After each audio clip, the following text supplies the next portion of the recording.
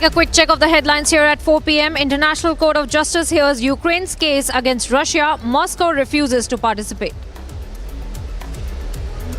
Prime Minister Modi speaks to Ukraine President Zelensky on a 35-minute phone call. Prime Minister Narendra Modi dials Russian President Vladimir Putin. Sources say Modi-Putin call lasted for 50 minutes. Indian diplomacy in full play in mediation between Russia and Ukraine. And Russia declares ceasefire in 4 cities including Kiev, Kharkiv, Sumy and Mariupol at the request of the French president.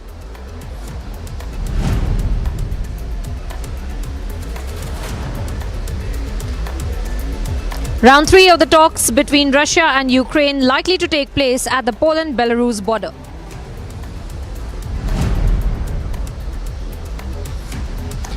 And the biggest war coverage on Republic with reporters live from 5 nations in Europe.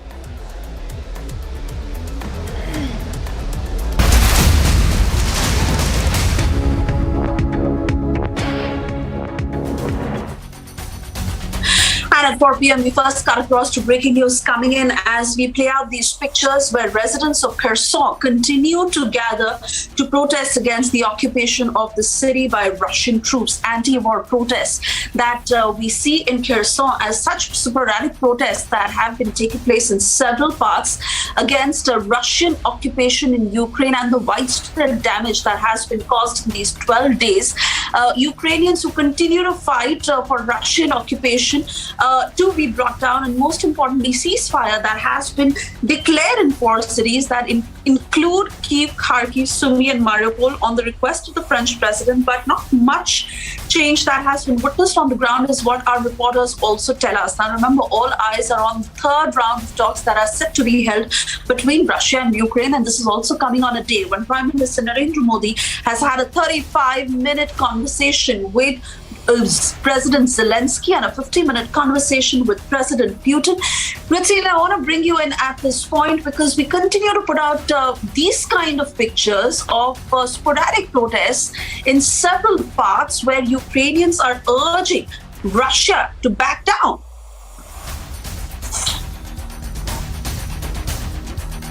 Has been going on for quite some time, at least the past 24 hours, Suesha, when we've seen thousands of people march through the city center. They've been waving flags, they've been singing the Ukrainian national anthem, they've been shouting patriotic slogans, including Russia go home and Kherson is Ukraine, and that's really what we've picked up from what our reporters have been telling us. Now Kherson is certainly a key port on the Black Sea and the Dnieper River, and in that sense strategically very, very important city. Remember, this is also the first major city in Ukraine that both Ukraine and Russia have admitted to that it has fallen to Russia. So in that sense, these kind of protests really coming in after Kherson fell to Russia.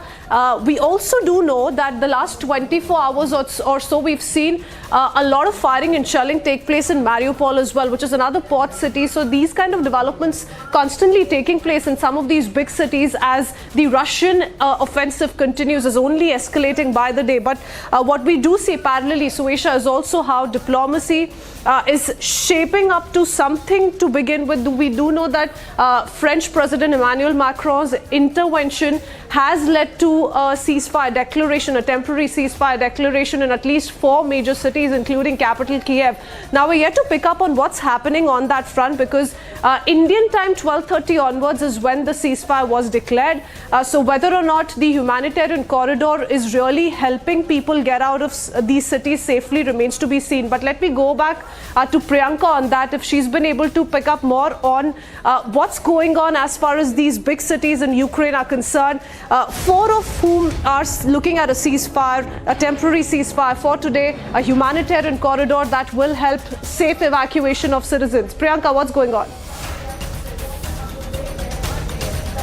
Evacuation scenes are happening in Irpin as well. That is a place that is near to the Kiev Oblast region as well. And the northern parts of the country of Ukraine, And remember, Russia had carrying out this three-pronged attack from north, the east and the south as well. Irpin is one plus such place where in fact the sporadic bombarding had been taking place by the Russian troops. Airstrikes had been taking place by the Russian troops. And the images really speaking for themselves. You can see the kind of devastation, you can see the kind of debris that it has left behind, the kind of airstrikes that had been carrying out. You can see civilians trying to jump over those debris. Heartbreaking images, really, civilians trying to leave from Ukraine in the mid of all this destruction.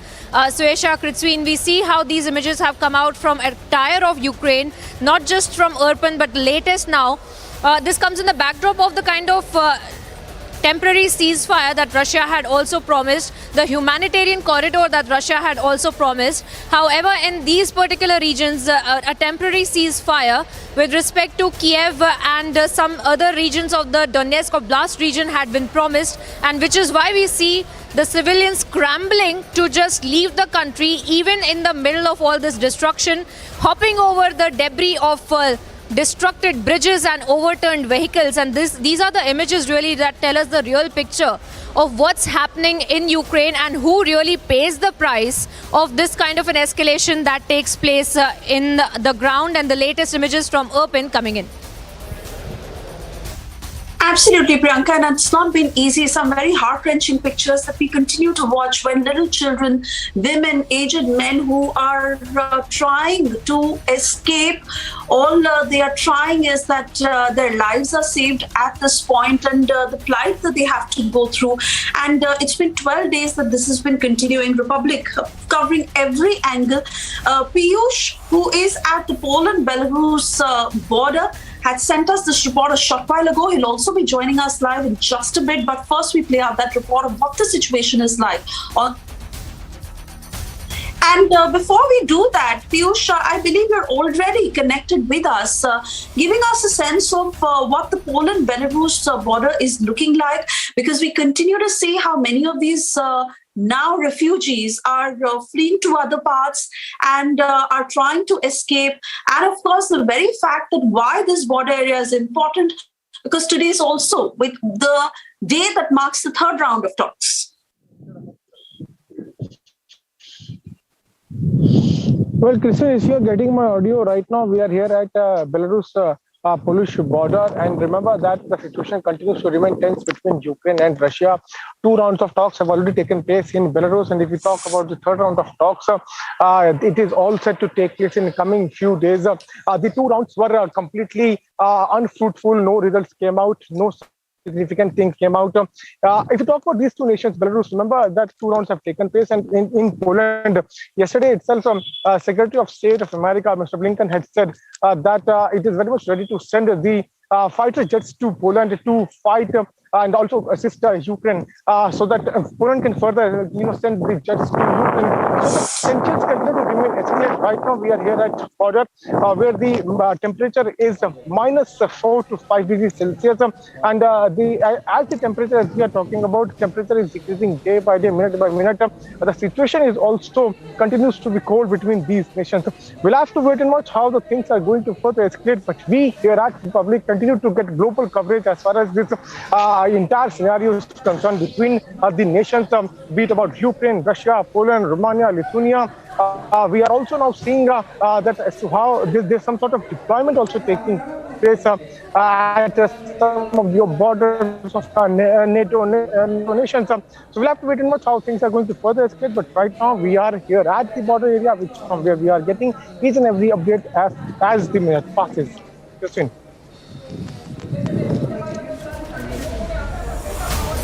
Thank you for that, Piyush. We also have Major General G.D. Bakshi joining us live on this broadcast. General Bakshi, we've been going across to our reporters live to really get in a sense of what's going on there. And the situation is developing fast. The story is moving fast. And it's taking time really to establish what's happening in all of Ukraine, especially these 4 cities that we're now focusing on, where a temporary ceasefire has been declared. But General Bakshi, what do you make of what's going on? Everyone is really hoping something will come off the talks that are to take place today, the round 3 of talks that is to take place today. But developments like Washington giving a green light to NATO members to supply Ukraine with fighter jets, and how, US would work to replace any jets sent to Kiev. How do you view these kind of statements coming in?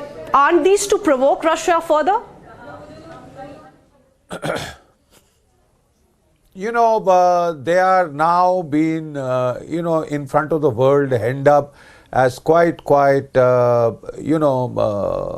lacking spine in a way, so to speak. You see, there has been Zelensky who has been accusing them of cowardice, of not declaring a no-fly zone. They have said again and again they will not put boots on the ground. I thought that was then very immoral of the West to push Ukraine into a confrontation with Russia and then back out like this. And when they are getting bombed and rocketed, everybody's washed their hands off. And these talks of sanctions, etc., to an extent they are destabilizing. You see, when you weaponize the economy, when you weaponize banking, when you weaponize SWIFT, you are doing long-term harm to Russia. And now Putin is clearly saying this is declaring economic war against Russia. Imagine, please think back, in the Second World War, Japan had been subjected to such severe economic sanctions, and then it felt it had no option but to lash out at Pearl Harbor. And that gave America the excuse to get into World War II. It was seeking so desperately then, the military-industrial complex.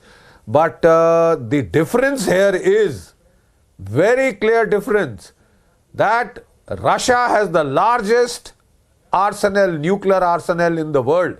6,400 warheads compared to America's 5,300 something. So if push comes to shove and if Russia feels it is being pushed against the wall, well, Putin has clearly told you that he will escalate. He will escalate to the nuclear level. He has put these things on alert. People in the West are saying Putin is mad. So if you feel he's mad, then it's all the more reason not to push him against the wall. I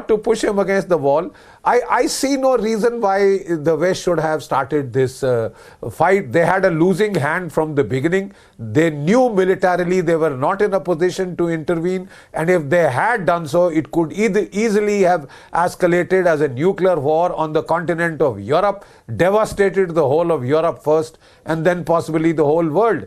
So then why make such a big issue of NATO? If NATO is not coming to help now, could they not have said, no, we will not have Ukraine in the NATO? I think Putin would have been satisfied. Yes. And Yes. Biden could have used this opportunity Major to General, have you a are larger giving us some really important restructuring of perspectives, European but security. I request you to stay on with us. We are getting some very important breaking developments now. Another piece of information that has been released from the Russian Defense Ministry itself, claiming that the Ukrainian nationalists used more than 150 residents of Mariupol as human shields, killed 4 and wounded 5 civilians in Mariupol. Now remember viewers, this is something that is coming in from the Russian Defense Ministry itself, and we would of course take it with a pinch of salt. But Shaban Sen joining us from Ukraine live right now. Shaban, we have seen how this war is also turning into an informational warfare as well, where several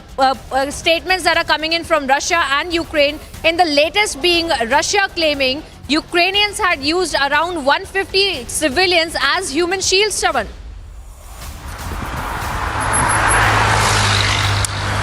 Well, in fact, Priyanka, before I answer your question, let me first update our viewers where Republic Media Network has reached. This is a region called Klemensky, a place just about 24 hours ago where the airport was bombed.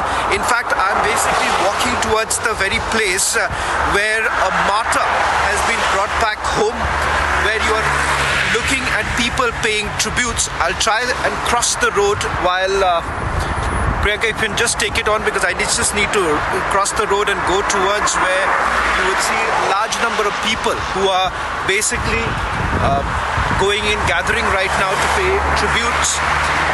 We have seen the loss on both sides, the Russian side as well as the Ukrainian side. On the other side, as I walk towards right now, is the very place where about 24 hours ago, where the bombing took place, and two areas side by side.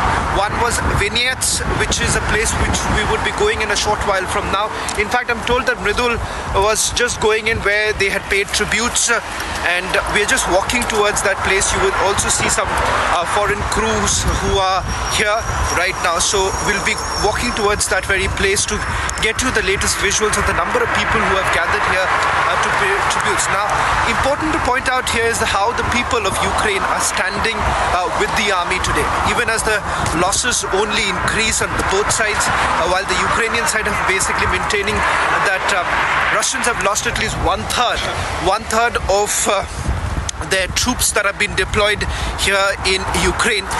Let me just try and switch over the camera to show you people who have gathered here in this city to pay tributes. A short while back, Republic Media Network's Mridul Sharma got us the latest visuals of the martyr who's been brought to the city. This is the visual that, as you see right in front of me, as I'm walking towards that very place. Take a look at it. We have reached yet another location, not only covering from one city. In fact, Priyanka, we are covering almost every region of Ukraine that has come under attack.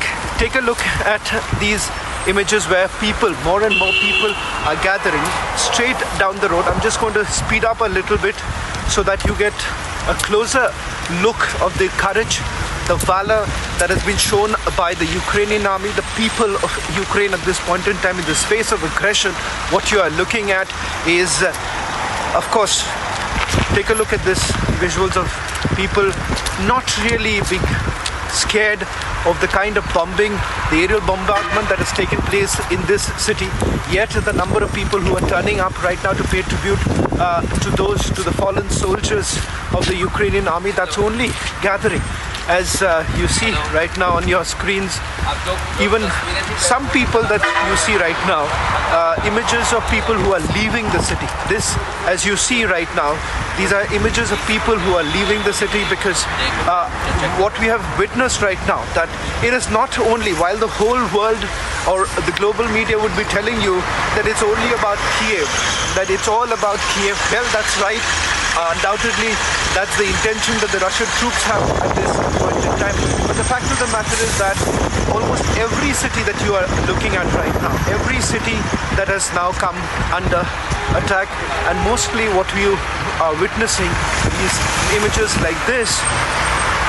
Klemensky is, I would say, central Ukraine, a little closer now to Kiev. If you take a look at this image right now, buses being filled, people are leaving because this is the impact of just minutes after, 24 hours after the aerial bombardment that took place. So you take a look at this bus that is completely full. Take a look at these, the gas station here. As you see, these buses are being completely filled up by people because some people certainly want to leave the place. That's the image of the other side. So a city just 24 hours after the bombardment, and Republic TV has reached the city called Klemensky, where you are looking at this entire central area where people, of course, leaving the city as soon as possible.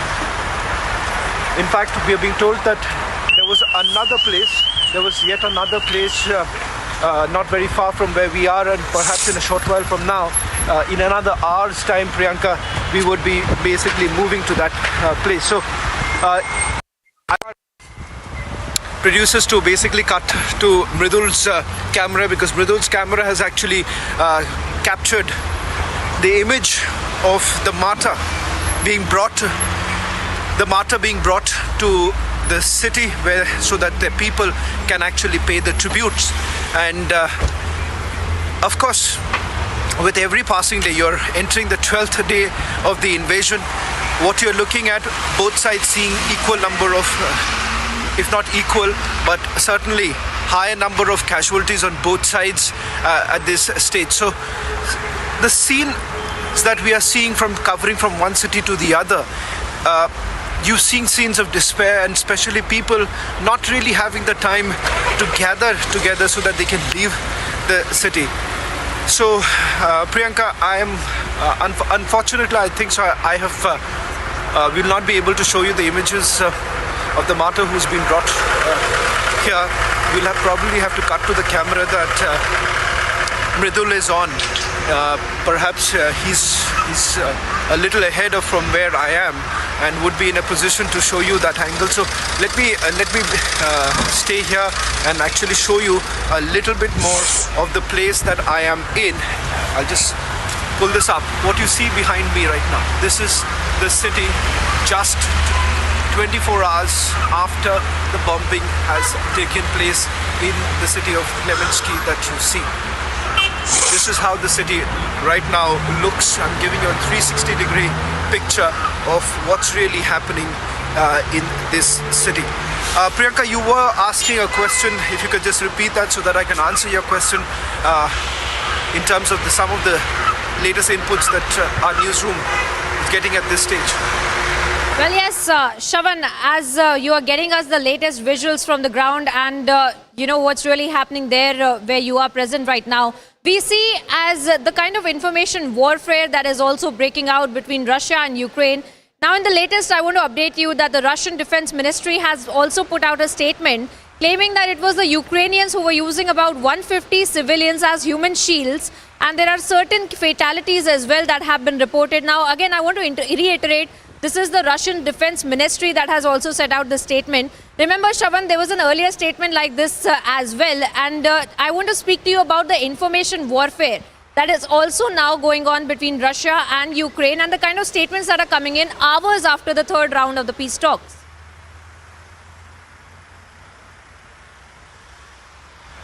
Well, the Russians have largely relied in some sort of propaganda, if I may say so, if that's what the Ukrainians keep harping on. And that's the reason why, in order to prevent the damage that it could actually cause here in Ukraine, especially to try and demoralize the people here, given the fact that you are looking at fighting a mighty army like the Russian Federation's army.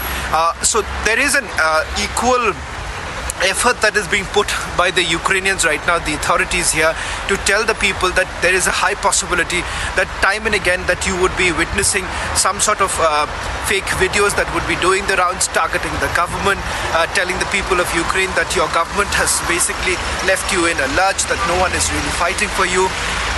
That kind of information warfare is certainly taking place on the ground, but there is a huge, I would say, a huge emphasis that has been put by the people, by the authorities here, to try and ensure that the right information is provided to the people of Ukraine.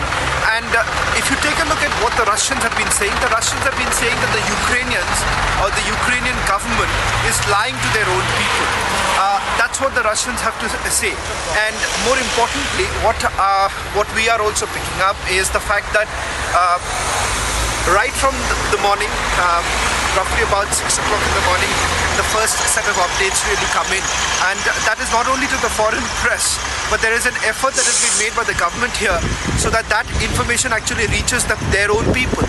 Their people really know what's really happening in terms of the fight that's taking place, which are the cities that have come under attack, and how exactly is the how exactly are they really responding to it? The Ukrainian, how are they responding to it? So all that information is exactly pointed out. Now, with regards to human shield, that's the claim that both sides are making. In fact, you remember India was also caught in the crossfire. You've heard what the Ukrainians had to say. Ukrainians had put out a message saying that a lot of Indian students were taken hostages by Russia. The Indian government should step in. Similar sort of claim that was made by Russia by saying that it's the Ukrainians who are doing it.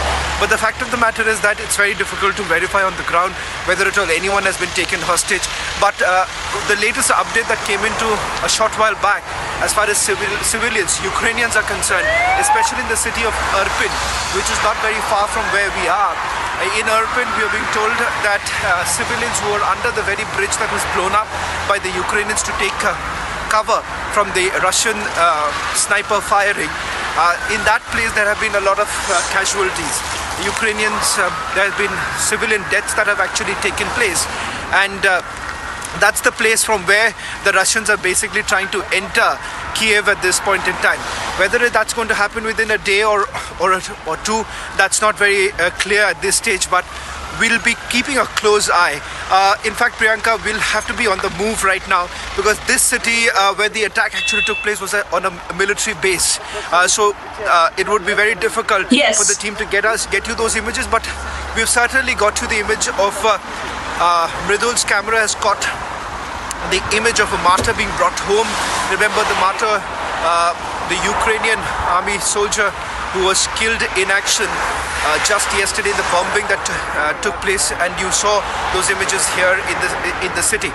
We'll be on the go. We are now planning to go to Vignettes. That's the place where another airport was bombed. From there we'll be shortly sending you another report. Perhaps an hour and a half of travel, a little more than that because of the checkpoints. So we should be catching up in a short while from now. Let me get inside the car and I'll send you another report perhaps in the next 1 to 2 hours perhaps. Absolutely, Shravan. And of course, we let you go for those updates. And this is the breaking news that is just coming in. Russian media reports that are saying that the Russia-Ukraine delegation meeting could begin in under 2 hours. The Russian delegation is currently waiting in Brest in Belarus, and the meeting that could begin in any time by around 2 hours from now. I also want to bring in Major General G.D. Bakshi here as we stay with these pictures, because fact is, Major General G.D. Bakshi, that finally it is the people at the receiving end, be it the civilians in Ukraine or even the Russian troops, because there are high number of casualties on both sides that are being reported, and the fate of these people that finally lies in what the leaders decide today. What are your hopes from what may happen in today's round of talks?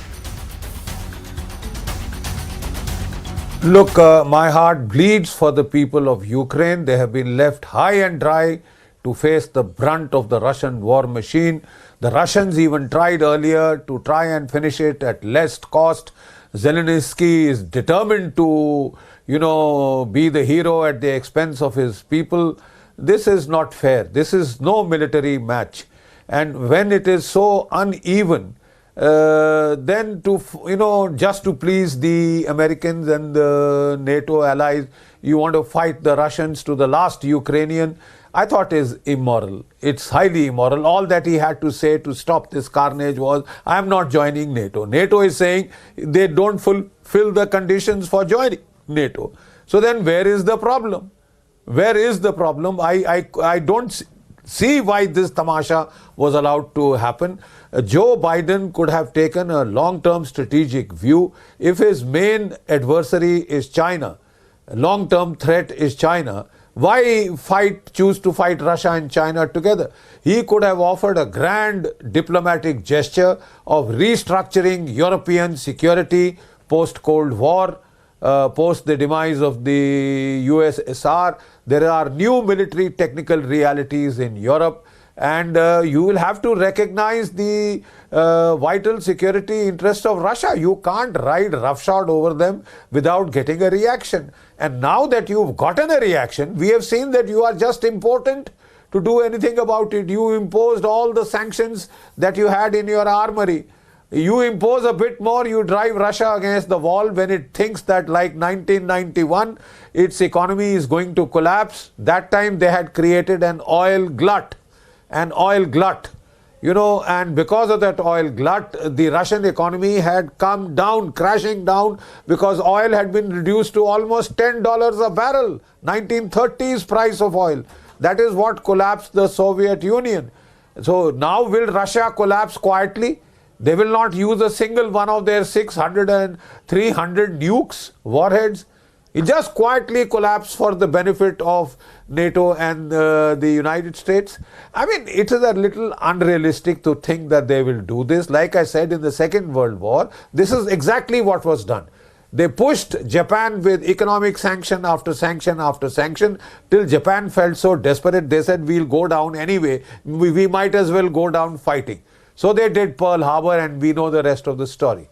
At that time, the United States had to use nuclear bombs to end that conflict and reduce about 1 lakh of their casualties, which they would have suffered in trying to fight in Japan, even more.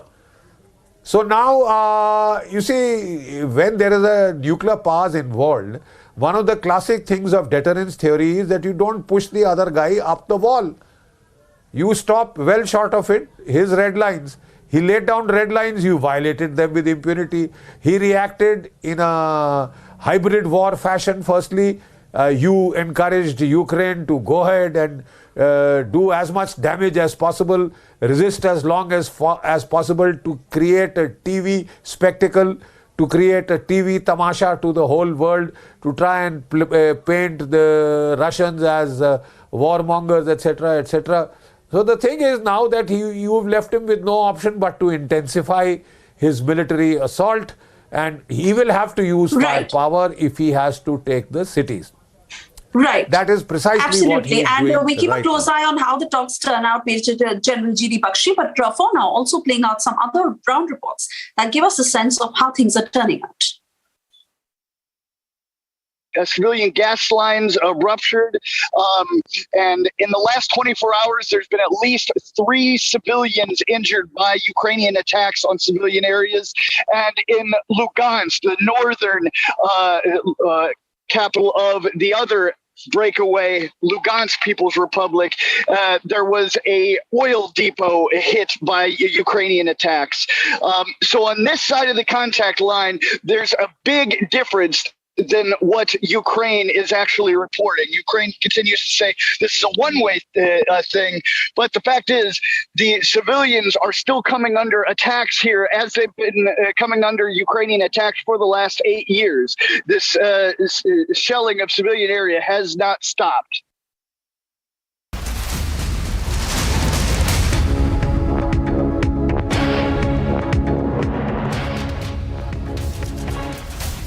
Getting in news that Boeing has suspended parts of its business in Russia, but it still has to deal with its relationship to a key titanium supplier led by a sanctioned oligarch who once worked in the KGB with President Vladimir Putin. Boeing has said it has halted purchasing Russian titanium since the country's invasion of Ukraine. It also has closed its engineering offices in Moscow and Kiev and stopped spending spare plane parts to Russian airlines. But as other Western companies retreat from Russia, Boeing declined to say what it will do about its joint venture with the titanium supplier led by Mr. Putin's former intelligence colleague, Sergei Shemzevo.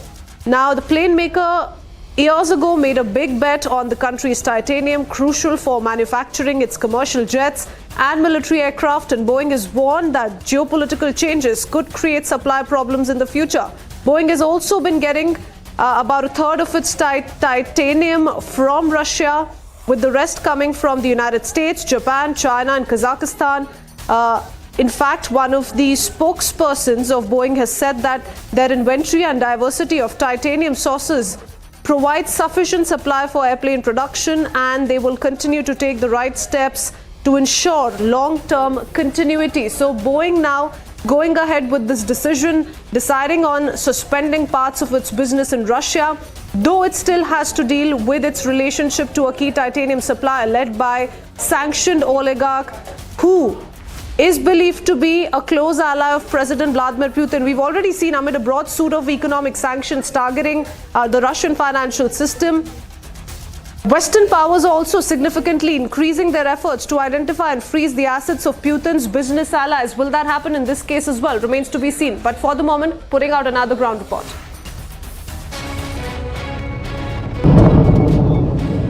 With the war in Ukraine continuing on day 12,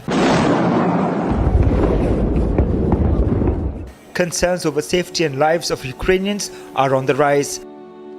Watch how the staff at Ukraine's largest art museum are packing away its collections to protect their national heritage in case the Russian invasion advances to the west.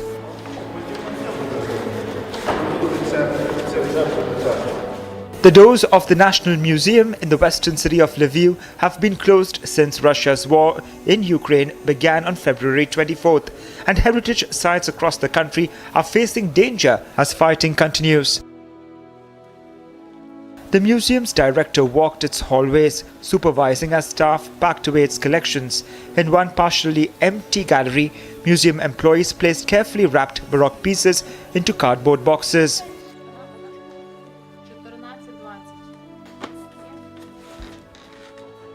And a few meters away, a group walked down the majestic main staircase, carrying a giant piece of sacred art.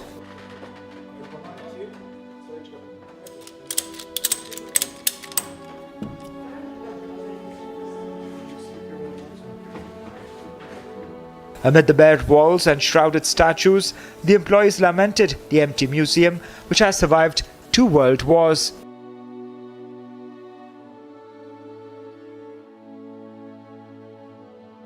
The display cabinets at the Museum of History of Religion are almost empty, and like the museum, other sites at Lviv are rushing to protect works of artistic or cultural importance.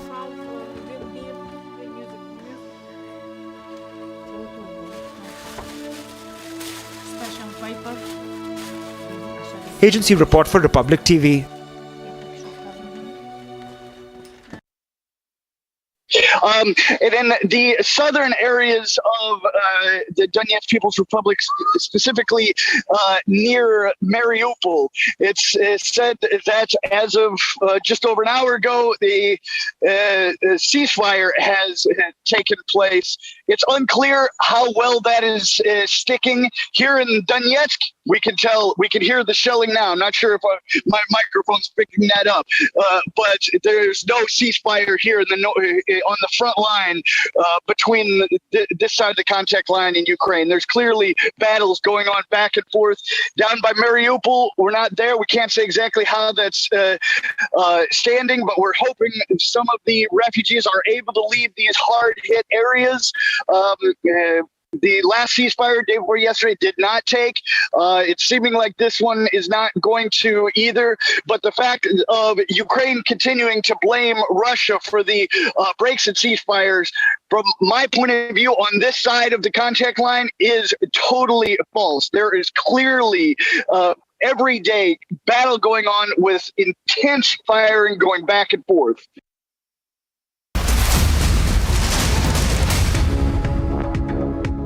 Up next, viewers, we're getting you some more breaking updates as far as the humanitarian corridors are concerned. Now we're learning that Ukraine has rejected the proposed humanitarian corridors that lead towards Russia and Belarus. Remember, Russia had called for, in fact, a temporary ceasefire in places like Mariupol that also lie in the Donetsk Oblast region that are towards the eastern side of Ukraine that also share a border with Russia, and that is the place where Russia had claimed that they will be issuing a temporary ceasefire and facilitating human corridors so that the evacuation of the civilians can take place safely. But Ukraine has now rejected that particular human corridor that has been made that leads towards Belarus and Russia. Remember, Ukraine had very categorically stated that they do not trust Belarus as well, since Belarus was clearly stating to be an ally of Russia as well. And this really comes on the backdrop of the very crucial third round of peace talks that are all set to take place between Ukraine and Russia. And now we see that Ukraine has in fact rejected the proposed humanitarian corridor towards Russia and Belarus. Of course, there are different locations from where the evacuation is taking place towards Poland and Hungary as well. But now the corridors that Russia had proposed that lead in the Donetsk Oblast region, where Mariupol and several other cities where Russia had claimed that they will carry out a temporary ceasefire, Ukraine has rejected that and claimed that they do not want their civilians to be evacuating via those areas that lead towards Belarus or Russia. A huge statement really, viewers, coming in on the backdrop of the peace talks, and of course also going to have a lot of impacts on this peace talk as well, since Russia had also offered a temporary ceasefire to also take place in the capital of Ukraine as well. But the latest being that Ukraine has rejected the humanitarian corridor towards Russia and Belarus. We'll bring you all the updates on that. First, let's take a look at this 1-minute report. A group of Russian citizens living in Serbia braved freezing temperatures to gather in central Belgrade in support of Ukraine.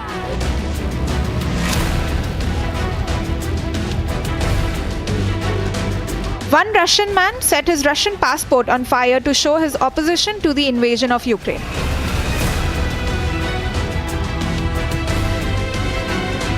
Others held up Ukrainian flags while chanting slogans against the war in Ukraine and Russia's President Vladimir Putin.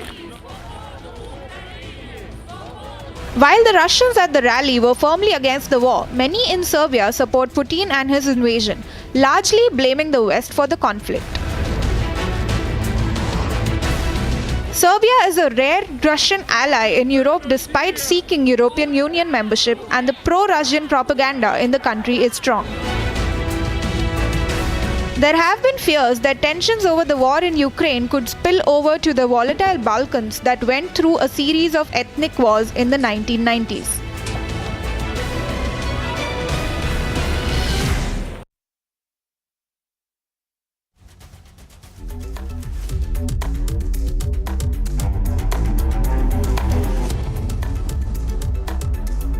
And on the other side of a very short break, we tell you how India's diplomacy is at play, the role that is being played by India as far as the Ukrainian crisis is concerned.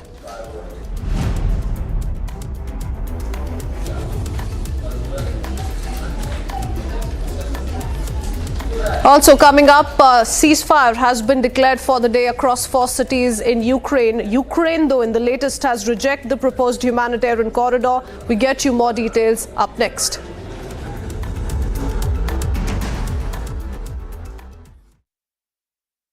भूल गई? Next weekend का तो plan है ना? तुम पहली जगह तो बुक कर लो। बुकिंग्स भी कर दी, फोटोज भी भेज दी। गूंजती धड़कनों से दीवारें हैं। Nice. Not nice. It's beautiful. आज घर सेरा, कुछ पल घर के नाम।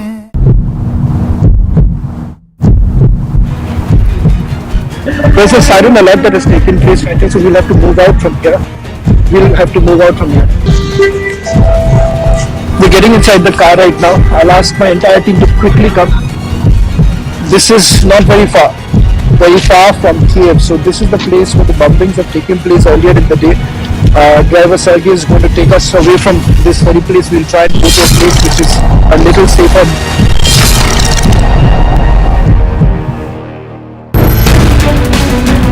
We have reached a hospital which has been completely destroyed. These are the latest images of the kind of destruction that has taken place after an aerial bombardment. The Russian troops, they are moving very closer to the capital city of Ukraine. They've used their artillery power. They are now using the aerial power that they have.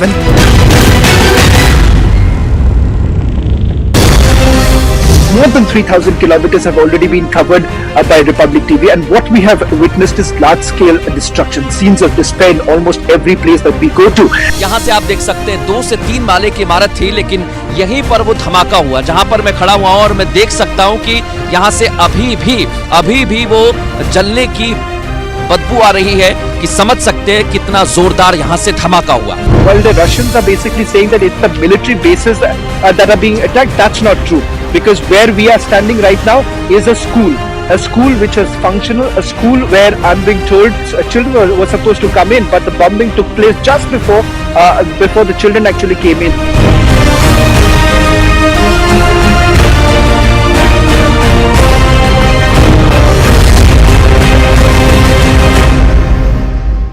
Ever since the Russian invasion began, more than 1.5 million refugees have crossed from Ukraine into neighboring countries.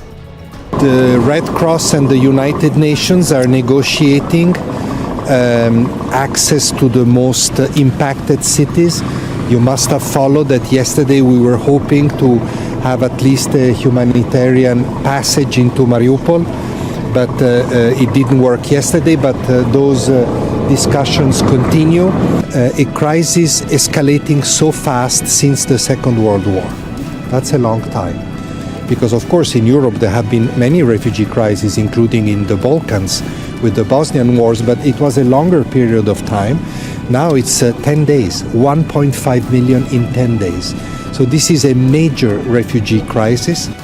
The United Nations High Commissioner for Refugees stressed that wide international assistance is needed for Poland and other countries receiving refugees from Ukraine.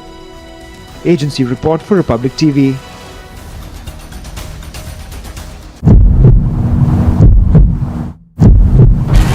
ये वो इलाका है जेटोमिर का जहां थोड़ी देर पहले red alert जारी किया गया, सायरन बजे, लोगों से कहा गया कि वो अपने घरों में छिप जाएं। पूरी की पूरी इमारत जो है ढह गई है। उससे आप समझ सकते हैं कि यहाँ पर कितना नुकसान हुआ है। पहली मर्तबा युद्ध के क्षेत्र में सुखोई का इस्तेमाल करके ऐसी तबाही हुई है। आप चारों तरफ जहां भी आपकी नजर जाएगी वहां आपको सिर्फ और सिर्फ तबाही नजर आएगी।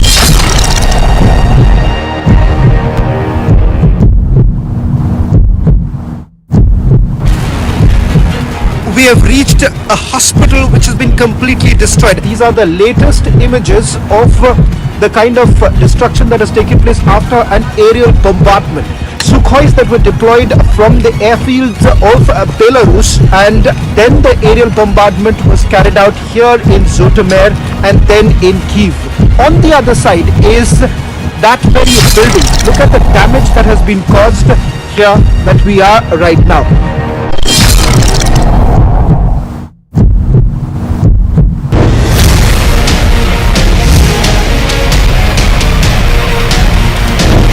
In fact, we are being told after this bombing that took place in the school, there was another bombing that took place, and that bombing was actually in a hospital. पहली मर्तबा युद्ध के क्षेत्र में सुखोई का इस्तेमाल करके ऐसी तबाही हुई है। आप चारों तरफ जहां भी आपकी नजर जाएगी वहां आपको सिर्फ और सिर्फ तबाही नजर आएगी।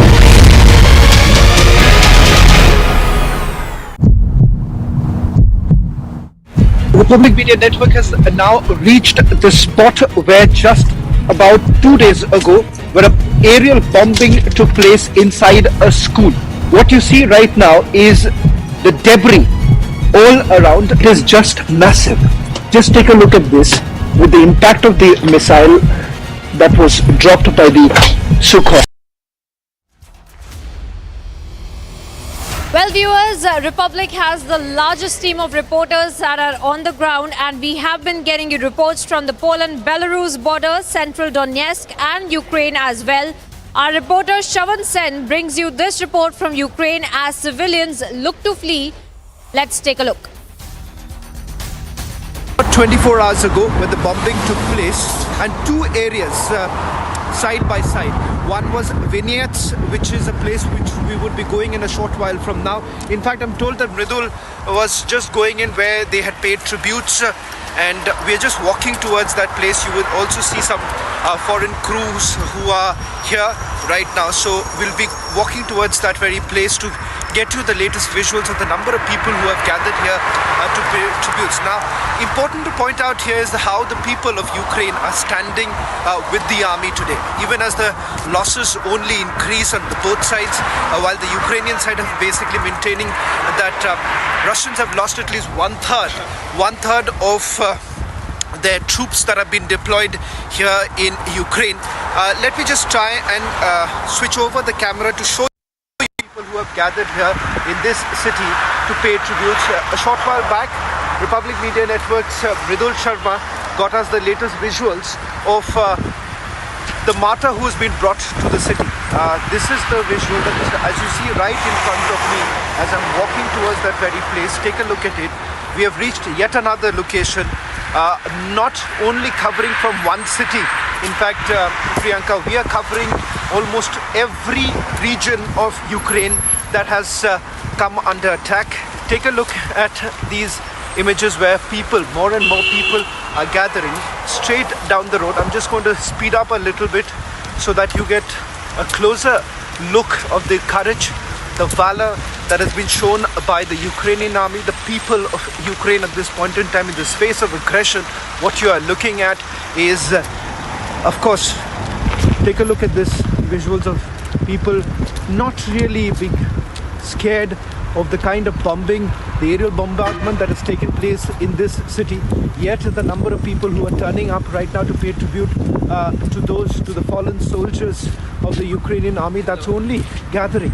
As you see right now on your screens, even some people that you see right now images of people who are leaving the city. This, as you see right now, these are images of people who are leaving the city because what we have witnessed right now, that it is not only, while the whole world or the global media would be telling you that it's only about Kiev, that it's all about Kiev. Well, that's right.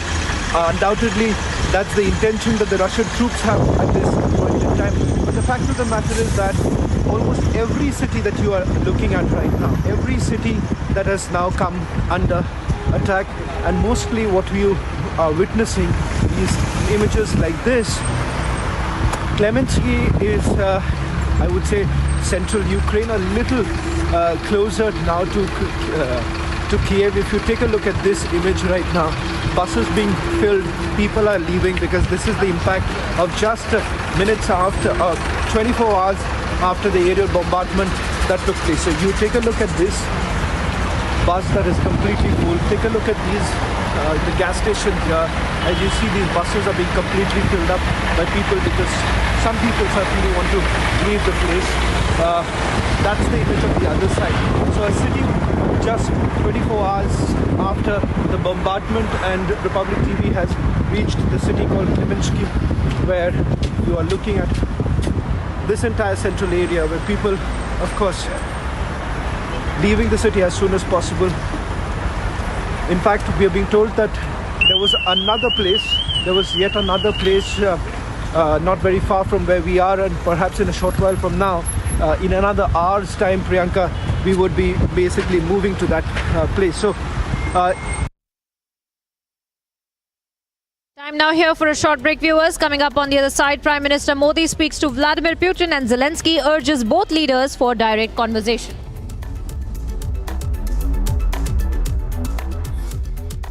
Everyone loves shopping, right? Everyone loves a good deal, don't they? Who doesn't love saving money? Well, we all do. India, it's time to discover your city and save big on your big spends. It is time to make better shopping decisions with the Magic Pin app. Big brand or a local store, going out or home delivery. Shop for food, fashion, electronics, grocery or even pharmacy and get the best prices on places and on products. Discover the undiscovered with Republic Media Network's new initiative with Magic Pin. Shop karo, save karo, Magic Pin pe.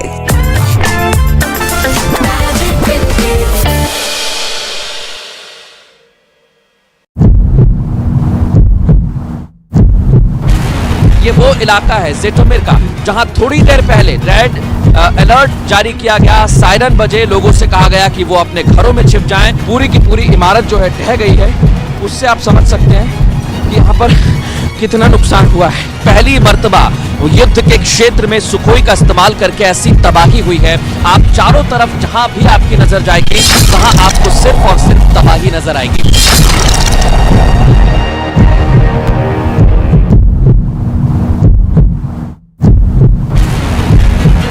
We have reached a hospital which has been completely destroyed. These are the latest images of the kind of destruction that has taken place after an aerial bombardment. Sukhois that were deployed from the airfields of Belarus, and then the aerial bombardment was carried out here in Zotomir and then in Kyiv. On the other side is that very building. Look at the damage that has been caused here that we are right now.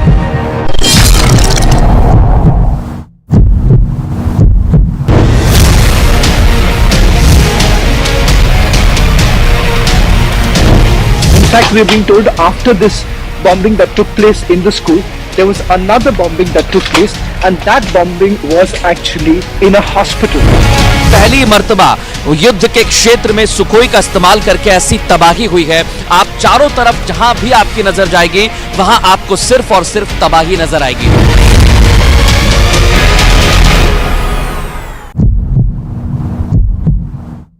Republic Media Network has now reached the spot where just about 2 days ago, where an aerial bombing took place inside a school. What you see right now is the debris all around. It is just massive. Just take a look at this.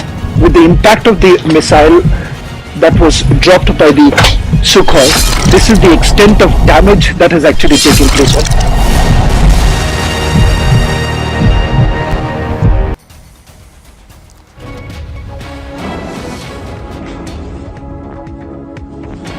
as Russia continues to... Up next, viewers, we're getting you some very important breaking developments as far as the peace talks between Russia and the Ukrainian delegation is concerned. The delegation of Russian Federation has arrived in the Belarus for the negotiation with Ukraine. We are showing you those visuals of the convoy of the Russian delegation that has already arrived at the negotiation venue, and a few minutes back as well we had seen a statement come in from Russia claiming that they are in fact there already and waiting for the Ukrainian delegation to show up so that there can be the third round of the peace talks that will be carried out between the two delegations. Remember, viewers, a lot of things are on the agenda, including the two delegations to reach an agreement over the entire Ukrainian crisis, and now we see the Russian delegation arriving at the venue of the negotiations, where we will see in perhaps in a few minutes where both the delegations will be present and the third round of the peace talks will be underway. And we had seen how the last time as well, in the second round of the peace talks, we had seen how President Zelensky had stated that there was not all of it was achieved that was on the agenda. However, humanitarian corridors had been agreed upon, and now claiming that in the third round of the peace talks there might be some more concrete agreements that both the sides will be arriving on. We will keep a close eye on that as well.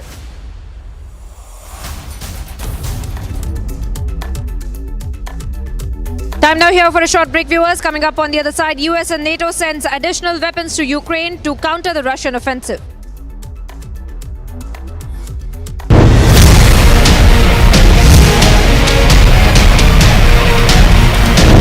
In fact, we are being told after this bombing that took place in the school, there was another bombing that took place, and that bombing was actually in a hospital.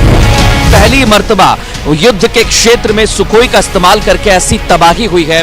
आप चारों तरफ जहां भी आपकी नजर जाएगी वहां आपको सिर्फ और सिर्फ तबाही नजर आएगी।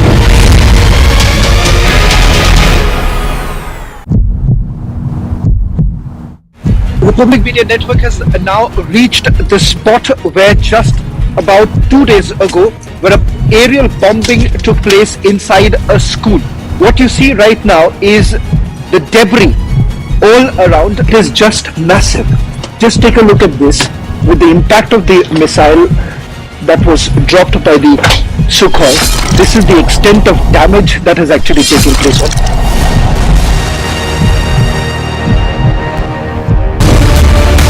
Republic Media Network has now reached the spot where just about 2 days ago, where an aerial bombing took place inside a school. Several of those who have been injured, they have been taken to a hospital nearby. Rooms which have been completely damaged, window panes that have been broken, and this kind of devastation can be seen almost in every place that you actually go to.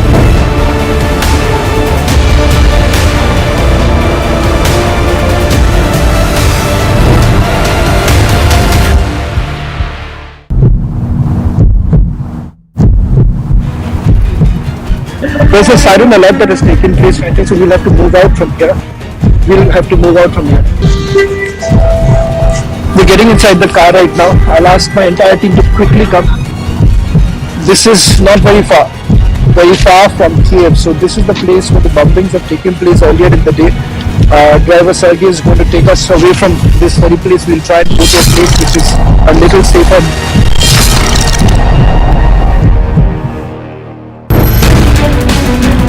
We have reached a hospital which has been completely destroyed. These are the latest images of the kind of destruction that has taken place after an aerial bombardment.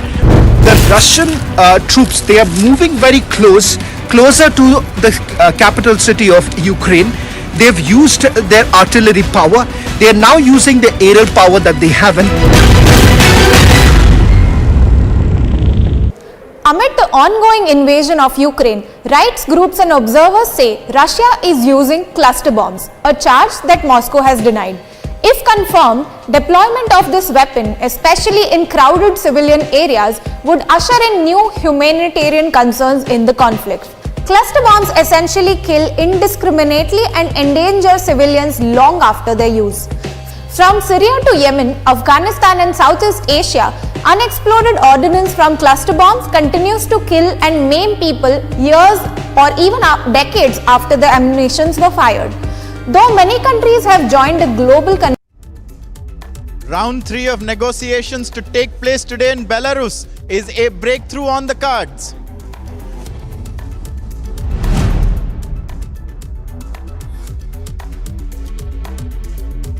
Russian delegation arrives in Belarus for talks. Ukraine yet to name its delegation for round 3. Prime Minister Narendra Modi speaks to Vladimir Putin and Volodymyr Zelensky, urges both leaders for direct conversation. Ukraine war raised in the International Court of Justice. Ukraine says Russia is targeting civilians and medical infrastructure. Russia declares ceasefire in 4 cities including Kiev and Kharkiv to allow the evacuation of civilians.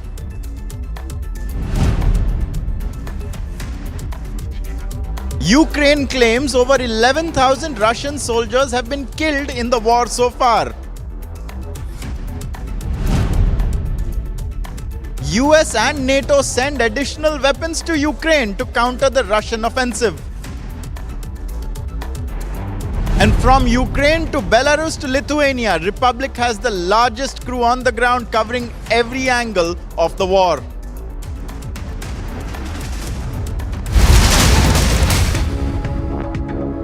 Viewers, we have breaking news coming in that the Russian and Ukrainian foreign ministers are to attend the diplomacy forum meet organized by Turkey. This is a meeting and a forum that will be held on March 11th and the 13th, and the foreign ministers of both Russia and Ukraine will be attending. This is a big development amid the hectic negotiations that have taken place involving world leaders, including Prime Minister Narendra Modi, including Israel Prime Minister Naftali Bennett, to get the Ukrainians and the Russians to speak to each other. And now we are looking tentatively at a date of March the 11th and the 13th, when the foreign ministers of both the countries, that is Sergei Lavrov and Dmytro Kuleba, will prospectively meet in Turkey as part of the diplomacy forum. That is the big breaking news update that we're receiving at a time when the Russian negotiators have also reached Belarus to be a part of the talks, the third round of talks that are set to take place. And we've also just broken for you how the Ukrainian side has indeed said that they are also going to be a part of these round 3 of talks. Now, viewers, we've been telling you how over the last few days, the Prime Minister of Israel as well as PM Modi of India have spoken to both leaders concerned, that is Vladimir Putin and Zelensky, and they have urged de-escalation and for both the sides to speak to each other. And now what we are learning is that a peace forum or a diplomacy forum organized in Turkey will play host to both the foreign ministers of the two countries. This also, viewers, comes just a few days after Turkish President Erdogan also held talks with Vladimir Putin. So perhaps there is some form of negotiation that is likely to take place. We'll be tracking this very closely, viewers. We are just also counting down to the talks that are going to happen. Stay tuned and watch this report of what exactly is going on in Ukraine at the moment. In the wee hours of March 4th, Russia launched airstrikes on Europe's largest nuclear plant, the Zaporizhzhia nuclear power plant, sparking massive fears of a disaster that could affect all of Central Europe for decades, like the 1986 Chernobyl meltdown. And in the backdrop of the attack, an 11-year-old Ukrainian refugee made it all the way to Slovakia from the city of Zaporizhzhia, the site of Ukraine's largest nuclear power plant, which now stands captured by Russian forces. The young boy's frightened mother sent him on a 1,000-kilometer journey alone by train to find his relatives. She stayed behind to care for her sick mother, who cannot be moved. The 11-year-old commenced on the journey with only a plastic bag, passport and a telephone number written on his hand all alone. Well, the 11-year-old was taken in care of volunteers who provided him warm shelter. Thanking the Slovakian government, his mother, still stuck in Ukraine, made a desperate plea to save the Ukrainian children. Agency report for Republic TV. As the tensions continue to escalate between Russia and Ukraine, Republic TV is right now here at Poland-Belarus border. Remember that the relations between the nations continue to be cold, and the temperature is still, or is also very cold. The place from where I am filing this report is very cold, and the temperature right now is -9 degrees Celsius. If we talk about Belarus, remember that 2 rounds of talks have already taken place in Belarus between Russia and Ukraine, but it has yielded no results as far as Poland is concerned. The US Secretary of State Antony Blinken has already agreed to send fighter jets to Poland, so that Poland can send its fighter jets to Ukraine to assist its fighting with Russia. We'll have to wait and watch how things are going to escalate further, though every coming day we are seeing as to how things are getting escalated between Russia and Ukraine day by day. Third rounds of talks are also expected to take place in coming few days. Before I wrap it up, let me also try to give you a sense of this area. The entire area, the Poland area, is completely frozen.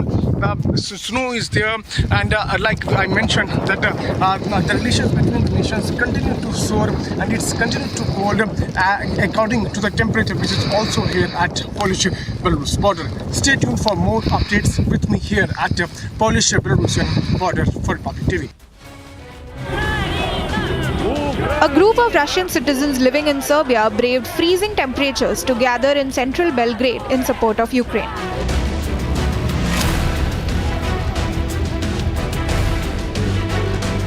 One Russian man set his Russian passport on fire to show his opposition to the invasion of Ukraine.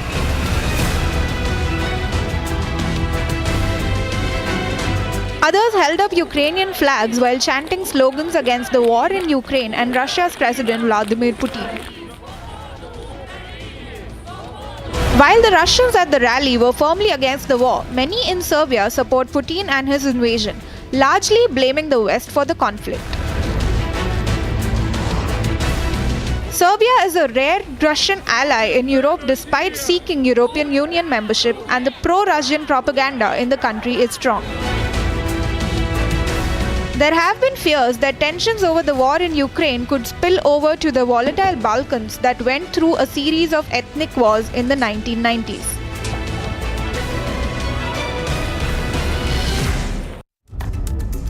Look at what else is happening in the Russian invasion of Ukraine. The sanctions placed on Russia have begun to show their effect in the daily lives of the Russians. Empty stores in a shopping mall in Moscow gave a glimpse of the amount of businesses that have ended their operations in Russia. Also, Ukrainians in a clip can be seen celebrating after a fighter jet was shot down. The military asset can be seen crashing onto the ground in a huge ball of flame.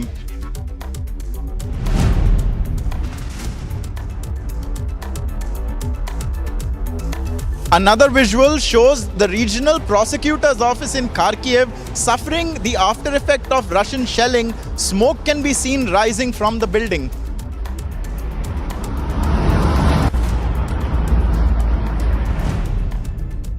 Shelling was also witnessed last night in Kharkiv. Once again, a loud explosion heard at night has become a recurring occurrence in recent days. Aerial shots show the utter decimation of a building complex adjacent to a residential neighborhood. Smoke rose from the rubble as, however, the flames have subsided.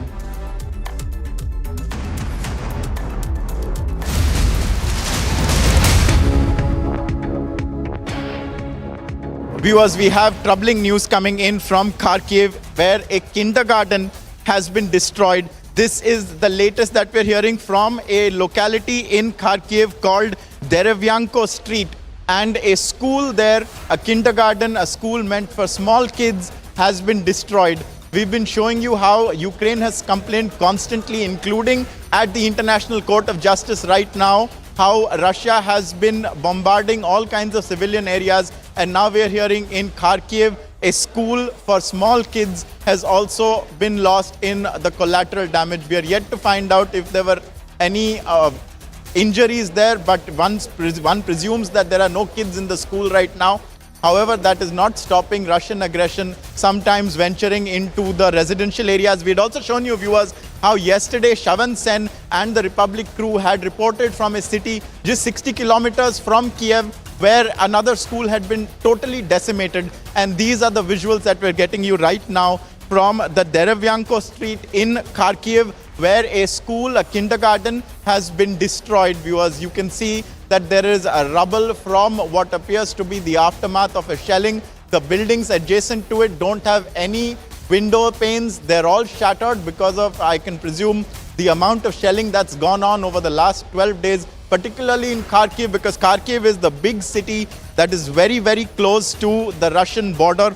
And that is the city that has felt the maximum effect of the Russian invasion so far. There is still a big fight raging over Kharkiv. The Ukrainians have hardly surrendered it. They are waging a fight there. But in the process, the civilians have suffered. A lot of Indians have been moved out of Kharkiv as well. Currently, as per the Ministry of External Affairs of India, no Indians remain in Kharkiv. It is neighboring Sumy where the evacuation efforts are now focused. We'll be tracking this very closely and breaking all the updates, especially for the civilians who are in Ukraine and their safety, viewers.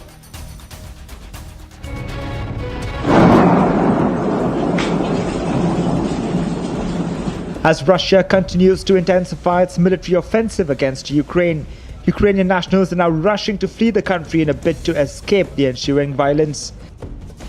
And watch how an Australian-Hungarian family is using their traditions of outdoor cooking to provide desperately needed hot meals to Ukrainian refugees arriving at the Hungarian border. We have a tradition of outdoor kitchens, and for us it's like usual, so to speak. And we make our tradition now to work and use for the refugee crisis here. Underneath a temporary canopy next to the train station in the border town of Zahuni, Tamas Margeshko and his wife Ilona stir large cauldrons of traditional Hungarian meat stew in preparation for hundreds of refugees from Ukraine soon to arrive by train.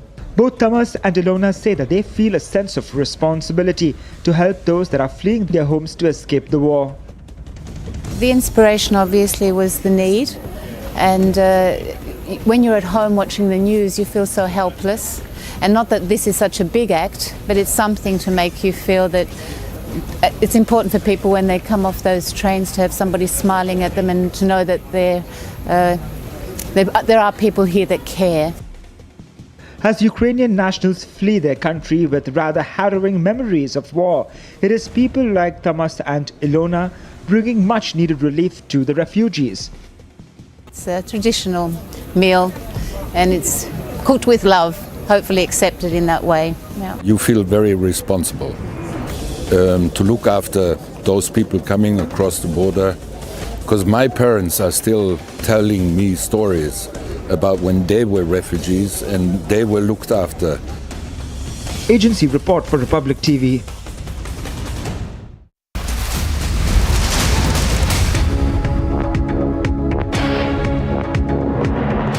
We have breaking news coming in. We're going back to the hearing that's happening at The Hague at the International Court of Justice, where Ukraine continues to make its case against Russia. The latest submission from the representation of Ukraine is that it has said at the ICJ that there is no doubt that if the court does not act now, irreparable damage would continue to be caused. Ukraine is stating its claim before the ICJ, before the International Court, and there are a number of claims and allegations they have made against Russia, including the fact that Russia's military action itself quantifies as a violation of the Geneva Convention. We now have Saurabh Shukla joining us, Editor-in-Chief of News Mobile. Saurabh, help us understand what is Ukraine's case at the moment, and also it's very important to note that Russia hasn't sent a representative there. So what is going to happen at the ICJ? Who will speak on Russia's behalf? I think Ukraine has a very strong case, because both on humanitarian grounds, both on violating the sovereignty of an independent state, Russia seems to be at fault. And overwhelming diplomatic support for Ukraine also underscores what the verdict of ICJ can be. But I can tell you that Russia is unlikely to be deterred with this. You know that it has brazenly withstood all the sanctions. It has been threatening the entire global community that you should not escalate this any further, because that will tantamount to a war against Russia.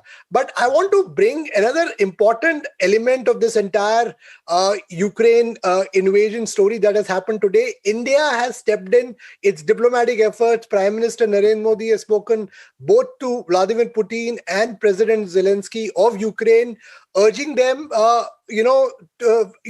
whatever India can play a role here. And obviously, he has spoken about India's remaining, students that have to be evacuated from Ukraine. So I think India has also stepped up diplomatic efforts. And Prime Minister, now that the UP campaign is over, Prime Minister also is making sure that this part of the Ukrainian, invasion maze, wherever India can support in a more proactive manner, India will go ahead and do that.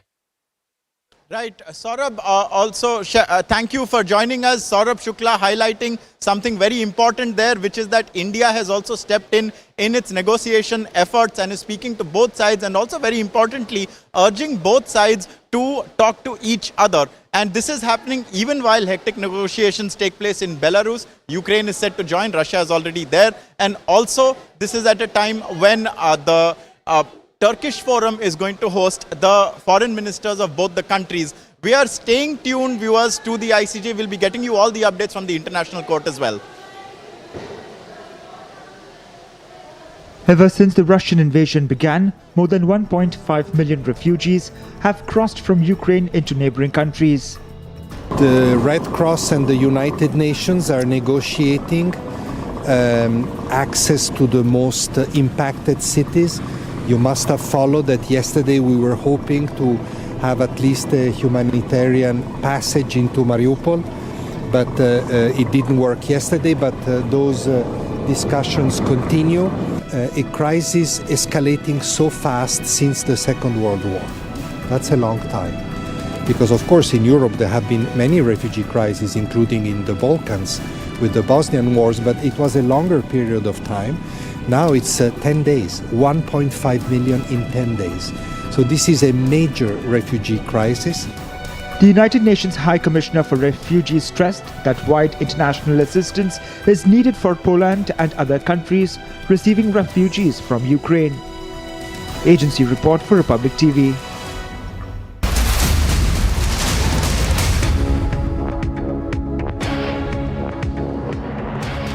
Viewers, we have breaking news of a very damning nature coming through. We are being told that the International Red Cross has said that the humanitarian corridor that has been established by Russia for evacuation of civilians from Mariupol is full of mines, of landmines. That is the International Red Cross, the humanitarian aid and relief body, that is saying this and is making this very damning allegation for Russia. The humanitarian corridor, for which a ceasefire temporarily has been declared in a number of cities so as to evacuate the civilians, all the refugees, that corridor is full of landmines, is a claim not made by Ukraine. It's made by the International Red Cross. Saurabh Shukla joins us once again. Saurabh, what do you make of this? Is this not extremely damning for Russia that this is coming from the International Red Cross? Absolutely. As I said on your show earlier as well yesterday, that Russia is continuing to violate all international norms of civilian and humanitarian conduct by, on one hand, claiming that it is providing a civilian corridor, and yet creating impediments for these evacuations. And now if a credible global body like International Red Cross is saying that these areas were full of mines, you can imagine the extent of what the sinister motive was. What is Russia trying to prove? What is Vladimir Putin trying to prove? I must say here that, this is only what we were talking about, the ICJ. These revelations coming out will only weaken Russia's case there, and certainly strengthen Ukraine's claim that it was unfairly targeted and its sovereignty was violated. And there is a country which has invaded and created a huge humanitarian disaster, not only for Ukraine, but for the entire world, especially for Europe. Imagine more than 1 million refugees already rendered homeless overnight because of Russia's invasion. So certainly the international community will expect Russia to pay a heavy price for this. And I think it's time Vladimir Putin realizes that he's acting in circa 2022, when the global international community is also very united. You saw the might of sanctions which has come in because of this, despite the fact that you didn't have any of these countries intervening directly. But certainly these economic sanctions speak a big story. And I think Mr. Putin and under him, Russia will pay a heavy price for this. And with these revelations coming out, certainly as much condemnation as it has to be done, it's less, because this is completely unpardonable, the kind of damning evidence which is coming out. Absolutely, absolutely. I thank Saurabh Shukla for joining us. Allegations that Russia really needs to answer now coming in from the International Red Cross. More on this on Republic, viewers. बड़ी संख्या में लोग Kyiv की तरफ जा रहे हैं. We have reached right at the ground zero. As you can see, no other global channel is at the spot. Tank की तस्वीर, ऐश्वर्या टैंक की तस्वीर. What you see right now is the debris of this building when a projectile missile hit this building. Alexandra से हमने reporting की. वहाँ पे हमने देखा कि रेजिडेंशियल इलाकों में ये शेलिंग हुई थी. This is the crater that has been created. The impact of the attack that took place. पूरा का पूरा शहर खाली हो गया है. लाइव तस्वीर रिपब्लिक भारत पर एक्सक्लूसिव. टैंक के साथ साथ रिपब्लिक भारत की टीम आगे बढ़ रही है. You see right now our fighter jets on the skies of Kiev caught on Republic cameras.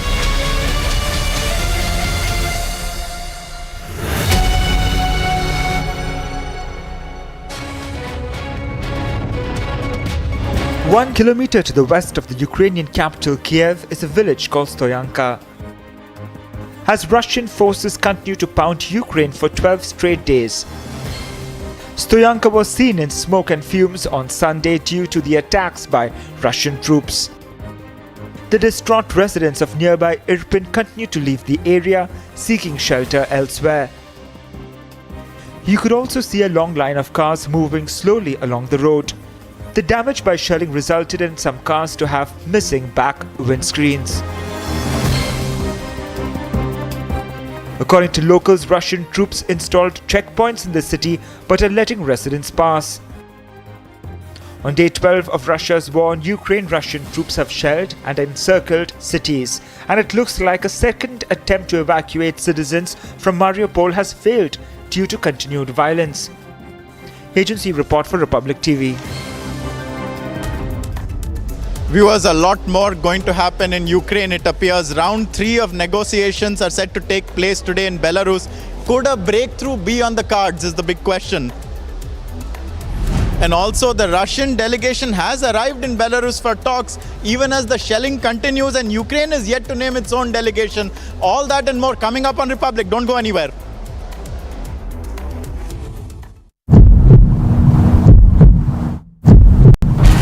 ये वो इलाका है जेटोमिर का जहां थोड़ी देर पहले रेड अलर्ट जारी किया गया. सायरन बजे, लोगों से कहा गया कि वो अपने घरों में छिप जाएं. पूरी की पूरी इमारत जो है ढह गई है.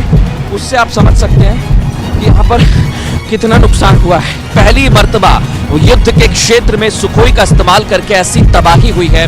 आप चारों तरफ जहां भी आपकी नजर जाएगी, वहां आपको सिर्फ और सिर्फ तबाही नजर आएगी.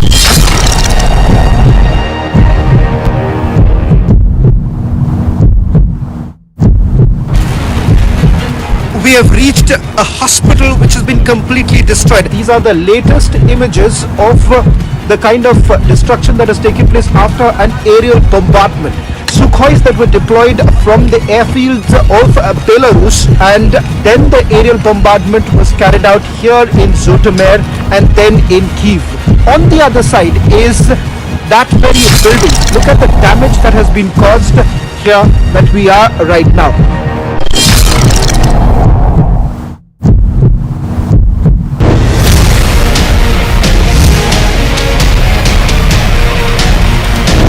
In fact, we are being told after this bombing that took place in the school, there was another bombing that took place, and that bombing was actually in a hospital. पहली मर्तबा युद्ध के क्षेत्र में सुखोई का इस्तेमाल करके ऐसी तबाही हुई है। आप चारों तरफ जहां भी आपकी नजर जाएगी वहां आपको सिर्फ और सिर्फ तबाही नजर आएगी।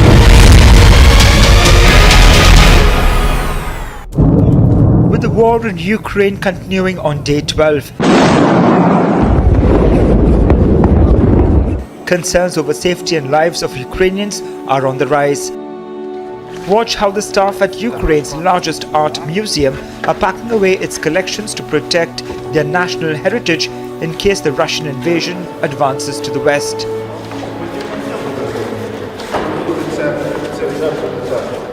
The doors of the National Museum in the western city of Lviv have been closed since Russia's war in Ukraine began on February 24th, and heritage sites across the country are facing danger as fighting continues. The museum's director walked its hallways, supervising as staff packed away its collections. In one partially empty gallery, museum employees placed carefully wrapped Baroque pieces into cardboard boxes.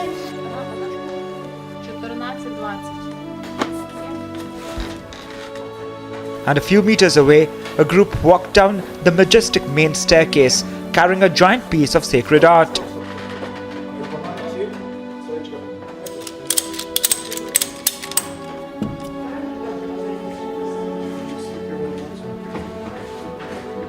Amid the bare walls and shrouded statues, the employees lamented the empty museum, which has survived 2 world wars.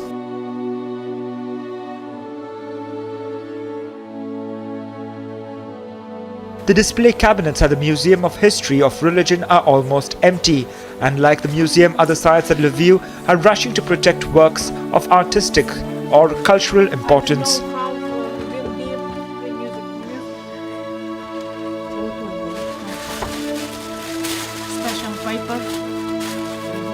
Agency report for Republic TV. Republic Media Network has now reached the spot where just about 2 days ago, where an aerial bombing took place inside a school. What you see right now is the debris all around. It is just massive. Just take a look at this. With the impact of the missile that was dropped by the Sukhoi, this is the extent of damage that has actually taken place.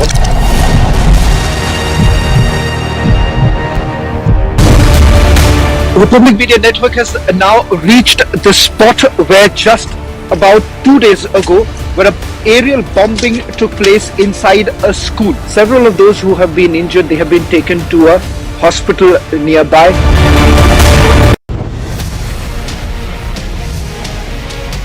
Now I'm at the Ukrainian embassy in Vilnius in Lithuania. You can see the flowers, you can see the candles, you can see the messages that have come for the people in Ukraine from the European Union nations.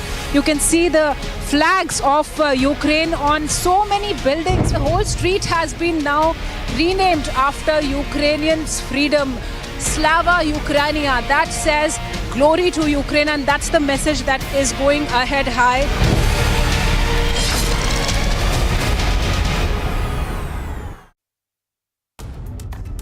Round 3 of negotiations to take place today in Belarus is a breakthrough on the cards.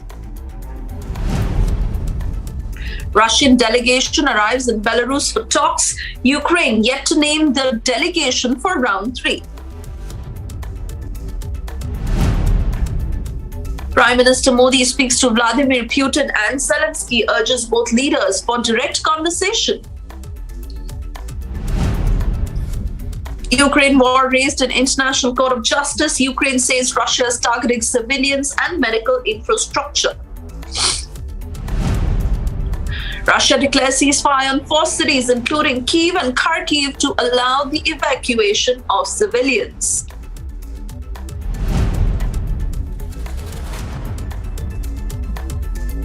Ukraine claims over 11,000 Russian soldiers have been killed in the clashes so far. US and NATO sends additional weapons to Ukraine to counter the Russian offensive. From Ukraine to Belarus to Lithuania, Republic has the largest crew covering every angle.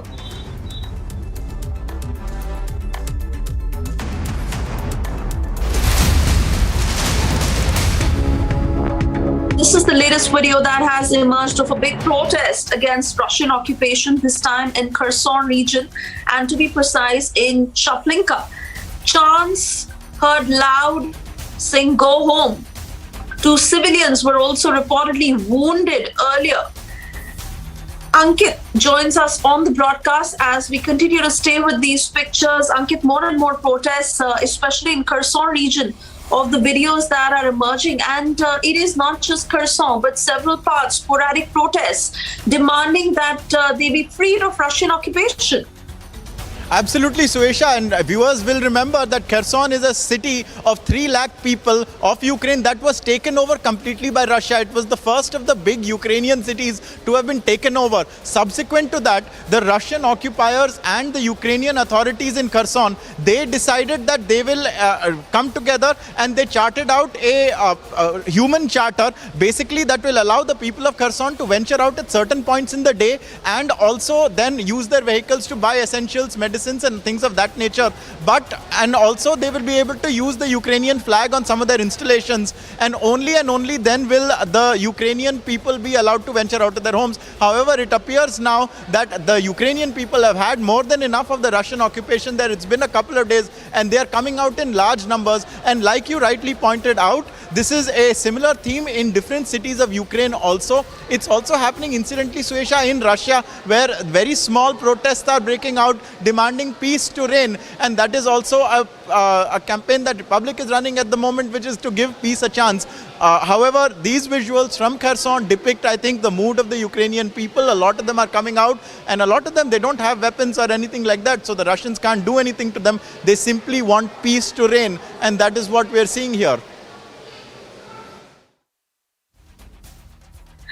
Absolutely, Ankit, and we continue to put out the situation on the ground as there is a call for ceasefire, but how much of it is being exercised? Let's take a look at these reports.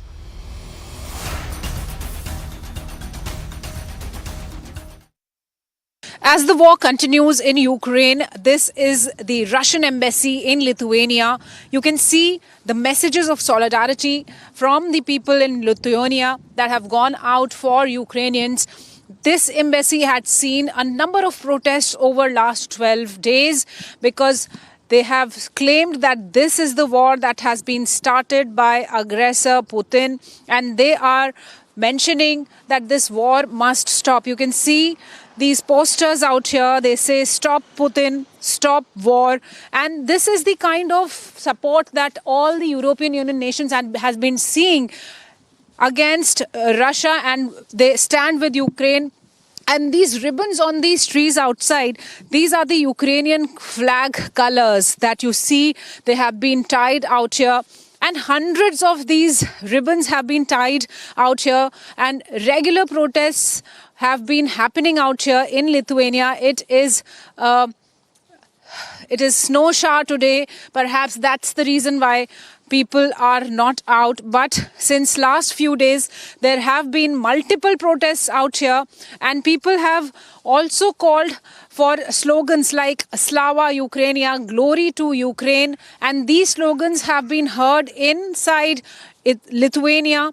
We are in Vilnius. Vilnius is the capital of Lithuania, where we have been seeing such protests, and there are visits by the United States Secretary of State Antony Blinken also simultaneously, along with the President, Prime Minister, and also the Foreign Minister of Lithuania. They are gathering support for Ukraine. They are showing solidarity to Ukraine. They are saying they are ready to help Ukraine, but they are not ready to fight inside the Ukrainian territory with their troops. So they have their limitations, that's what they say. But here, the people in Lithuania and all the other European Union nations have shown tremendous support for Ukraine.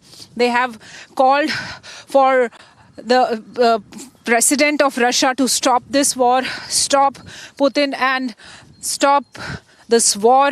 That is the kind of sentiment out here. They have compared Putin with Hitler. And they say that Ukraine is facing a lot of devastation, and the reason is Russian President Putin. So this is the kind of picture out here in the Russian embassy, where people have come out and called out for peace. They have also written here, Putin, The Hague is waiting for you. This is the message on the street. If my VJ Surinder Kumar Shah can show you what they have written on this street that leads to the embassy of Russia inside Lithuania. So Putin, The Hague is waiting for you. That's the message that these people have written out here.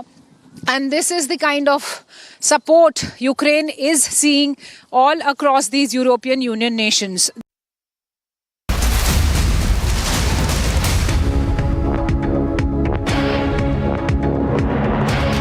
Across to more breaking news coming in, the official statement coming in from the Kremlin spokesperson, who is saying that Ukraine must amend constitution and reject claims to enter any bloc. Ukraine must recognize Crimea as Russian and Donetsk and Luhansk as independent states. If these conditions are met, then Russian military action will stop in a moment, quote unquote. Kremlin saying that Russia has made Ukraine aware that it can halt military operations at any moment, and they're being precise on that, if Kyiv meets Russia's conditions. Remember, we're just a short while away from the third round of talks that are set to take place between Russia and Ukraine and the delegations on both sides. But a clear light coming in from Kremlin at this point of the demands that Russia has, basis which they say that they will stop war, they will halt the military operations provided their conditions are met. I want to bring in Ankit, because Ankit tracking the developments very closely. Third round of talks set to take place, but it can't get clearer than this. Kremlin spokesperson putting across the demands that Russia has, and they say if that is met, we'll pull back. Absolutely, Suesha. Look at the big statement they have made. They said that if Ukraine abides by these conditions, the military operation can halt at any moment. So Russia is saying, you concede to these demands and we will halt the invasion immediately. Now, what are Russia's demands? That's the big question. The first demand is that Ukraine must amend its constitution and reject claims to enter any bloc. That means it must constitutionally validate that it will not join presumptively NATO. And Ukraine must spell this out in its constitution that it will not side with any bloc. It will remain neutral. Second, and also very importantly, Ukraine must recognize Crimea as Russian. We know that Crimea was a part of Ukraine that Russia took over in 2014, which is when the seeds of what's happening now were sown. It is a strategically important region in the south coast on the Black Sea, and now Russia says that it must concede that Crimea is Russian territory. And most importantly and last, it says that Luhansk and Donetsk People's Republic should be remaining independent. We know that this war started because Vladimir Putin said that the Luhansk People's Republic and the Donetsk People's Republic are independent countries. They have been fighting with Ukraine at the moment, and there are pro-Russian separatists that currently control the entire Donbass region. Suesha, so these are the three conditions, and Russia says we will halt the operation immediately. That means, Ankit, that the ball is now in Ukraine's court and what they decide. Ankit, a lot of breaking news coming in. Let's cut across to more details that have just trickled in on Ukraine's infrastructure ministry that says that part of Black Sea port of Olvia, which is under concession to Qatari seaport operator Q Terminals, is hit by military strike. So this is the latest that is coming in, and I believe the pictures of the same, I'm not too sure, Ankit, if you could throw more light on that, but the Ukrainian infrastructure ministry primarily saying that the Black Sea port of Olvia, which is under concession to Qatari seaport operator Q Terminals, is hit by military strike. So these are the pictures also coming to this effect. Let's also get you more news in brief. Causing the fires in a refinery in the newly declared independent Luhansk People's Republic. The intensity of the flames still remains a threat of being spread to other areas in the vicinity.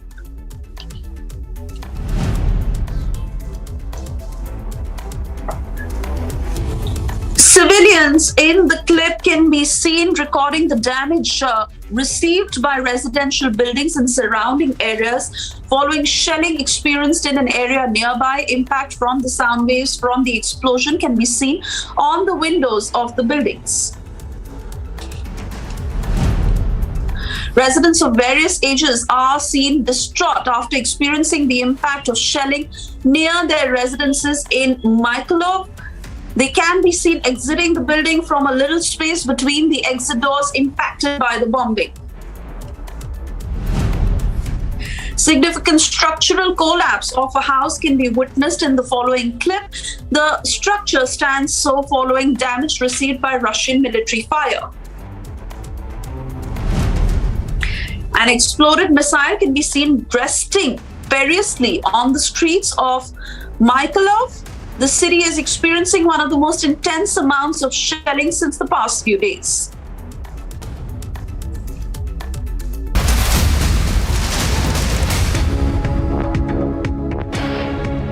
And yes, more breaking news coming in. Kremlin saying that Russia will finish demilitarization of Ukraine. Ankit, I want you to come in on this because this is important given the list of demands that Russia has put forth. Also on a day when the ICJ was hearing the Ukrainian crisis, but Moscow refused to participate. And let's understand, we are a short while away from the third round of talks. And Kremlin now saying Russia will finish demilitarization of Ukraine. Ankit, how do we read into this? Suesha, we just broke a story about how Russia is saying that it will end hostilities if Ukraine abides by its conditions. It is also simultaneously saying that we will demilitarize you, which, if I am able to translate the Russian here, means that they will destroy all the Ukrainian military outposts and they will render it incapable of waging war. Russia's main allegation is that the militarized and Nazi elements in the Ukraine are currently waging a genocide in the Donbas region in Donetsk and Luhansk, and that is why Vladimir Putin sent his army in there to demilitarize Ukraine and no longer render it able to attack Donetsk, Donbas, Luhansk. And I think this is a reiteration of that same threat. They are saying we have three conditions for you. Say you will not join NATO, say that Crimea is Russian, and say that Luhansk and Donetsk are independent nations, and also we will demilitarize you if you don't. That is, I think, what this means at this moment, Suesha. And we wait and watch what really happens on this front, Ankit, because now the turn of events is turning very crucial, given that the third round of talks are expected. And let's also remind our viewers that Prime Minister Narendra Modi had a telephonic conversation both with President Zelensky and President Putin. Of course, two separate phone calls, but urging both the sides to talk themselves. And the leaders must resolve this. As the Russian aggression enters day 12, there's a lot unfolding at the military front in both nations in conflict. The Russian Defense Ministry released footage of what it said were tank columns in Kiev region and fighter jets over Ukraine. The ministry described the first video as tank units moving out during the course of special military operation in Kiev region. While describing footage of the jets, ministry said, and I quoted, Russian Air Force Su-35 crews perform intercept missions and strike nationalist military infrastructure targets with high-precision weapons, unquote. Amid the ongoing military offensive in Ukraine, the country's defense minister, Reznikov, said that there has been significant progress in the supply of weapons and ammunition to the country and promised Russia a surprise. Whereas with the latest wave of missile strikes and military advances, the Russian forces have also tightened their grip over Ukraine as invasion entered day 12. Agency report for Republic TV. And well, it is day 12 of the Russia-Ukraine war, and Republic getting you the developments from every angle. This is a report Piyush sent us from the Poland-Belarus border. Thousands of refugees fleeing from this very border, and also we are eyeing the third round of talks that are set to take place between both the delegations. Take a look at this report. As the tensions continue to escalate between Russia and Ukraine, Republic TV is right now here at Poland-Belarus border. Remember that the relations between the nations continue to remain cold, and the temperature is still is also very cold. The place from where I am filing this report is very cold, and the temperature right now is -9 degrees Celsius. If we talk about Belarus, remember that 2 rounds of talks have already taken place in Belarus between Russia and Ukraine, but it has yielded no results as far as Poland is concerned. The US Secretary of State Antony Blinken has already agreed to send fighter jets to Poland, so that Poland can send its fighter jets to Ukraine to assist its fighting with Russia. We'll have to wait and watch how things are going to escalate further, though every coming day we are seeing as to how things are getting escalated between Russia and Ukraine day by day. Third rounds of talks are also expected to take place in coming few days. Before I wrap it up, let me also try to give you a sense of this area. The entire area, the Poland area, is completely frozen. Snow is there, and like I mentioned, that the relations between the nations continue to soar, and it's continued to cold according to the temperature, which is also here at Polish-Belarus border. Stay tuned for more updates with me here at Polish-Belarusian border for Republic TV. Time now for a short commercial break. On the other side, we continue to get you details of how the Ukrainians are claiming that over 11,000 Russian soldiers have been killed in the clashes until day 12. Also, US and NATO sending additional weapons to Ukraine to counter the Russian offensive. More on that on the other side. Stay with us.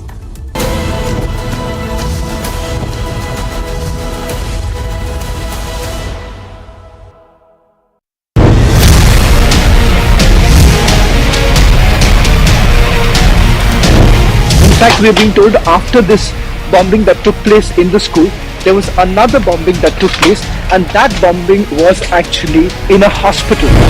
पहली मर्तबा युद्ध के क्षेत्र में Sukhoi का इस्तेमाल करके ऐसी तबाही हुई है। आप चारों तरफ जहां भी आपकी नजर जाएगी, वहां आपको सिर्फ और सिर्फ तबाही नजर आएगी।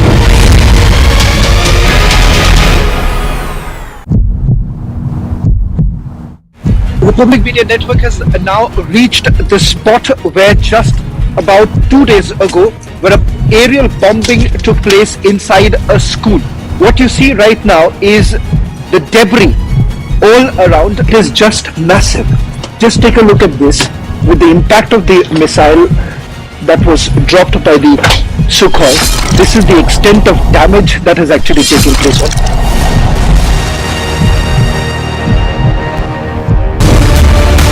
Republic Media Network has now reached the spot where just about 2 days ago, where an aerial bombing took place inside a school. Several of those who have been injured, they have been taken to a hospital nearby.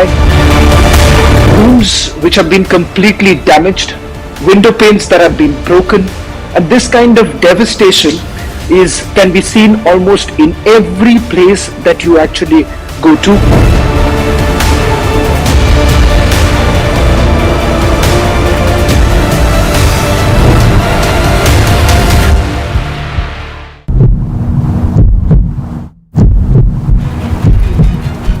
There's a siren alert that has taken place right here, so we'll have to move out from here. We're getting inside the car right now. I'll ask my entire team to quickly come. This is not very far from Kiev, so this is the place where the bombings have taken place earlier in the day. Driver Sergey is going to take us away from this very place. We'll try and go to a place which is a little safer.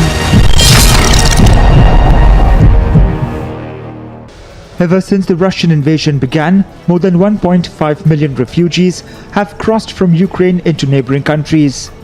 The Red Cross and the United Nations are negotiating access to the most impacted cities. You must have followed that yesterday we were hoping to have at least a humanitarian passage into Mariupol, but it didn't work yesterday, but those discussions continue. A crisis escalating so fast since the Second World War. That's a long time. Because of course in Europe there have been many refugee crises, including in the Balkans with the Bosnian wars, but it was a longer period of time. Now it's 10 days, 1.5 million in 10 days. So this is a major refugee crisis. The United Nations High Commissioner for Refugees stressed that wide international assistance is needed for Poland and other countries receiving refugees from Ukraine. Agency report for Republic TV.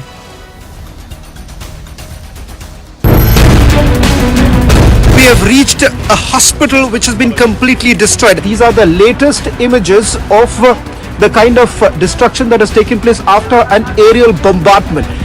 The Russian troops, they are moving very closer to the capital city of Ukraine.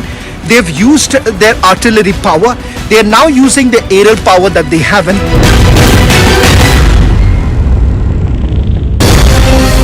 More than 3,000 kilometers have already been covered by Republic TV, and what we have witnessed is large-scale destruction, scenes of despair in almost every place that we go to. यहाँ से आप देख सकते हैं 2 से 3 माले की इमारत थी, लेकिन यहीं पर वो धमाका हुआ जहां पर मैं खड़ा हुआ और मैं देख सकता हूं कि यहाँ से अभी भी वो जलने की बदबू आ रही है कि समझ सकते हैं कितना जोरदार यहाँ से धमाका हुआ। While the Russians are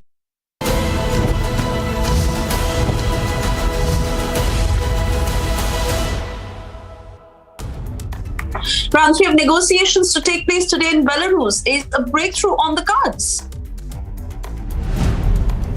Russian delegation arrives in Belarus for talks. Ukraine yet to name the delegation for round 3. Prime Minister Modi speaks to Vladimir Putin and Zelensky, urges both the leaders for a direct conversation. Ukraine war raised in the International Court of Justice. Ukraine says Russia is targeting civilians and medical infrastructure. Russia declares ceasefire in 4 cities, including Kyiv and Kharkiv, to allow the evacuation of civilians. Ukraine claims over 11,000 Russian soldiers have been killed in the clashes so far.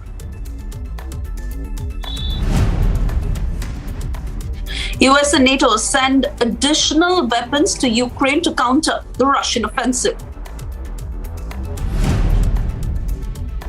From Ukraine to Belarus to Lithuania, Republic has the largest crew on ground covering every angle.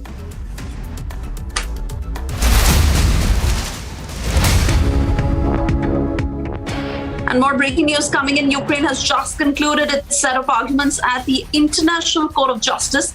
The court has said that it will render its order as soon as possible. The parties would be given an indication before the pronouncement of the orders in the public hearing.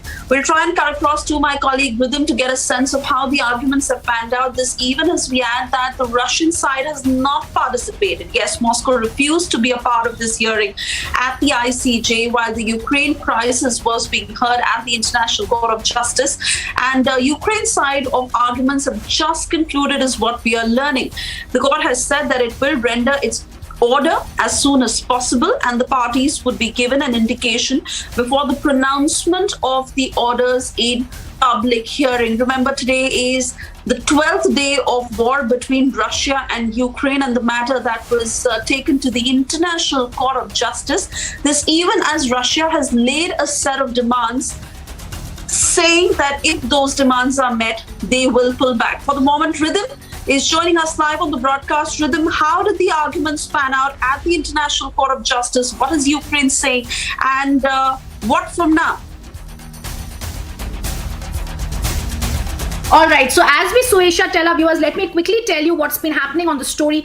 And I want to first go across to the arguments that have been made in the case before the hearing has been concluded. The one important thing that we all need to remember is Russia did not show up at the ICJ, at the World Court. Their seats were empty. As the visuals on our screen are showing, the seats were empty. And that is giving out a great indication that if the ICJ says provisional measures need to be given out, Russia is not going to be following it. Russia is clearly not going to listen to what the ICJ says. However, they do have tomorrow to actually present their arguments before the World Court from 2:30 p.m. India time and 10 a.m. ICJ time.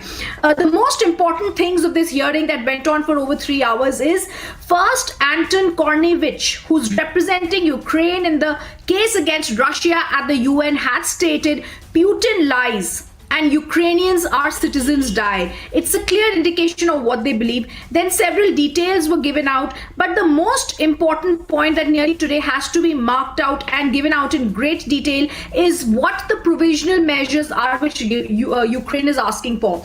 Ukraine concluded arguments at the International Court of Justice where everyone heard them.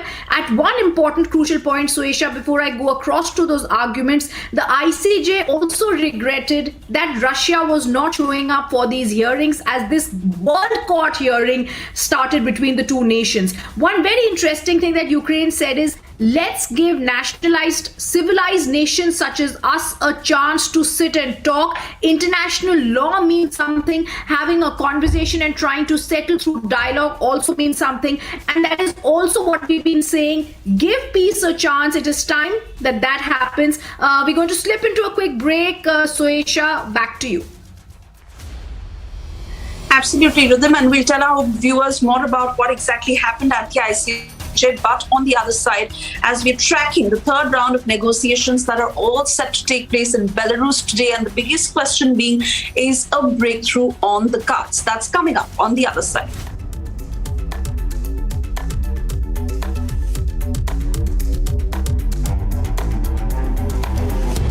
Also, Russian delegation arrives in Belarus for talks. Ukraine is yet to name the delegation for the third round, as Russia has already put forth a set of demands.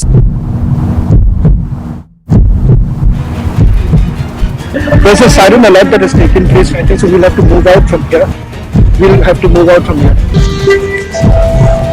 We're getting inside the car right now. I'll ask my entire team to quickly come. This is not very far from Kiev, so this is the place where the bombings have taken place earlier in the day. Driver Sergey is going to take us away from this very place. We'll try and go to a place which is a little safer.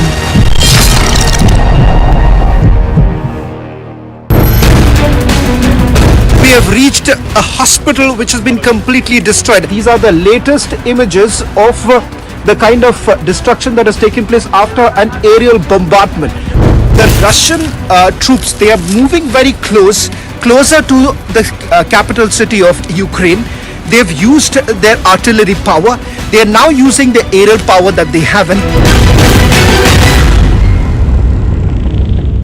Amid the ongoing invasion of Ukraine, rights groups and observers say Russia is using cluster bombs, a charge that Moscow has denied.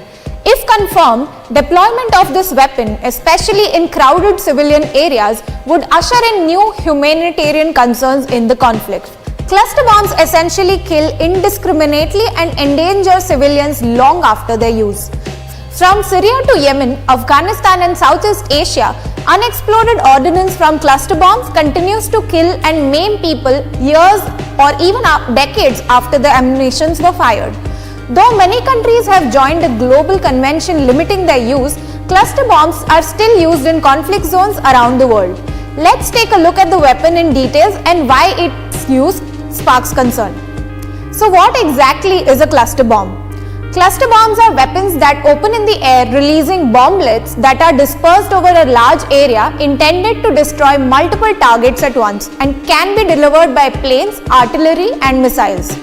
Beyond the initial harm caused, these bomblets have a high rate of failure to explode, leaving swathes of land dotted with ammunition that could explode later. Return to normal life in those areas becomes hazardous, particularly in heavily populated areas. Some formerly war-torn countries have spent years trying to clear unexploded cluster bombs. Now let's take a look at where all have they been used.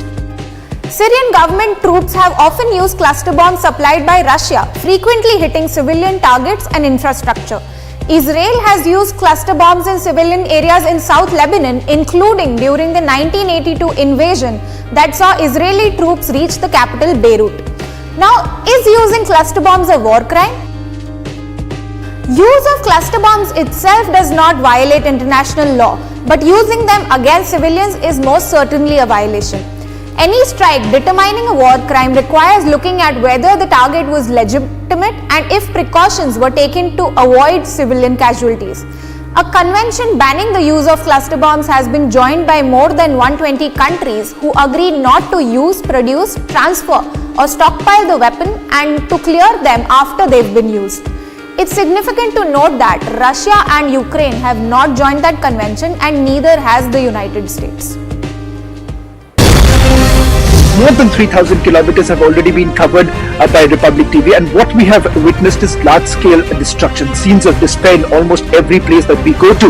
यहाँ से आप देख सकते हैं 2 से 3 माले की इमारत थी, लेकिन यहीं पर वो धमाका हुआ जहाँ पर मैं खड़ा हुआ और मैं देख सकता हूँ कि यहाँ से अभी भी वो जलने की बदबू आ रही है कि समझ सकते हैं कितना जोरदार यहाँ से धमाका हुआ. While the Russians are basically saying that it's the military bases that are being attacked, that's not true. Because where we are standing right now is a school which is functional, a school where I'm being told children were supposed to come in, but the bombing took place just before the children actually came in.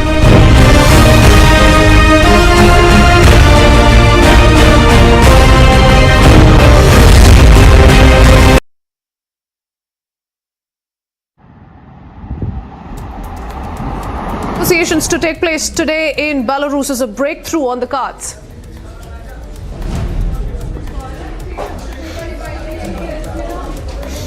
Russian delegation arrives in Belarus for talks. Ukraine yet to name the delegation for round 3.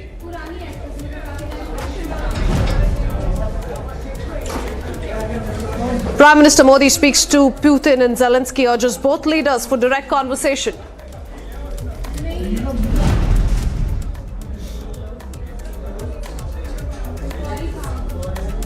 Ukraine war raised in International Court of Justice. Ukraine says Russia is targeting civilians and medical infrastructure.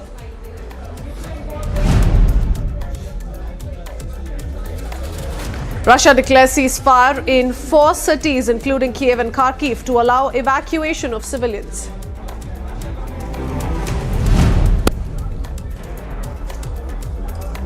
Ukraine claims over 11,000 Russian soldiers have been killed in the clashes so far.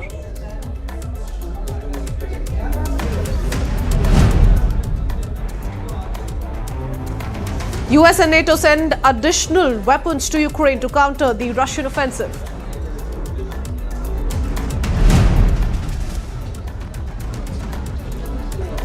From Ukraine to Belarus to Lithuania, Republic is the largest crew covering every angle of the war.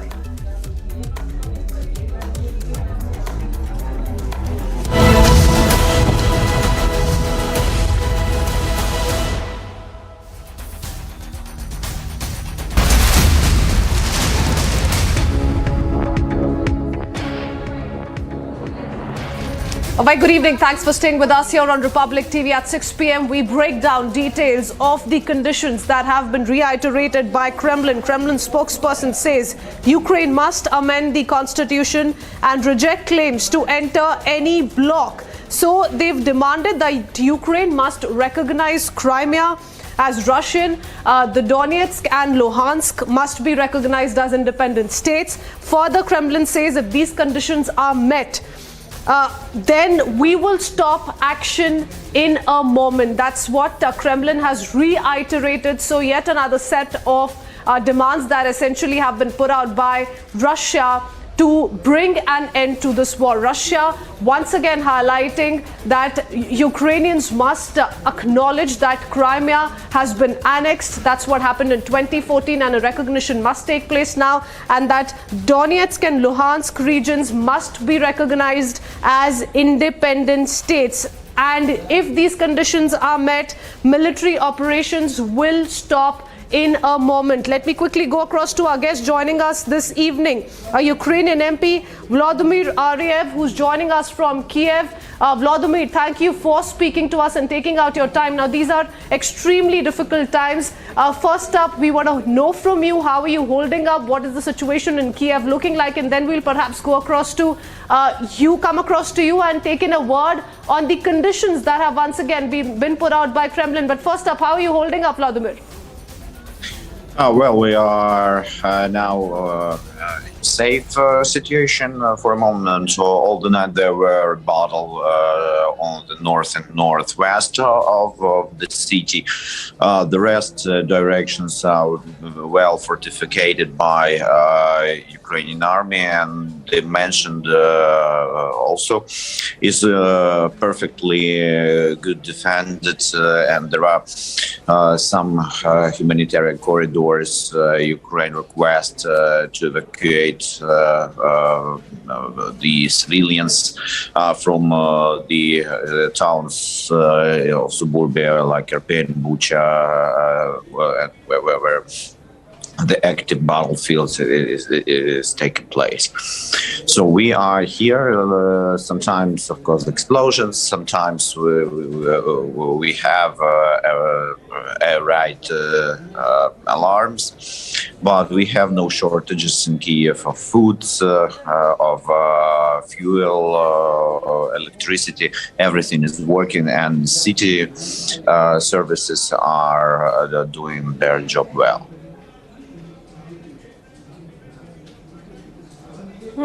Vladimir, now, once again reiterating what has been said by Kremlin in the latest, it's put out these demands. It says Crimea, I beg your pardon, must be recognized as part of Russia. Secondly, it says that Donetsk and Luhansk must be recognized as independent territories, as was declared already by Putin. Now, I want to understand from you, is there any mood within the Ukrainian government that these demands could be met in the near future? Or, are we going to simply follow what Zelensky has been maintaining all this while? We do not believe a single word of Kremlin. As well as in 1994, Russia guaranteed that Russian weapon will not be used against Ukraine after signing Budapest Memorandum, and when Ukraine signed the nuclear non-proliferation treaty.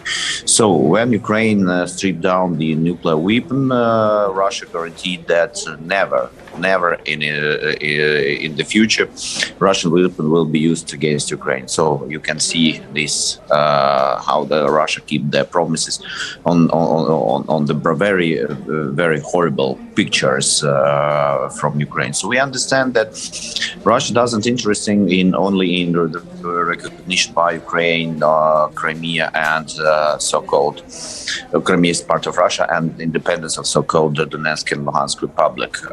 Russian President Putin, he clearly said his intention to demolish Ukrainian sovereignty and Ukrainian state as well. We are fighting. All right, thank you, Vladimir, for speaking to us. Over to Arnav now. Well, thank you, Vladimir. Well, thank you very much, viewers. And over the next 45 minutes, I will take you live with all the latest news on the war that is breaking, and I will also bring you the fastest exit poll numbers. Now, what you want, viewers, is that in the next 45 minutes, next 1 hour or so, Republic is the only network. We'll give you all the exit poll numbers very, very quickly, one after the other. We're not going to waste time. We have 3 polls for you today, 3 exclusive polls for you. So why about 6:45? You'll get the poll of polls figure. We're not going to waste any time, going through phase by phase, state by state. What you want is that you want the results fast. You're going to get the results really quick and fast here. We have the P-Mark poll. We'll give you other polls. We hopefully will give you details of the Chanakya poll. And then, of course, there's another poll.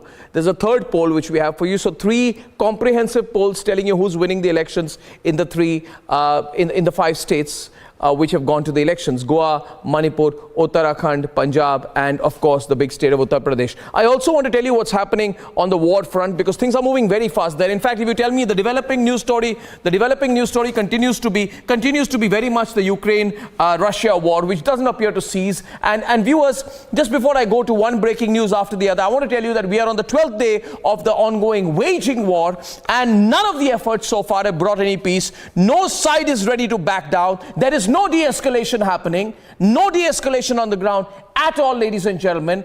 And we have different locations. I'll just tell you which locations we are. First, I'd like to go across to Shawan. Shawan, what's your present location? What's happening around you? And there has been some intense shelling in the key residential areas in Kharkiv. And shelling has damaged the television tower there. The outskirts of Kharkiv, Cherniv in the north, Mykolaiv in the south, Kharkiv, the country's second largest city, have seen some really, really intense shelling.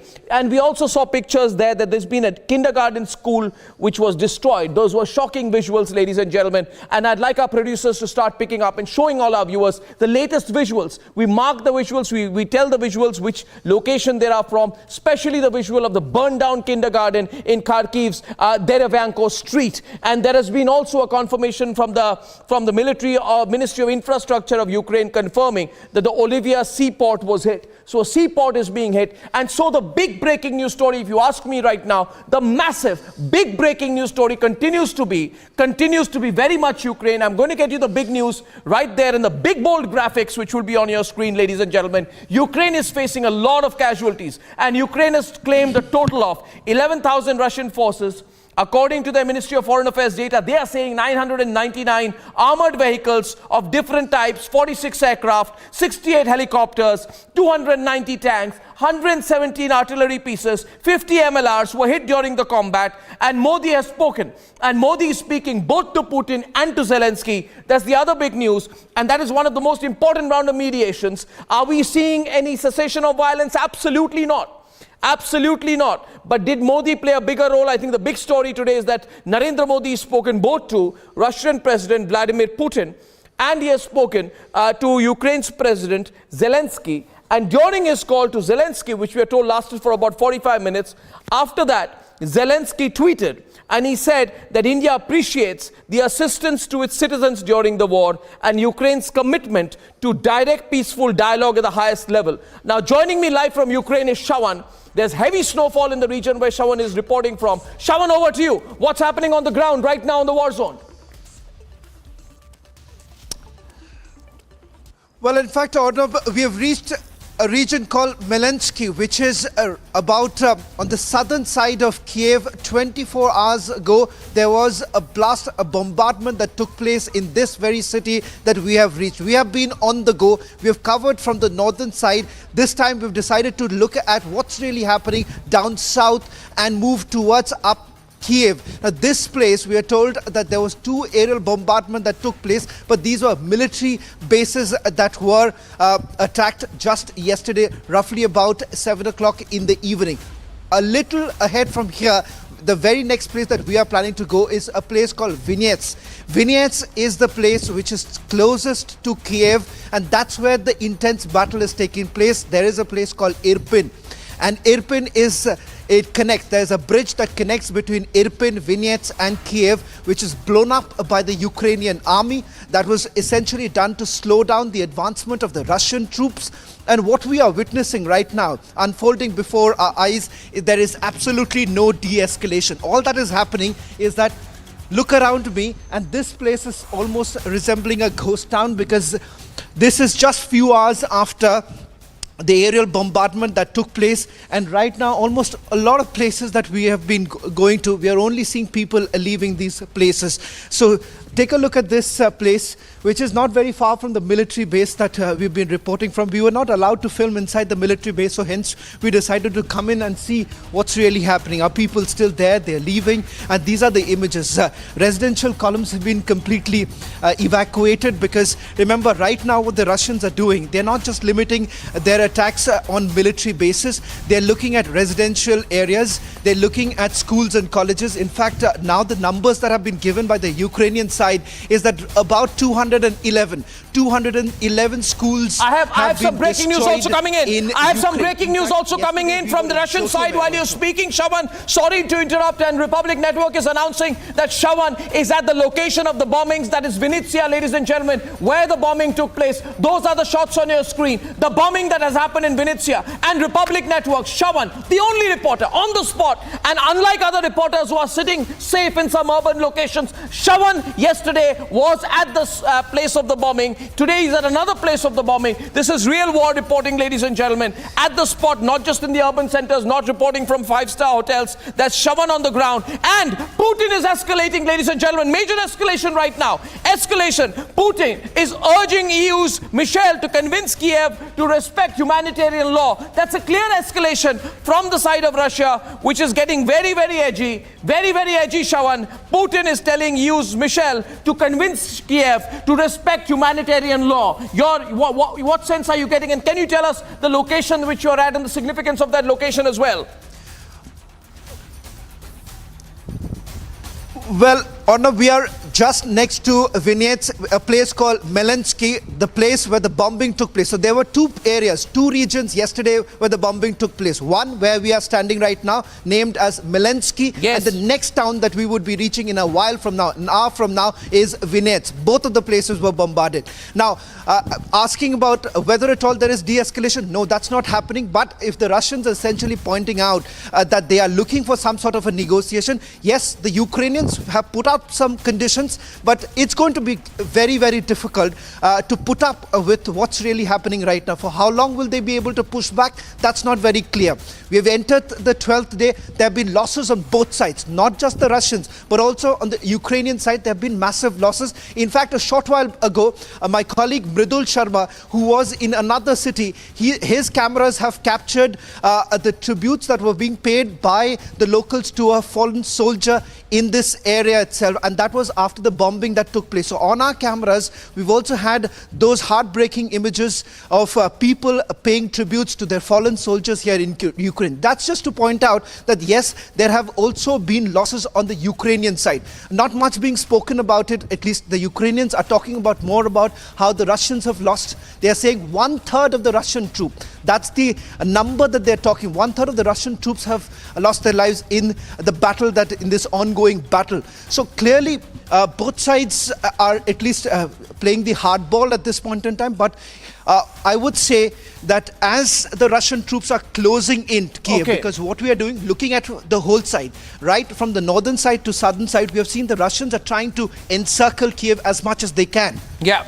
Absolutely. Well, Shawan, you're reporting there, and I think a lot of interest from our viewers also. They're saying, what about the exit polls? And I'd like to tell you, viewers, you're going to get the fastest exit polls in about 10 minutes. Just 10 minutes, ladies and gentlemen. Stay with me. In 10 minutes, I will get you the first exit poll. In 15 minutes, I'll get you the second exit poll. In 25 minutes, I'll get you the third exit poll. It's 6:16 p.m. By 6:45, I'll bring you 3 exit polls. I'll bring you the poll of polls, all the polls, by 6:45 p.m., ladies and gentlemen. Let's not waste any time. Let's not waste our time analyzing. What you want is the numbers. I'll tell you what the numbers look like. I unfortunately am held back by Election Commission rules, and therefore I cannot break those rules, of course, and bring you the numbers. I have some sense of what the numbers are like, very much there. They're firming up right now in another computer next to me. I can put out the numbers right now if I wish, but I'll respect the rules, ladies and gentlemen. I will have to respect the rules. And my panel is on the screen, ladies and gentlemen. Let's take a look. And they're also looking down, and they are saying, Arnav, you're discussing the war. You're not telling us about the polls. Well, you know what, MR, the war is as big as the polls. You saw the rupee losing some ground, 77 to $1. If we think, Ratan Sharda, the polls,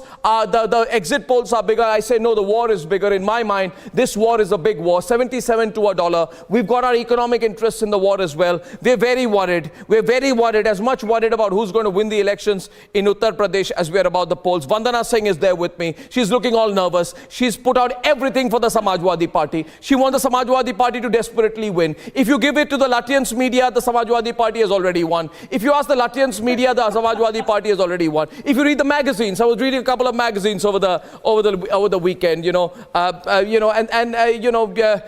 read magazines. Who reads magazines nowadays? But I got one on a flight. I went through it. The Latvians media has already declared Akhilesh a winner. They're exulting over him. Vandana's excited, but Nupur, we must tell Vandana that you don't win elections just by going by what the Latvians media projects. The last time the Latvians media almost declared that the Congress will win the elections, there was that whole club, BJP will get 200. They get slapped every time when they put out things like that. But people like Pankaj, they never give up. So they're all excited. And we'll give you the numbers, ladies and gentlemen. Don't worry. The poll of polls is going to come out absolutely here on Republic. But the big story today, ladies and gentlemen, the big story continues to be Ukraine. So my guests will have to be patient for another 10 minutes. I don't believe in wasting time. I don't believe in analysis paralysis. I don't believe in sitting around and then discussing and going on and trying to make yourself look wise and understanding every cast and subcaste and jati and upajati, and that goes on and on till all the anchors are convinced that they have proven to themselves that they know the ground reality better. No, the journalists do not know the ground reality better. The people know the ground reality better. We're going to get you the ground numbers. My numbers are already with me, ladies and gentlemen. I want to tell you, the numbers are already with me. I have a pretty decent number. Sorry, that's not the number you want to see, but I'll tell you the overall voter turnout number. Remember, this time is around 54-55%.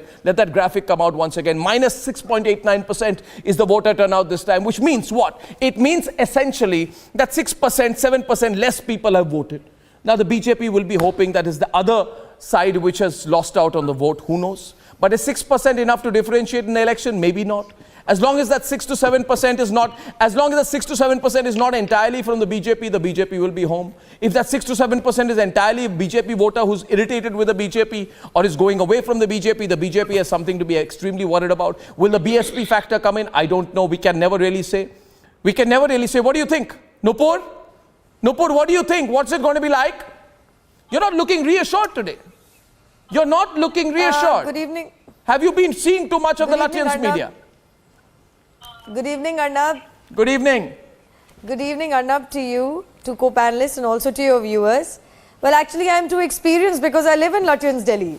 Fact is, Arnab, in 2017, in fact, you gave the number of 200. In 2017, not one pollster was ready to give us more than 168 seats. The maximum we got out of any polls was 168. And we all got to see what happened in the actual results when the counting day came. We're very confident and we're very sure that the Uttar Pradesh ki janta, that the electorate and the voter of Uttar Pradesh has voted for safety, has voted for security, has voted for law and order, has voted for peace, have actually voted to defeat Gunda Raj, has voted to defeat Mafia Raj, has voted to defeat Toti Chori, and has actually also defeated casteism to a great extent. Let's not forget that under the Samajwadi Party rule, Uttar Pradesh roughly saw 200, almost 200 riots in those 5 years. And when the Yogi Sarkar came, when the Maharaj Sarkar came, all of that was nipped in a bud. So much so, the gundas, the mafias, those people who spread Agjani, the rioters, were happier behind bars. They were scared of even taking even from taking bail from the courts of law. They didn't want to approach any court for any bail. Yeah. They didn't want to roam around and get back into criminal activities. Yeah. You know, Arnab, I remember in 2017, UP को ये साथ पसंद है, UP को ये दो लड़कों का साथ पसंद है. Exactly. You know, the way a hype was being manufactured on TV studios and outside TV studios. I will not name the big media house outside of which, and this was in Noida, Arnab, outside of which guest coordinators and senior journalists were telling me, ma'am, UP तो ले गई, लड़के ले गई UP. What actually happened? We're very confident. Trust you me, Arnab. When the women in Uttar Pradesh can roam about freely without getting harassed, when the women of Uttar Pradesh know for a fact that if somebody as much as them teases them, do not forget the anti-Romeo squad, or even as much as attempts to molest or rape them, there would be a strict danda of the law of the state. Unlike the Chief Minister, then Chief Minister Shri Akhilesh Yadav, who right after the Bulandshahr rape asked a journalist, a female journalist no less, अरे तुम्हारे साथ तो rape नहीं हुआ, तुम क्यों चिंता कर रही हो? Because you know the mentality of you defining a rapist as a innocent बच्चा जिससे गलती हो जाती है, and versus the mentality of the Maharaj who ensures that they're sent behind bars. There's a CBI inquiry, there is an SIT probe. Okay. Time for a reaction. They don't see light of the day. There is a huge difference. Time for a reaction. Ladies and gentlemen, time for a reaction. Time for a reaction. Vandana, the elections in Uttar Pradesh have come to an end. The people have voted in 5 states, big semi-finals. We have 6 minutes left. 6 minutes. Arnabji, this time results are going to be very surprising. I think we can use some civilized language out here and not give speeches. We can save the speech for afterwards, after 10. What's going to happen, who women have voted, who the youngsters have voted, we will know on 10. What shows on the ground, it's pretty clear that Akhilesh Yadav has done extremely well. You see the crowd, even in Belarus. I was there in Belarus on 4th when Mr. Modi had his rally and Akhilesh Yadav had his rally. You should have seen the crowd there. The crowd was swelling in Akhilesh Yadav's rally. So people are voting for hope this time. Unemployment is the issue. The problem is not just Gunda Raj or so and so and so and so. Farmers issue. The whole lot of issues which UP is voting for. So we'll see on 10th who's the winner and who's the loser. And I'm not going to just go into this ranting of slamming and calling names. Did you say Nupur is ranting? Ratan Shada, he said Nupur is ranting because he disagrees with her. MR, was that a rant? Was that a rant, MR? I don't know. Arnab, I thought Nupurji presented her side of the story and she's capable of defending herself. But the larger issue as far as the elections or the exit poll run-up is concerned, I would put in 3 points. One is, of course, the drop in voting percentage in UP. That's a big number. 5 to 7% voting drop has happened. I don't know why it has happened. Is it that the people feel that anyhow Yogi ji aane wale hain, jaakar kyun vote karna hai? Is this the mindset of the people? I don't know. Numbers in 4 minutes. I know. I just sorry. So many people are calling to say numbers. I'm saying numbers. 4.5 minutes, viewers. 4.5 minutes. I'll give you the numbers. 4.5 minutes. Okay. Yeah. Can I have the numbers here in, please? Yeah. No, I'm talking to my production team, please. Yeah. Of course. And another 2 issues that you pointed out. 2 issues that I would like to point out will be that the implosion of the BSP. The BSP is nowhere to be found. I think it is sometime that we have to give a habeas corpus petition to be filed in the Lucknow bench of the Allahabad High Court saying that where is BSP? BSP kahan hai? So we have to find out where is BSP. The third one is obviously there has been a Muslim consolidation that has happened. But countervailing forces have also acted. There is a silent Hindu consolidation also happening. That's what I understand. Now, these are the 3 imponderables that I presented. Now, let me wait for your numbers. I'm sure you are the master of numbers. 4 minutes. Yeah, we have 4 minutes. 4 minutes on the numbers. 4 minutes on the numbers, ladies and gentlemen. I'm going to put out all 5 states' numbers in 4 minutes.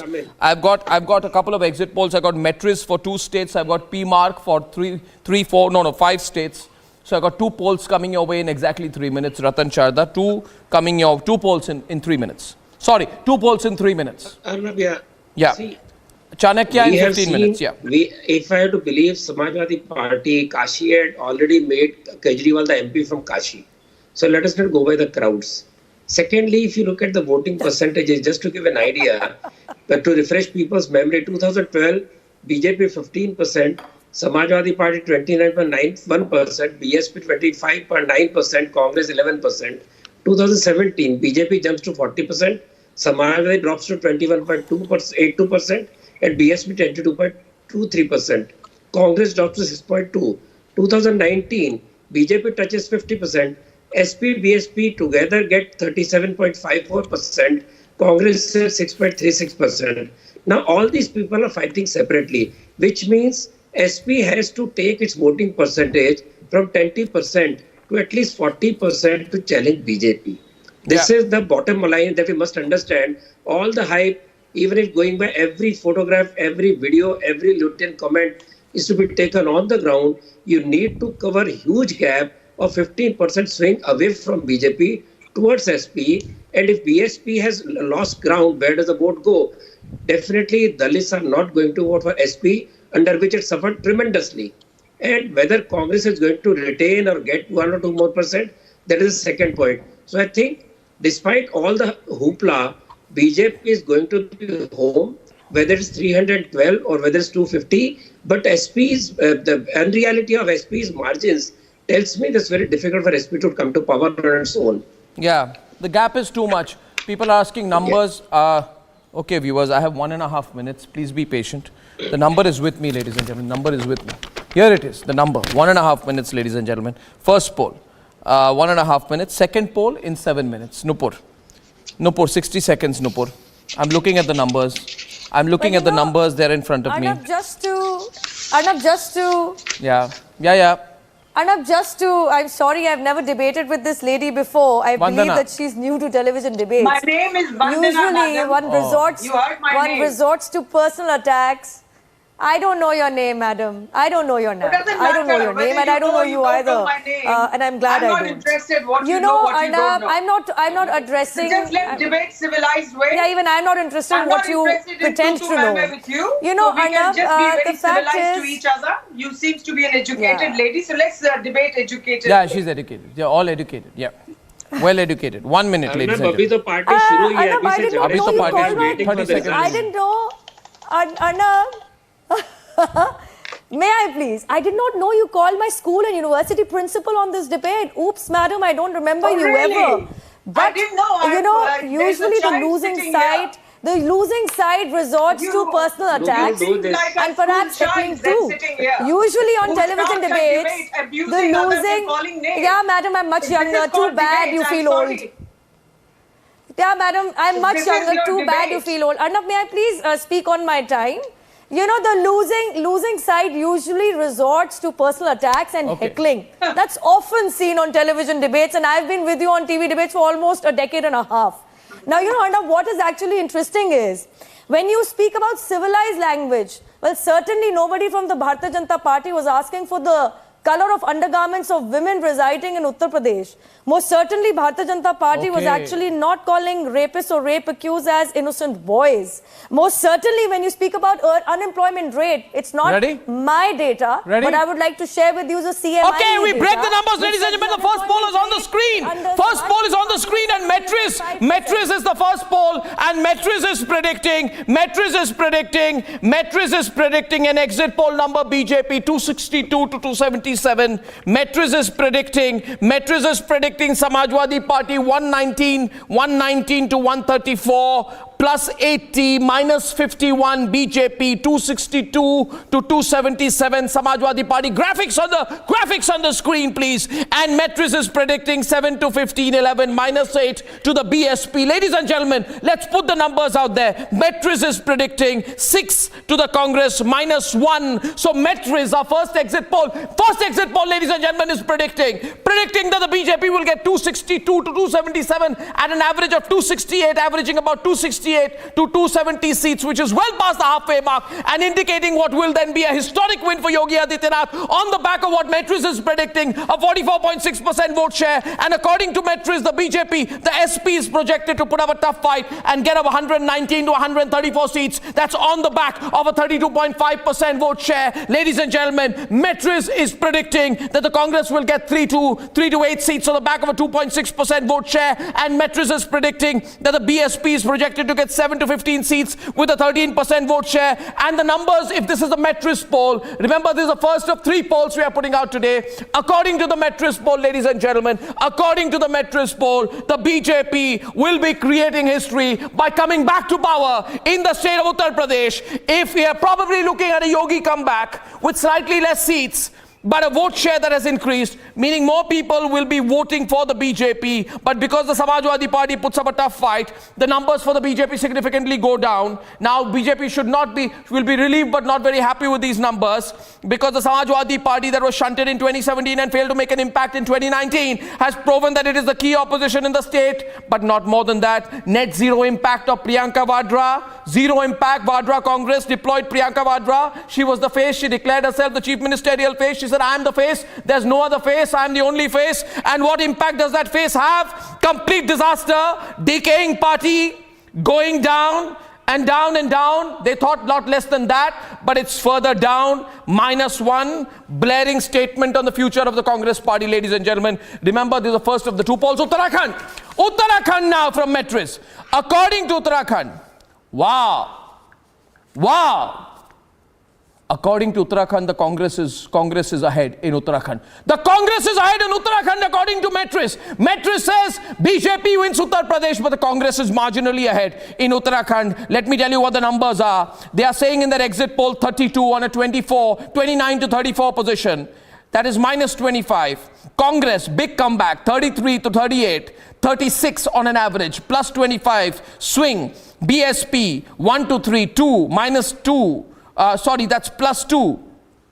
Others 0. So Metris is predicting, and the results are there. Ladies and gentlemen, What do you want an exit poll for? You don't need this long, slow, I'll tell you 1 phase, 2 phase, 3 phase, 4 phase. Check out any of the other channels. Are any of the other channels telling you the number right now? No, they are going to bore you to death. They are going to bore you to death, MR. For the next 3 hours, they will bore you to death. And then they will tell you these are the numbers. We already told you the numbers. Ladies and gentlemen, UP is being won by BJP. Uttarakhand, Congress is marginally ahead. And the BJP projected to win in UP. BJP could get ousted, which is the prediction, which shows that the incumbent BJP, which changed 3 chief ministers last 4 months last year, has deeply dissatisfied the voters. Ladies and gentlemen, that's the number right now. Reactions, please.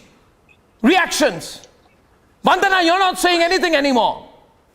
Vandana, this is the number. What can I do about it? Just 2 days to go. So let's wait till 10th. Then we will discuss this. The numbers are uncivilized for her. Madam, can you just mind your own business rather than going and giving those, tackling somebody else and giving those of course remarks? I will. I'm not interested in Likewise for you. indulging with you Likewise in any for you. debate. Likewise for you. Question is asked of me and the lady starts heckling. I give her facts about her own so-called leaders. Well, you should mind your language. You should mind your language. Everything is uncivilized for you. Maybe the numbers are uncivilized for you too. Maybe reality is uncivilized for you too. Maybe the truth. Maybe the Don't walk out. Pradesh does not actually vote for Samajwadi Party. Don't walk out. Don't walk out. Maybe Don't walk out. Maybe the voter not voting Don't for you walk is out, Vandana. uncivilized for you. No, don't walk out, Vandana. You don't have to walk out. Maybe you're too old for this. Bye, ma'am. Maybe you're too old for this. No, don't walk out. Don't walk out. Maybe you're too old for this. Don't walk out. Childish. If you can personally attack other people, take it on your chin. If you can attack other people personally, you should know and learn how to take it on your chin. Of course you did. Ranting and uncivilized. Maybe the numbers are uncivilized for you. Maybe the truth is that nobody wants a political family to rule the rules as if the state was their personal private fiefdom. Miss Vandana Singh, have the patience to hear the other side as well. Ever since you've come on the debate, you've been misbehaving. Why are you misbehaving, madam? Why are you so rattled? Because the people are not voting for you? Is this how you're going to behave with the voter? Is this how you're going to behave with the voter? The fact is, you can take it to people like Taz and Atiqs and Azams. I'm sorry, maybe the numbers are uncivilized for you. Maybe the voters are also uncivilized for you. Maybe the truth itself is uncivilized for you. You have the audacity to come on television and personally attack others. You should learn the patience and have the courtesy to take it on your chin. You should also have the patience to take it on your chin, madam. I have been hearing you misbehave ever since you came on the debate. You know, I've been keeping my patience. You can stop heckling. You can stop heckling. All right. Maybe you feel too old. Nobody is. Yeah, don't. Please don't. Please, I'm not asking you any questions. I'm just telling you. Okay, 1 minute. Okay, ladies and gentlemen, I have a solution to this. I have a solution. Ladies, please, I have a solution to this. I have a solution to this in the middle of this intense battle, and I don't know why I get caught in these situations sometimes. My entire life has been about getting caught in situations not of my own making, and then I get caught in these situations, and then the whole world tells me, oh no, it is your job to get out of this situation. Be nice to me, it's my birthday. Be nice to me. It's my birthday today. Wish me happy birthday, Vandana. Don't fight. I have become 1 year younger today. I'm 1 year younger today. So thank you. Thank you very much. Thank you very much. Your birthday is bringing good luck to SP. Thank you. See, I'm 1 year younger. Unlike MR Venkatesh, who gets 1 year older, I get 1 year younger every year. Every single year since the day I was born.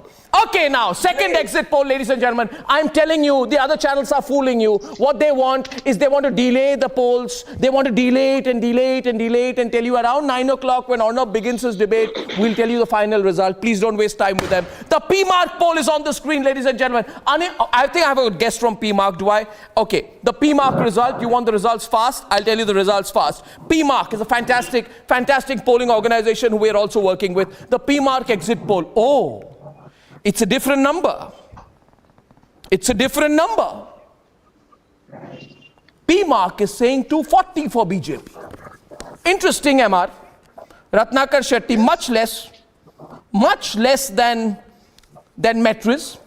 Ratnakar Tripathi,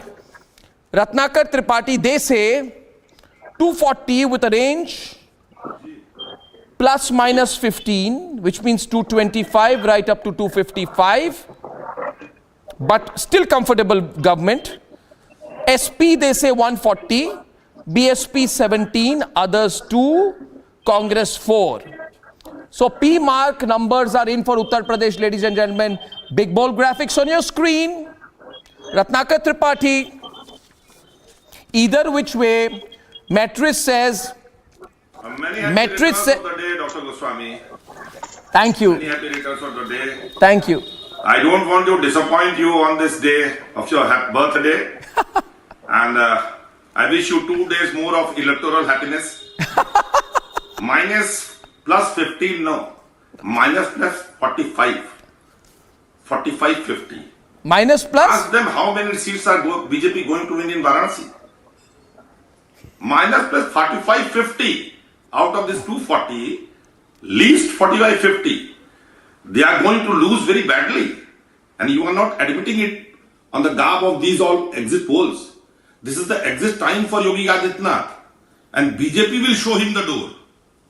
Not the voters. BJP will show him the door. Oh. And be assured, we will be there on 10th. And I will tell you, I will show you what is being happened. You are just saying 3 to 4 seats and 7 to 8 seats. Yes. We are winning 3 seats in Varanasi itself. Oh. The cantonment, the Pindra and Rohania. Ask your people there. We are winning in Devariya. Oh. We are winning in Jaunpur. We are winning in Gazipur. BJP is losing Balia. BJP is losing Jaunpur, Ajamgarh, Kushinagar, Bhatpar Rani. Where are you? I am here in my studio. I told you, all the psephologists should be shocked. And I stand by my comment. I wish you 2 more days of electoral happiness to you and to the BJP people. I am and happy the government anyway. will form with the alliance of Congress and Samajwadi Party. Take it in writing. I am speaking. Why to write? It is on the record. Okay. The government will be formed with the alliance of Congress and Samajwadi Party. Okay. Anything else, sir? No, fantastic. Ask your reporters So, Chief how Minister? many seats BJP is going to in Varanasi. What is happening in Kashi Vishnath corridor, South, Varanasi South, 390, 389. Ask them what is happening here. How people are throwing away the BJP people, shutting the doors on the face when they go and say, please come and vote. We don't want to vote. With your leading, we will go and vote ourselves. Ask them here, na? I'm just giving you the sample. 8 seats of Varanasi and you will see what is happening here. What is happening in the Uttar Pradesh. Thank you, sir. Okay. Well, that's fantastic. Can I tell you the results of all the other places also, please? I'm going to give you the PMark numbers now. Uttar Pradesh, I gave you the numbers and the graphics are on your screen. According to PMark in Punjab, the Aam Aadmi Party, according to the exit poll, is getting a clear majority with 66 seats. So the numbers in the exit poll are bigger than the numbers in the opinion poll. And the swing from 2017, this is huge. There are 117 seats in the fray. And in Punjab, PMark is projecting that the Aam Aadmi Party will get anywhere between 62 to 70 seats, which means an average of 66 seats, which means that the Aam Aadmi Party will win the elections on the back of a historic 35.6% vote share. That's huge. Mr. Tyagi from the Aam Aadmi Party is joining us. Mr. Tyagi, good evening. Happy birthday, Arnav. How are you? I'm always well. I'm always well. And this looks like going to be a fantastic, decisive victory for the AAP in Punjab. It's going to be big. It's going to be huge. I'm happy at least according to the polls.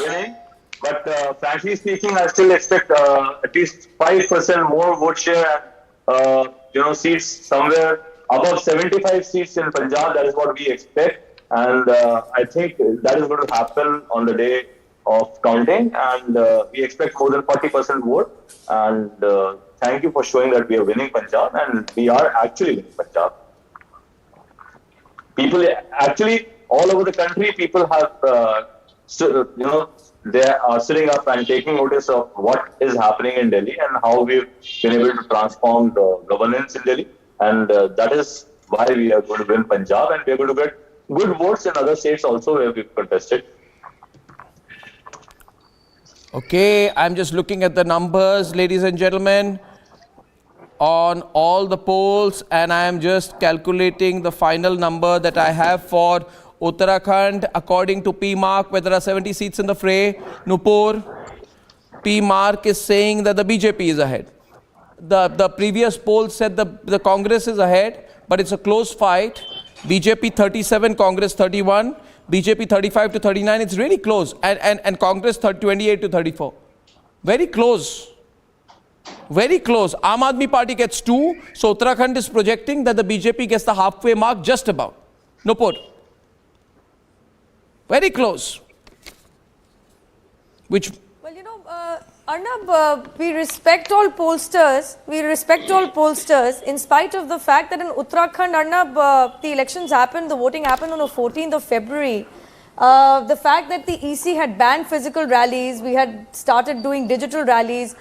Given there's, there's a lot of weather issue, especially because it's a hill state. Most of the constituencies are actually up in the mountains, and quite a few times we had to cancel our digital rallies as well with the Prime Minister.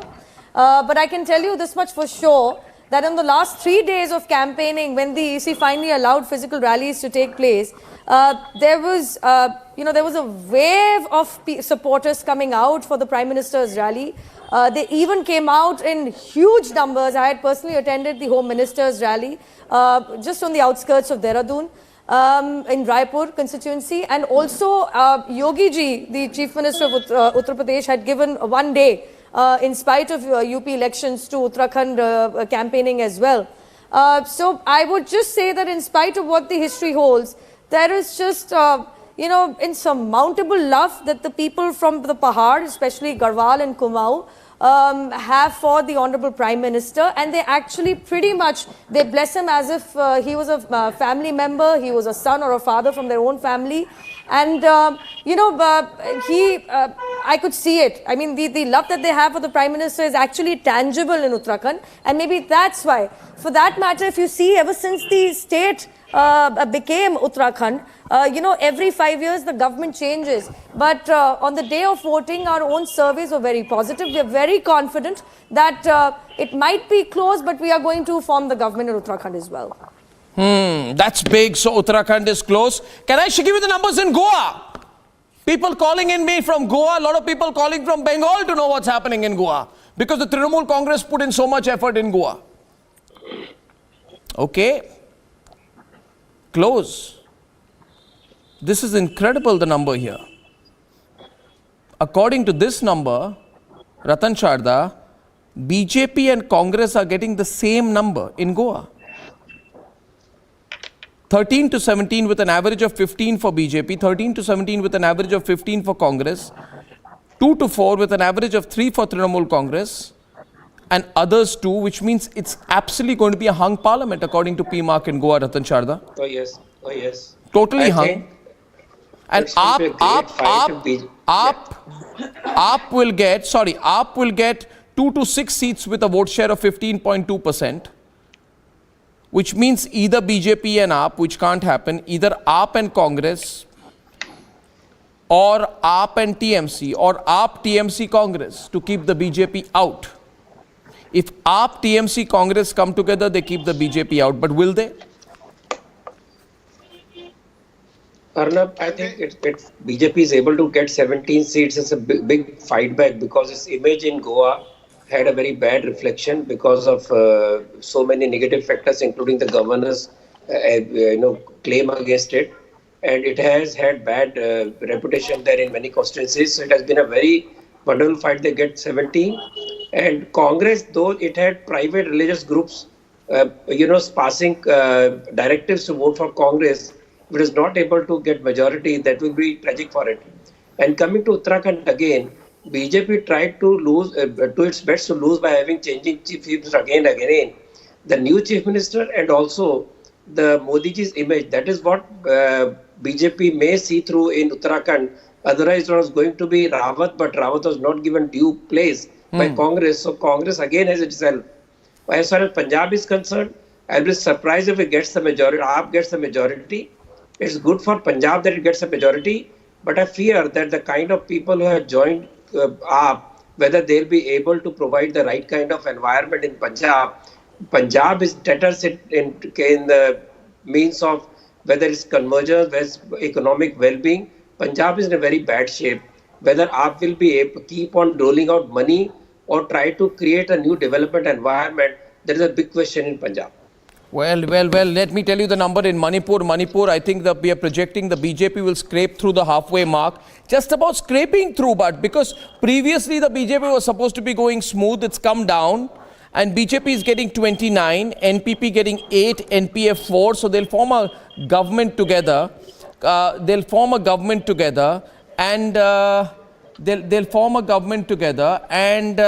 The fact of the matter is, however, that the Congress gets 14. So, okay, it's going to be a BJP come NPP or come BJP, NPP, NPF government. So that's the overall projection. So that brings me to the end. Okay, ladies and gentlemen, over to you. Tell me, overall picture here. Overall picture, MR. What do you think, MR? Overall picture. Most significant, I would say. Arnab, I am stunned by one number, that the Congress gets 2.5% votes in UP and 3 or 4 seats. Are there still voters for Congress in UP? That really stuns me. Even the exit poll becomes doubtful because of this number. Be that as it may, the second thing that is worrying as a BJP supporter, somebody must really look into these numbers.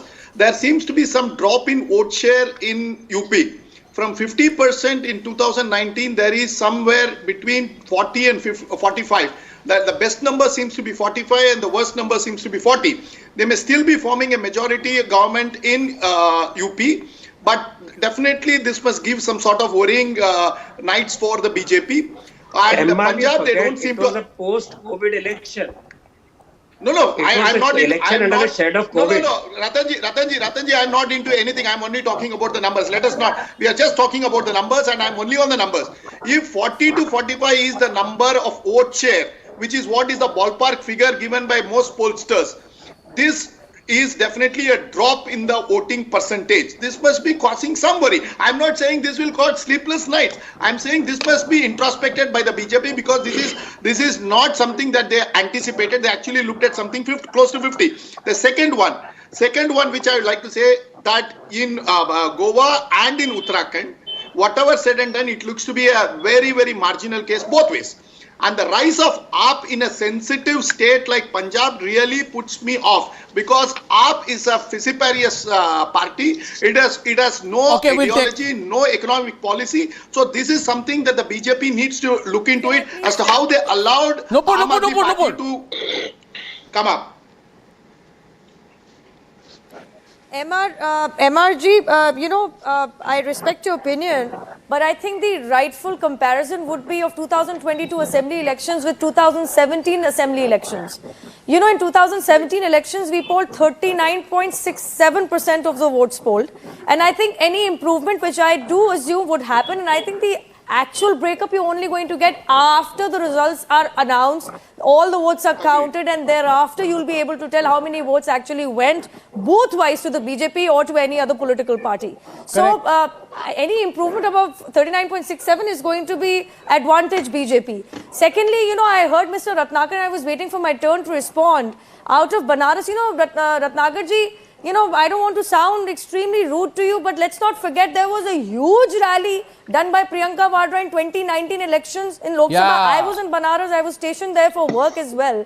And everybody said, "Ab Priyanka Vadra chunav ladengi," and she chickened out.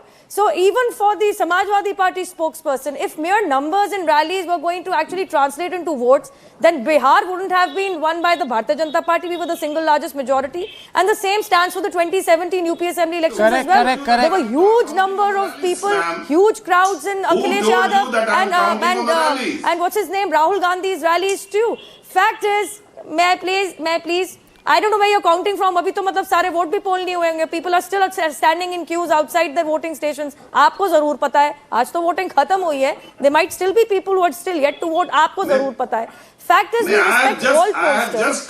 But I am just going to take you back. I am just allow me to Ratnakarji. Allow me to please make my point. I did not speak over you when you were making. We were in Banaras. नहीं आप मैं तो इतना भूल गई थी आपकी बात सुन के रत्नाकर जी मैं तो इतना भी भूल गई थी. I'll be honest, when you were talking, आपको मेरी बात अभी नहीं समझ में आएगी. मैं I wanted somebody to result आने दीजिए ना, आपको मेरी पूरी बात समझ में आ जाएगी. आप जिस तरीके से बोल रहे थे, आप जिस तरीके से बोल रहे थे, I wanted Arnab happy birthday to you, I wanted Arnab to wish me, हमारा प्रधानमंत्री राहुल गांधी तो नहीं, कहीं मैं बिल्कुल गफलत में तो नहीं जी रही हूँ. Fact is, you may be happy in your moral victory. Allow me. You may be happy in your moral victory, but it's a bit rich for you to come on television. He is a Not tired give any person, bureau man. of your numbers, but आपने question चाय our की दुकान का numbers. दृश्य नहीं देखा? आप मेरा सवाल नहीं सुन रहे. मेरा सवाल Can't you सुन see लीजिए a Ratnakar tired ji. PM? Ratnakar जी मेरा सवाल सुन लीजिए ना. नहीं, मैं आपके सवाल तो सुनने सुन के लिए लीजिए थोड़ी मेरा. बैठा हूँ. आप सवाल तो मैं सुन तो अभी लीजिए. होके आ रहा हूँ. आप वहाँ से बैठ के मुझे तो बनारस के बारे में बता रही हैं. मेरे बात करने दीजिए. मुझे मेरी बात करने Don't दीजिए. educate me मुझे on मेरी बात Banaras करने from Delhi, दीजिए. ma'am. आप सबके वोट डाल आइए लीजिए ना. अंदर. How do you know who people are voting for?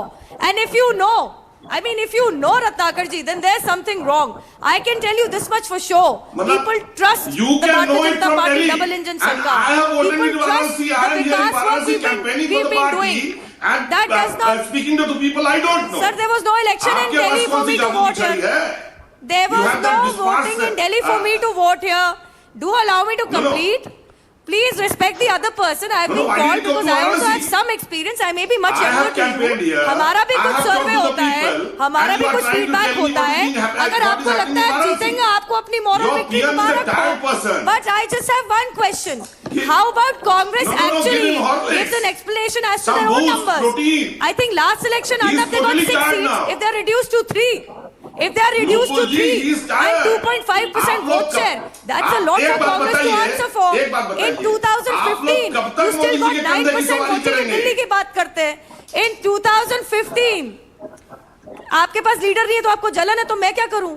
If you're jealous that you lack a leader in leadership, how is it my fault? आप लोग कब तक डिले करेंगे? आपका नेता कब आएगा? आप लोग कब तक ऑफिशिएटिंग नेताओं से काम चलाएंगे? पंजाब, उत्तराखंड, मणिपुर, यूपी. तो कंधे की क्या बात है? हमारे लीडर है, we are proud of him. हमारे लीडर क्या है? वो देश के लीडर है, विश्व के लीडर है. वो हमारे देश के लीडर है, वो हमारे विश्व के लीडर है. Are you jealous? He is not tired. You don't have a second leader here. This is what happens, Arnab. अपने पास दिखाने को कुछ है नहीं. अपने पास दिखाने को कुछ है नहीं बस सिवाय जलन के. अरे be here on आपके पास कौन लीडर है? I invite you. In fact, I wanted to invite Priyanka Vadra ji to contest the election, Arnab, which did not actually happen.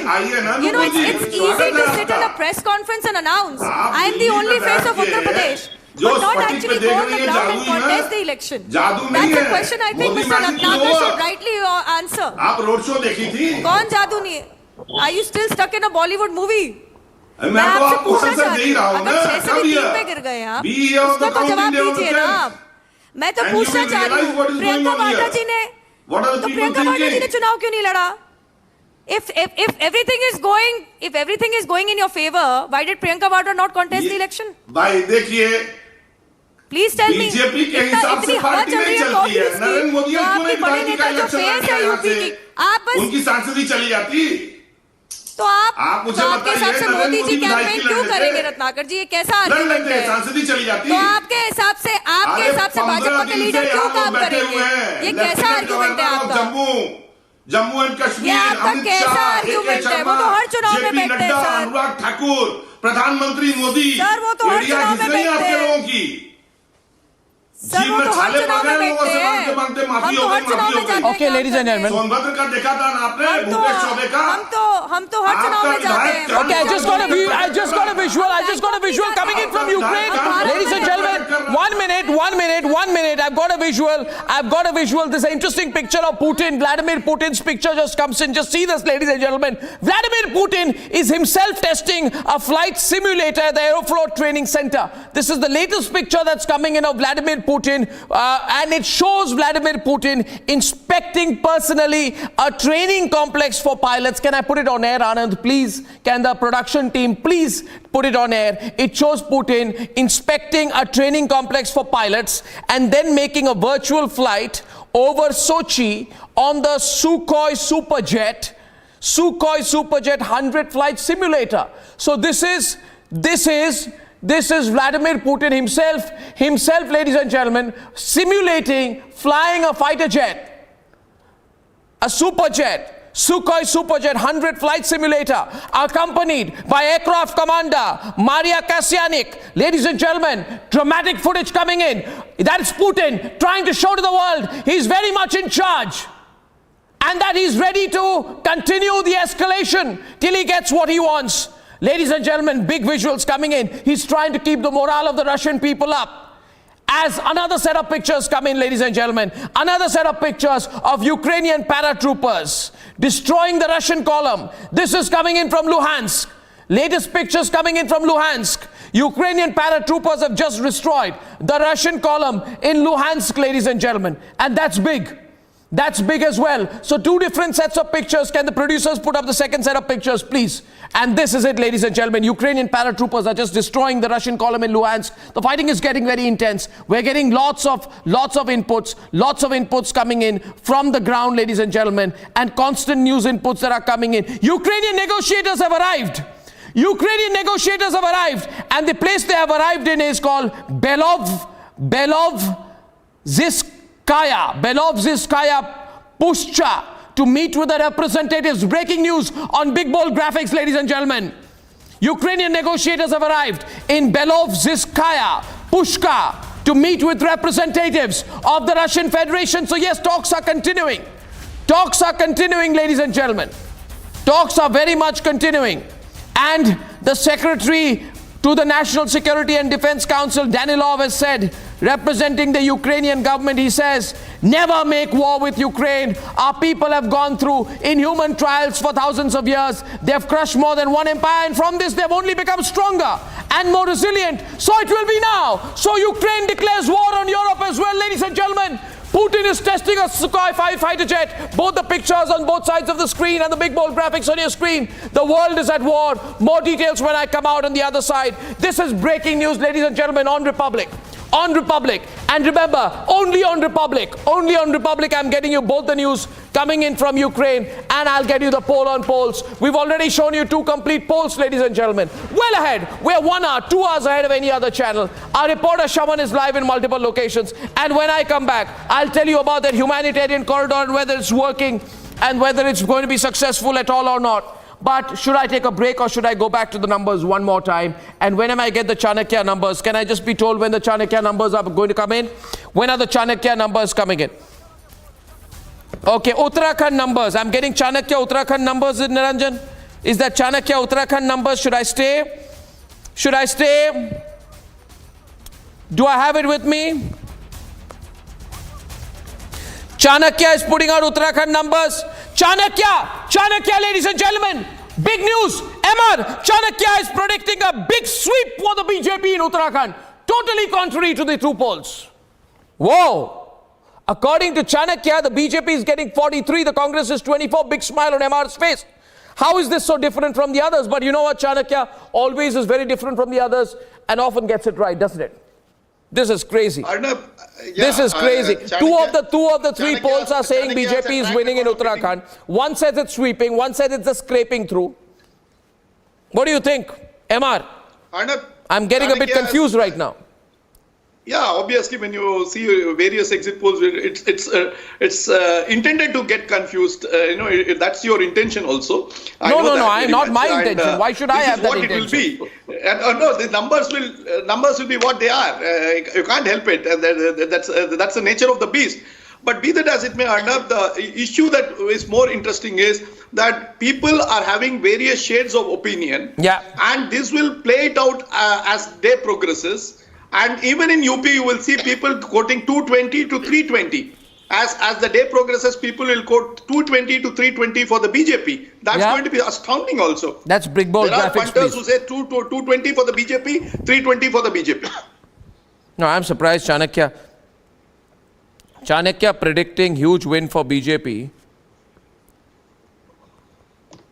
What do you think, Ratan Sharda? This is...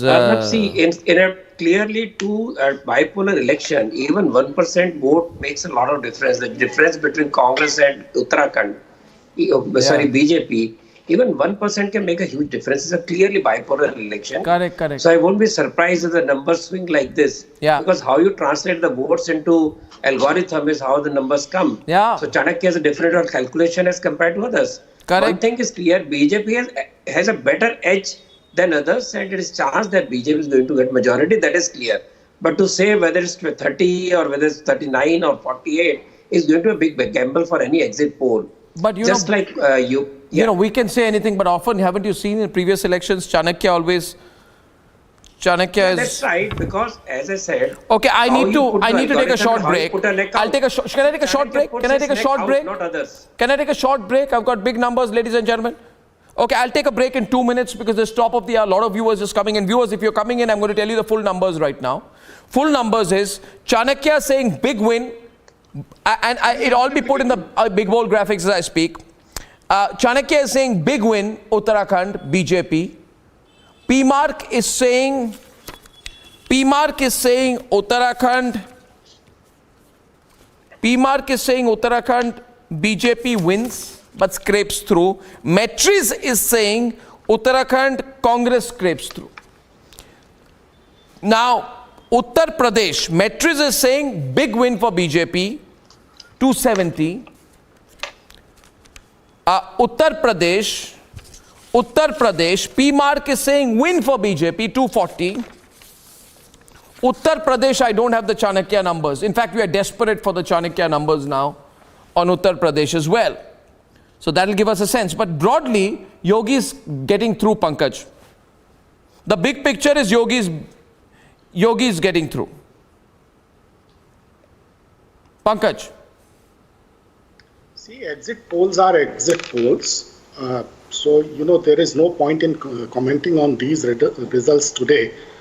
It's only a matter of 2-3 days. But even from these exit polls, one thing is clear, that seats and voting percentage of BJP is decreasing everywhere, hugely. If you compare these numbers of these exit polls from 2017 results, BJP is going down everywhere. It's a big fall. You don't think it's a big thing that the BJP is coming back a second time in UP that breaks all trends? You don't think it's a big thing that the BJP will probably buck the trend in Uttar Pradesh, which is a big trend? In fact, if this trend tells you that this whole binary is over, that a BJP is coming up a second time in UP in Uttarakhand is huge. You got to acknowledge that. Despite playing all the tricks, polarization, Sam, Dam, Dand, Bhed, 3 days camp in Banaras by the Prime Minister, if these are the results, they were claiming that they'll be getting 300 seats again. What happened to that? Well, the BJP needs 201, 202 to win. Whatever. It's a moral but they were claiming that this time they'll be getting 300 plus, even 400. You know, additional 100 seats for Ram Mandir. 101 Dakshina for Ram Mandir. So 303 and 101, 404 seats. This was the claim. Yeah. So are you saying some moral defeat for BJP? In Uttarakhand also, they are going down. Punjab, they are nowhere. In Goa, they have gone down. In Manipur also, as per these exit poll figures, they are going down. So one thing is clear, that BJP is going down hugely. And it is going to reflect on 2024 elections. And in next assembly elections this year, and next year in other states, you will see that what will be the situation for BJP. So this is the clear-cut message of this election, as per these exit polls also, even if they prove correct. In my opinion, BJP won't be crossing 170, 165 seats in UP. 165, 170 seats maximum. And can you believe Congress is getting only 2.5% votes in UP? 2-3 seats. See, Congress is going to touch at least 20 seats. This is the ground reality. Oh. Yes. Oh. Yes. Yes, this is the ground reality. And Priyanka Vadra will be the consensus chief minister? Yeah, that depends on the Congress party. And since you are entering into your 50th year today, you can be satirical, Dr. Goswami. maybe there'll be a gift for you. You have a right to do so. We got the poll for Uttarakhand also now. 1 minute. I got the poll on Uttarakhand, is it? Okay, what's the poll on Uttarakhand? Can I see it on the graphic now? Poll of poll on Uttarakhand, ladies and gentlemen. It's interesting. The poll of poll on Uttarakhand is predicting the BJP to get 37. The BJP gets 37, halfway mark is 70. Then poll of polls average 37, which means BJP is winning. I think that if the BJP wins, political trend-wise, that's a significant thing. Because BJP, by logic, should not be winning this time. Especially it's at... Most importantly, Arnab, BJP has bucked all the trends. UP historically has never returned the same chief minister. No party has had 5 years of clean run for a long time. So this is a clear break from the past. Similarly, Uttarakhand, despite all the mess up in the chief minister's role, if they are able to survive that, it shows that BJP has come to an unassailable position despite COVID. Remember, this election is the first major election post-COVID, and COVID is nearly gone. If the worst scenario where people said लाशें तैर रही थी, लोग मर रहे थे, and BJP ने कुछ नहीं किया, if after that this is the situation of BJP, imagine when the economic recovery happens, what will happen to the other parties? And the most significant remark was by the SP saying we'll have an alliance with Congress. One, they have given a hope of majority. Two, they have high hopes from Congress. So they are still living in an unrealistic world, which is going to hurt them very, very badly. And unless they learn the lessons that you have to work on the ground, you have to challenge the ruling party on facts, not on just, various rhetorics will not take them anywhere. That's the lesson. And I think despite this huge COVID situation, the BJP scrapes through all the states. Is going to be the biggest victory for BJP in 2024 is totally assured, I can say that. Okay. They are saying that if they win, as long as they win, that is the kind of situation they are saying, as long as they can win. One story for me is the story of Punjab. Punjab, I'm seeing that the poll of polls, otherwise everything, is going to be a clean victory for the Aam Aadmi Party. So if I'm seeing a broad political trend nationally, if I'm seeing a broad political, there's an audio leak out there, if I'm seeing a broad political trend nationally, I got the Chanakya results, 1 minute. I got the Chanakya results, ladies and gentlemen. I'm getting information on the Chanakya results, and Chanakya is saying 100 seats for Aam Aadmi Party in Punjab and destruction of the Congress to 10 seats. This is huge. MR? Stunning. Stunning. Stunning. Stunning. Stunning. Stunning. If this happens, destruction, complete destruction. If this happens, then Congress should close down. Annihilation of the Congress in Punjab. Then. Destruction, the only state in which they had a little bit of a hope, Goa being a little less politically significant in terms of contribution of Lok Sabha seats. But if this happens to the Congress in Punjab, Pankaj, तो फिर जैसे हिंदी में कहते हैं लेने के देने पड़ जाएंगे. What will you do, Mr. Tripathi? अगर ये हुआ तो लेने के देने तो पंजाब को पड़ जाएंगे. पंजाब को पड़ जाएंगे. आम आदमी पार्टी जी. अच्छा, पंजाब पे गुस्सा क्यों है? कितने बहुमत के जी. आम आदमी पार्टी अगर बॉर्डर स्टेट में इस तरह सरकार बनाएगी तो लेने के देने तो पंजाब को पड़ेंगे. आप देखेंगे आगे. I don't know. But in my Aam Aadmi Party certainly will be the single largest party as per my assessment. Sir, those views can be the foot by creating mayhem in Punjab by Rahul Gandhi and Priyanka Gandhi, rather than admitting that they are the ones who did the self-goal, have hurt Punjab by very stupidly creating the leadership role in Punjab. They are blaming Punjab people. They should be looking inward why they created a mess. It's a credit to Nehru family that they have destroyed Punjab and they have destroyed their own, not just own party, created a big problem for Punjab because AAP, headed by the person who is seeing on the screen, are the people who distribute free liquor, who distribute doles, who have no plan of any development, who always blame others for their failure. Such party is going to win. It's a misfortune for Punjab, but the credit goes to Congress. It has hated itself and put very badly. Don't blame Punjabis. In these elections, don't blame Punjabis, my dear friend. Blame yourself. they won't be getting clear majority.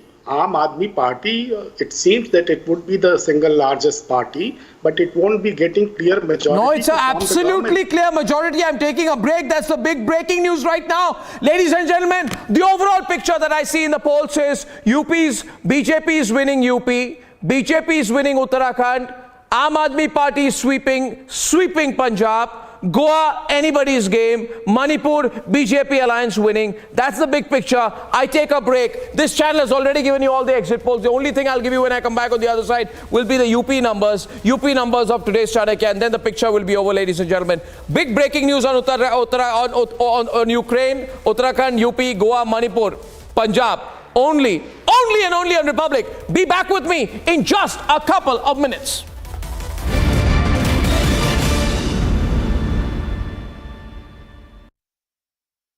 भूल गई?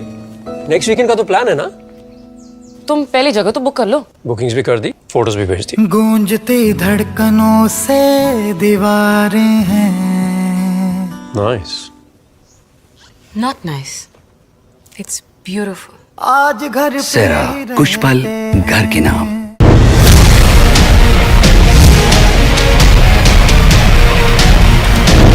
In fact, we are being told after this bombing that took place in the school, there was another bombing that took place, and that bombing was actually in a hospital. पहली मर्तबा युद्ध के क्षेत्र में Sukhoi का इस्तेमाल करके ऐसी तबाही हुई है। आप चारों तरफ जहां भी आपकी नजर जाएगी वहां आपको सिर्फ और सिर्फ तबाही नजर आएगी।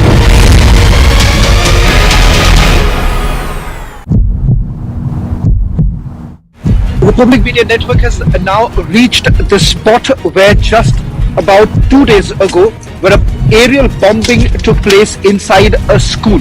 What you see right now is the debris all around. It is just massive. Just take a look at this. With the impact of the missile that was dropped by the Sukhoi, this is the extent of damage that has actually taken place.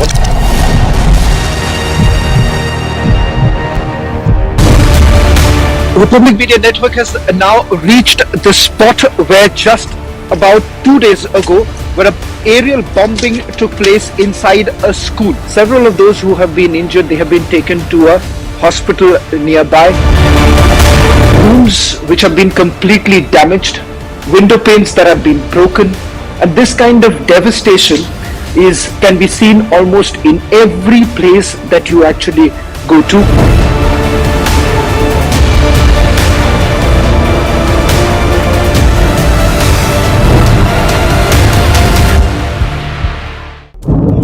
With the war in Ukraine continuing on day 12,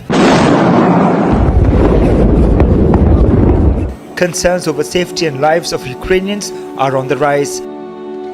Watch how the staff at Ukraine's largest art museum are packing away its collections to protect their national heritage in case the Russian invasion advances to the west.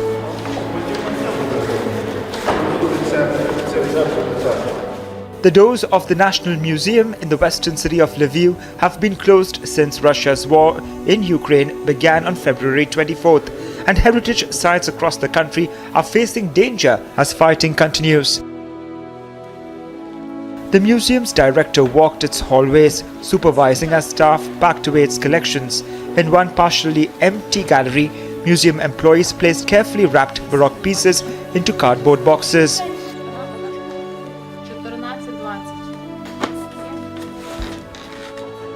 And a few meters away, a group walked down the majestic main staircase, carrying a giant piece of sacred art.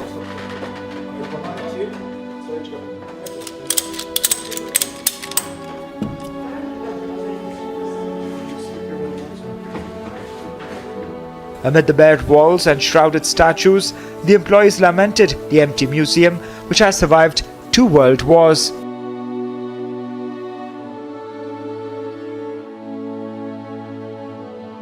The display cabinets at the Museum of History of Religion are almost empty, and like the museum, other sites at Lviv are rushing to protect works of artistic or cultural importance.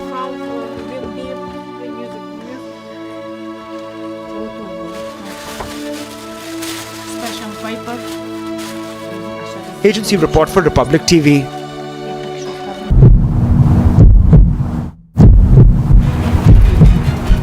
There's a siren alert that has taken place, so we'll have to move out from here. We're getting inside the car right now. I'll ask my entire team to quickly come. This is not very far from Kiev. So this is the place where the bombings have taken place earlier in the day. Driver Sergey is going to take us away from this very place. We'll try and go to a place which is a little safer.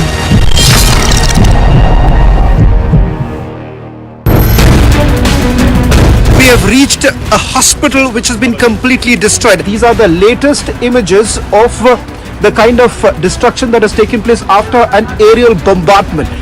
The Russian troops, they are moving very closer to the capital city of Ukraine. They've used their artillery power. They are now using the aerial power that they have.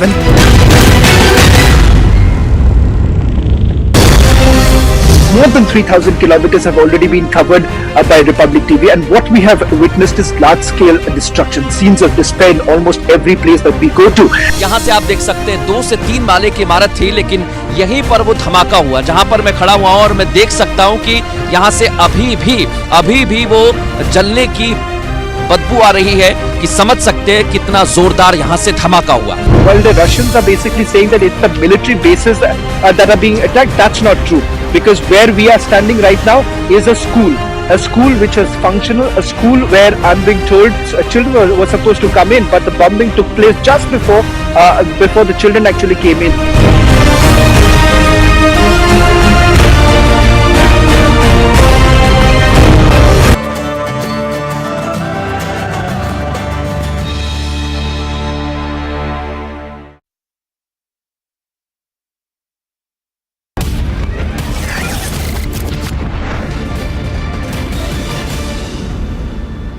Okay, we'll get Abhishek Kapoor also live with us. Can we just get Abhishek Kapoor live with us if he's there with us? And the numbers are looking very, very interesting for me. And the numbers are, I need to go through the numbers and I need to analyze them very closely for you. So ladies and gentlemen, if you can just give me 5 minutes of your time and just not look anywhere else, I will give you the entire numbers, ladies and gentlemen. Entire numbers here. Now the first pollster who I want to look at is Metris. Ladies and gentlemen, experienced pollster. Metris is saying that in Uttar Pradesh, 403 seats are up for grabs. And Metris is saying that the BJP will get 262 to 277 seats, averaging about 270 seats, which is well past the halfway mark, which is going to be a historic victory for Yogi Adityanath. And that's going to be on the back of a 44.6% vote share. That's like, if he gets a 44.6% vote share, he should get the equivalent of the Nobel Prize for politics. That's what I think. It's incredible. Ratan Sharda. And if he does that, even then Ratnakar Tripathi will say this man has really proved it. If you get anywhere over a 40% vote share, 41% vote share, it will be big. And last time was Modi election, this time it was Yogi election. So there is a huge difference. UP has got its own chief minister leader now, which was earlier on depending on Modi's win. So it's a huge change for BJP. Big. So they've created a strong leader in a state like Uttar Pradesh, which itself the party deserves credit for. I would put anywhere over 240 is a big win for BJP. Sure. Anywhere over 240 is a big win. And Samajwadi, tough fight, but it has failed to make an impact. Yogi Adityanath is speaking. Yogi Adityanath, I'm told, is speaking. I'm being told to cut live. Let's cut live. हृदय से बधाई देता हूं. जिस उत्साह के साथ सम्मानित मतदाता भाइयों बहनों ने इस पूरी चुनाव प्रक्रिया में भाग लिया, वो अत्यंत अभिनंदनीय है. चुनाव की प्रक्रिया से जुड़े हुए सभी कर्मियों को, सुरक्षा कर्मियों को, व्यवस्था से जुड़े हुए जितने भी शासकीय कर्मी थे या प्रत्यक्ष अप्रत्यक्ष रूप से जिन लोगों ने इस पूरी प्रक्रिया को शांतिपूर्ण ढंग से आगे बढ़ाने में अपना योगदान दिया, उन सभी को भी मैं हृदय से धन्यवाद देता हूं. और पूरी प्रक्रिया की कवरेज को, हर एक जनपद की, हर एक विधानसभा क्षेत्र की कवरेज को जनमानस तक पहुंचाने मीडिया ने जो कार्य किया है, सभी मीडिया ग्रुप के सभी मीडिया के प्रतिनिधियों का भी मैं हृदय से धन्यवाद देता हूं कि लोकतंत्र के इस महापर्व को उन्होंने महापर्व बनाने में जो योगदान दिया वो अत्यंत अभिनंदनीय रहा है। मैं एक बार फिर से शांतिपूर्ण तरीके से उत्तर प्रदेश विधानसभा चुनाव के 7 चरणों के मतदान की प्रक्रिया की पूरी होने पर मैं भारत निर्वाचन आयोग, निर्वाचन प्रक्रिया से जुड़े हुए सभी लोगों को हृदय से धन्यवाद देते हुए, मतदाताओं का हृदय से आभार व्यक्त करते हुए उनका अभिनंदन करता हूं। धन्यवाद। Adityanath, I want to go back to the numbers now. If this is the kind of number, then what is the impact? If this is the number, what is the net impact, ladies and gentlemen? The net impact is that Yogi coming back to power means he has sustained his vote share. And that has a big impact nationally as well. It's a smooth ride then. If the BJP gets 220 to 230 plus, Ratnakar Tripathi and Pankaj, if they get 220 to 230 plus, and despite all the predictions that you have and Pankaj has, if they come up with, say, a comfortable majority, 225 plus, then really opens up the way for 24, doesn't it? It will open up the way, ladies and gentlemen. And though people will tell you it is not, this, that, etc., fact is that it will. Because this was the best opportunity for the opposition. You had a bipolar situation. You had built up a leader. You was one leader versus one leader. There was massive political polarization on both sides. SP, under the SP umbrella, index of opposition unity was high in that sense. So this was the best chance, Pankaj. Best chance, I say, best chance. In the run-up to 24, the best chance for the opposition was UP. You agree with me on that? Yes, so in UP, BJP is going down. You know, last time they won 297 seats. And if you are saying that if they get this time 220 or 230, it's a big win. What kind of a big win is this? One thing is clear, that Narendra Modi's popularity graph is going down very fast. This election was also in UP and everywhere, Modi versus others. But Pankaj, jo jeeta wo Sikandar, na? Jo jeeta wo Sikandar. That's fine. That's fine. But then how are you winning these elections is also important. By polarizing the society, by playing all the tricks, all Sam Dam Dand Bhed. Siddharthnath Singh is a cabinet minister in Uttar Pradesh joining me on the phone line. Siddharthnath Singh, the overall picture I'm getting, though I'm not getting the Chanakya number yet. One poll is telling me 240, which is P mark, and Metris is saying 260 to about 270, 265, 270. Yeah. You must have seen the numbers. I'm still waiting for the Chanakya number. What do you think? What do you think? Well, I think the exit polls are reflecting the mood and the trend. And the trend has been that the BJP is going to form the government, and after 34 years, the record is going to be broken. So I think it's a trend. The exact numbers will all come through on the 10th, but it's a happy note for BJP. You're happy? You'll be happy with 240? You'll be happy? Will you be happy with 240? It's not a question of numbers. You see, one is the happy that you're forming the government, and the numbers will all come to know on the 10th. So it's an exit poll. So one can't be really talking about numbers. But yes, the trend exit poll is showing what the opinion polls are also showing. No, Ratnakar Tripathi, do you think Siddharth is being conservative? You have something to tell him? He's been predicting the end of the BJP, Ratnakar Tripathi. He says, in fact, tell him what you said about Varanasi. He says Congress is sweeping Varanasi. Well, that's a daydream, I can only say.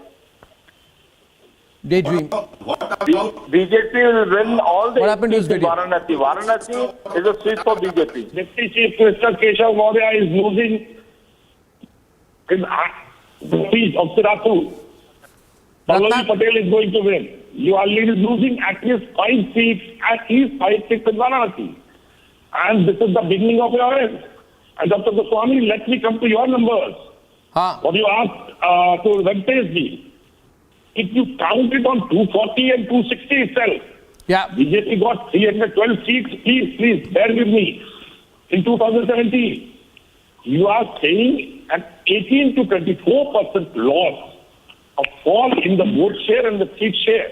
And you said, if I gave my ears, you said that BJP is going to have a seat, vote share of 44 point something. In 2017, BJP had the vote share of 34.47, nearly 34.5, and they got 312 seats. Ask your apologists yes, Siddharth. not to do the tabletop tabulation. They must go to the field. I don't know. This is a tabletop tabulation. I'm on mono with what I believe is that I can't be getting into a big discussion, but what I can say, there were in 2017 many exit polls which were given, and even the Chanakya which you are referring to had given only 285, but we landed up with our coalition partners 325. So it's a trend. Exit poll always shows the trend, and the trend cannot be exact numbers. Exact numbers will come, and I'm quite confident what we had predicted of 300 plus, we will be definitely reaching. So that day of crossing 300 will be another happiness, but today the exit polls are showing that the record of 34 years has been broken by BJP. Okay, that's Siddharth Singh, ladies and gentlemen. कौन कहता है कि सपनों को न आने दे हृदय में? आपके वीडियो में प्रॉब्लम हो रहा है. आपके वीडियो में प्रॉब्लम हो रहा है. I'm having a problem with your video. Siddharth, I'm having a problem with your video. People are saying show the full result. Siddharth, thank you very much. I'll talk to you again later, maybe this evening. I'm going to fix your video link. Ratan Sharda watching this right now. Watching this, I've just got a little bit of war news also that's just beginning to come in, ladies and gentlemen. Some serious escalation seems to be happening. Some massive escalation that is just beginning to come in. And I have a visual of the moment of arrival of the Ukrainian delegation for negotiations. If I can just put it on there, viewers are asking me that why have you stopped the coverage of Ukraine? No, I have not stopped the coverage of Ukraine. I have not stopped the coverage of Ukraine. In fact, I will show you the moment of arrival of the Ukrainian delegation. Let's put it up on the surface, Anand, of the Ukrainian delegation for negotiations with Russia. It's surprising. So many people nowadays in the middle of all this are complaining, we want the war coverage. You stopped the war coverage. I've not stopped the war coverage. There it is, ladies and gentlemen. The moment of arrival of the Ukrainian delegation for negotiations with Russia. As before, the Ukrainian delegation has arrived in Belarus from the Polish side, and in fact I'm happy to say we will have Piyush. Ladies and gentlemen, the Republic crew has reached the Polish-Belarus border, and from the Polish-Belarus border, Piyush is going to be joining me live right now, and we are the only channel from the Piyush from the Polish-Belarus border. That's an announcement, ladies and gentlemen. That's a big announcement, ladies and gentlemen. Republic has reached the Ukraine Belarus border, and from the Polish Belarus border area, Piyush has just confirmed that he can be live. So ladies and gentlemen, from the location exclusive, happy to tell you, ladies and gentlemen, right now 13 to 14 members of the Republic Media Network are reporting from the war zone. And Anand, let's get up Piyush live, because he's on the location right now. And that's really big news coming in. So we have some information that the talks are proceeding, but I'm also getting some fairly dramatic visuals. I have just got one set of visuals, ladies and gentlemen, and the war is also escalating right now. The war is escalating, and I am getting another set of visuals that has just come into my newsroom of a missile attack on Kharkiv. If I can put out those pictures, ladies and gentlemen, of the missile attack on Kharkiv. This attack visuals are only and only on Republic, ladies and gentlemen.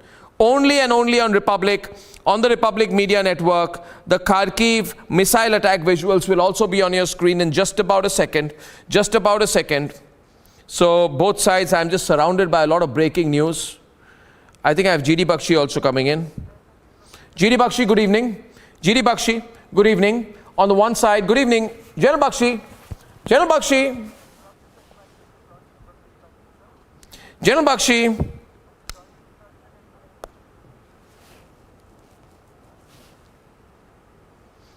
General Bakshi. Okay, we'll patch him in, ladies and gentlemen. Piyush, please. Can we have Piyush live?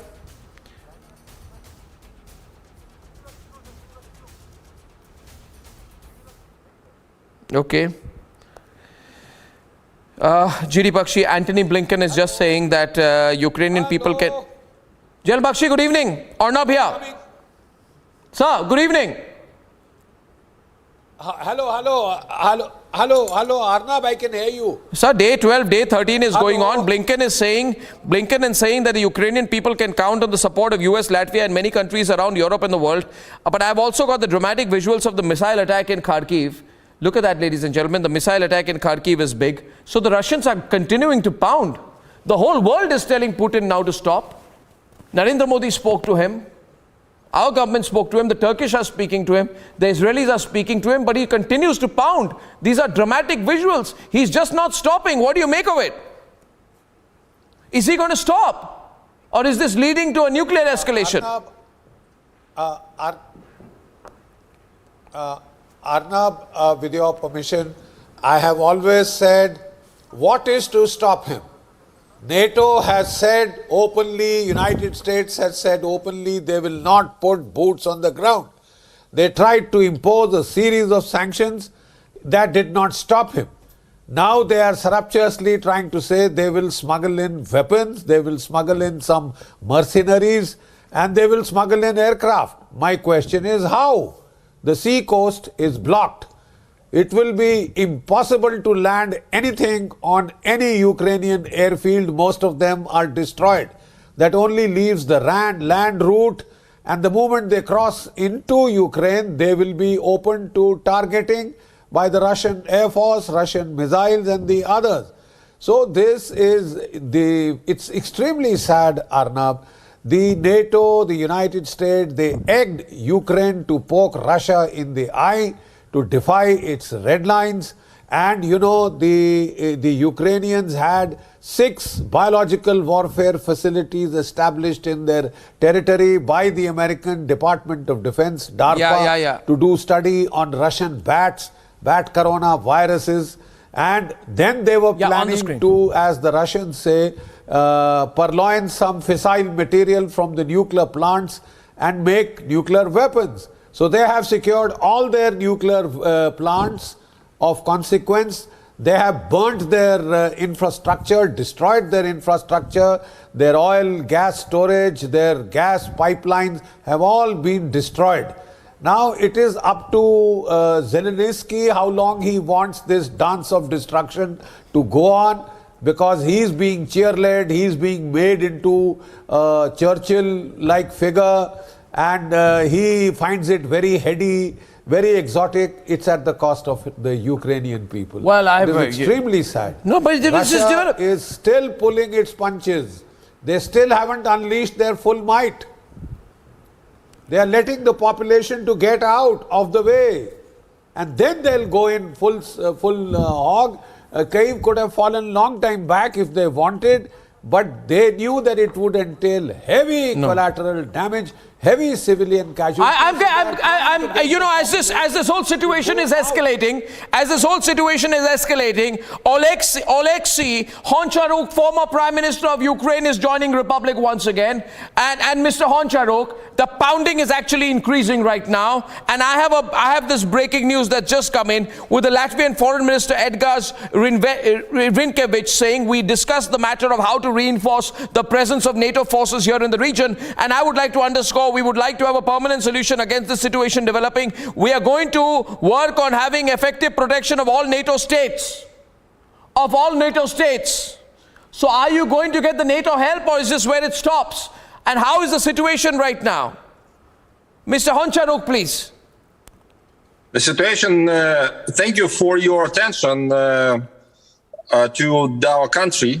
I believe that India is the biggest democracy in the world, should know this experience, Ukrainian experience, as the biggest democracy in Europe. Now the situation in Kyiv is complicated, and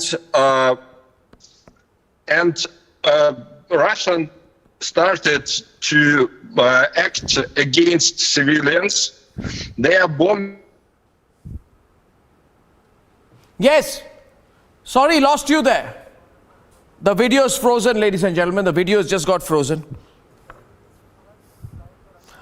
Okay, we're getting Piyush live right now, ladies and gentlemen. Piyush is at the Belarus-Polish border, the only Indian correspondent who's at the Belarus-Polish border. I can't see him on the screen. There he is. Piyush, can you hear me? Piyush, location is the Belarus-Poland border. What are you seeing there? This is the first time an Indian television crew is actually reporting from the Russian-Belarus side, and that's a big announcement. Ladies and gentlemen, the Republic Media Network is the only crew that is on the Russian-Belarus side. There is no single Indian television crew on the Russian-Belarus side except the Republic Media Network. So he's managed to get in there. What are you seeing? What are you sensing? Piyush, over to you.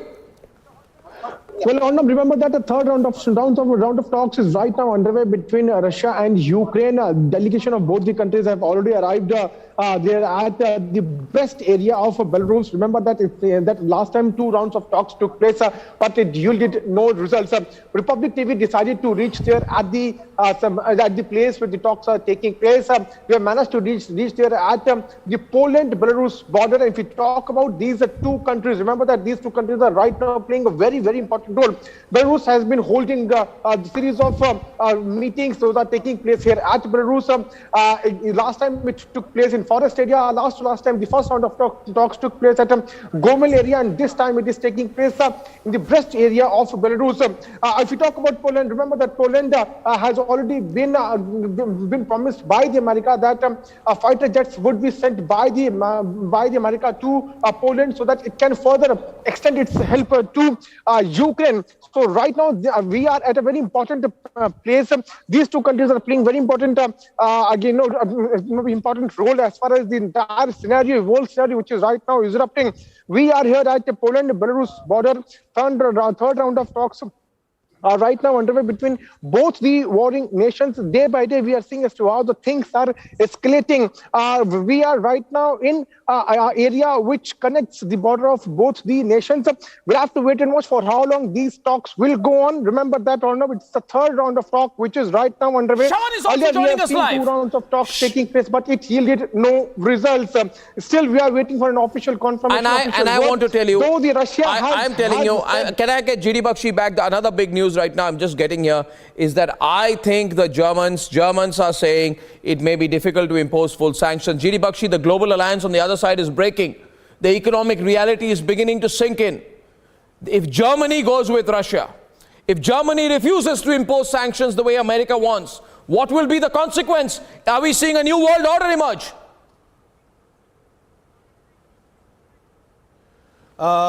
Arnab, very frankly, you hit the nail on the head. This is the multipolar movement. Do you know that Germany was getting gas from Russia at big announcement $270 per 1,000 cubic feet? It is now getting that gas from the United States at $1,000 per cubic feet, 5 times that price. America and the United States are continuing to import Russian gas and oil while they are making Germany stop. You know, not only will the warming of houses in this winter be affected, but a number of industries run on cheap Russian gas. The aluminium industry, the titanium industry, they are going to start closing down. This is hypocrisy of the highest order. America forces NATO to stop importing Russian gas on this which is huge. They are dependent to the tune of. But this is going to be huge. Yes, I can confirm. Germany Scholz has said, he has said that European Union's energy cannot be secured cannot be secured without Russia and its imports. Germany has no plans to suspend them. So Germany is breaking away from the global alliance. Huge breaking news. Big blow it is going to be for NATO and EU, and also for America. And reporting from the war zone, ladies and gentlemen, location will be specified by Shawan when he comes live. He's in a place which is snow-swept, some fantastic reporting being done. You keep moving your location every 3-4 minutes. I know you're trying to keep safe because there are air sirens going all around you. You're moving your location. Ladies and gentlemen, Shawan, unlike other reporters who are staying near Kyiv, reporting within 100 meters of their hotel, he's going on the ground, he's taking tremendous risk, and he's live once again. What's your location? What's your location and what are you seeing out there? We've seen some dramatic changes in the overall global alignment. Germany is giving the EU trouble. Germany seems to be moving towards Russia a wee bit. What are you seeing around you? What's your location? Shaman, over to you. Well, Arnav, we have reached the city of Vinnytsia. This is the place where yesterday 7 missiles were dropped by the Russians. They've completely demolished the airport in Vinnytsia. And important to point out here is that time and again what we are being told is that how things are basically changing in these very areas. A short while back, about half an hour back, we were in Milench. That very location also, there was one bomb that was dropped that was in a civilian, that was in a military base. And similarly in Vinnytsia, which is not very far from Kyiv, a little down south from where this place also, 7 bombs were dropped yesterday. We are trying to reach a little closer there, but since it's one of those military airports, it's difficult to get access to it. But clearly what the Russians are doing right now is that not just attacking Kyiv, while the whole world is focusing on just what's happening in Kyiv, in Republic Media Network what we have done is we have gone to almost all other locations in and around Kyiv, which is being constantly being bombed. There have been aerial bombardments, and the fact that you have now 3 new airfields in Belarus that has been activated from where Russians are basically taking off their Sukhois. Well, I mean, today I think we are seeing, if you tell me, the sense I get is, from the Russian side, they've got a little bit of a spring in their step. They're bombing, they're continuing to bomb, they're advancing, Shawan. They again a little bit, if Germany breaks, if Europe gets divided, then the war changes. The war changes. And when they enter the next round of negotiations where Piyush is reporting live, they enter it with a little bit of an upper hand, Shawan. Checking going on. I'm a journalist. I'm a journalist. Checking going on. Document is there. Let's show him live. Document. I'm a journalist from India. Show me your passport ID. It's there. It's in my car. It's parked there. You can come. So Arnav, in almost all places that we have been going in, there's been massive checking that's going on. They're just been asking for our documents. You show him your documents, Shawan. You show him your documents, I'll free you up. I'll free you up. I'll just do that. Okay. So Shawan, you do your job out there. Okay, don't worry. Don't worry, I'll cut away from you. You handle it there. Piyush is joining us live. Ladies and gentlemen, incredible job. Just an incredible job my reporters are doing on the ground. Taking tremendous risk, going to places, which involve a fair amount of risk, but they're moving out to get you the big story at every point of time, every single point of time. Piyush, before I go to you, things changing somewhat. You are the only Indian reporter on the Russian-Belarus side. What's the sense you're getting? What does the West need to know? Are people demotivated? Are the people of Belarus really sort of stressed out, worried? What is the feeling you have? What is the sense you get? Well, Arnav, while we travel from one place to another, we do not see smile on people's face. What they're concerned about that what is going to happen in coming few days. Because remember that Belarus is the place which has seen the negotiations taking place, which has been holding negotiations taking place.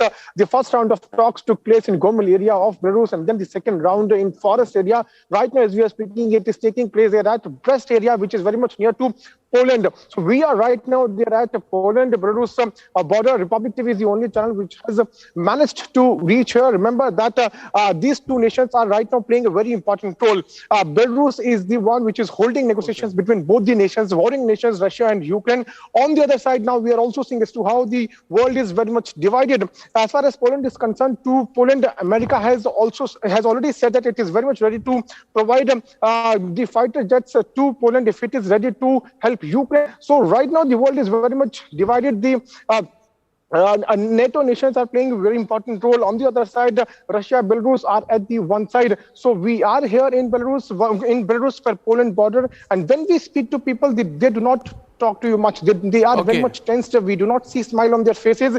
We are still waiting for an official confirmation coming in, official word coming in. After this meeting comes to an end between both the nations, the last two round of talks have yielded no results. We are still waiting for an official confirmation coming in from the meeting point of view. The Brest, where this delegation of both the nations have already arrived. Okay, I have to take a break. I have to take a break. Want to tell you that Shawan is having his identification checked. He was just called by the security personnel in Ukraine. We'll get an update on that. And ladies and gentlemen, when I come back on the other side, you can't move anywhere today. Please don't move anywhere today, because when I come back, I will be getting you the Chanakya number on Uttar Pradesh. The big breaking news stories from Poland, everywhere, across, and with my reporters live. And more importantly than that, the news about Germany slightly giving the Western alliance trouble, the realignment that's happening around the world, the changing equations, everything is going to be live only here on Republic. See you just a few minutes.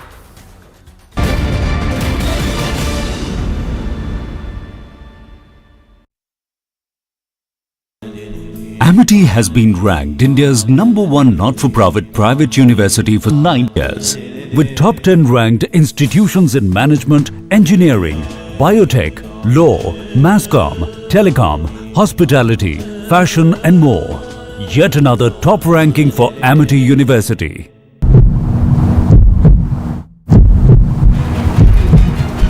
There's a siren alert that has taken place, so we'll have to move out from here. We're getting inside the car right now. I'll ask my entire team to quickly come. This is not very far from Kiev. So this is the place where the bombings have taken place earlier in the day. Driver Sergey is going to take us away from this very place. We'll try and go to a place which is a little safer.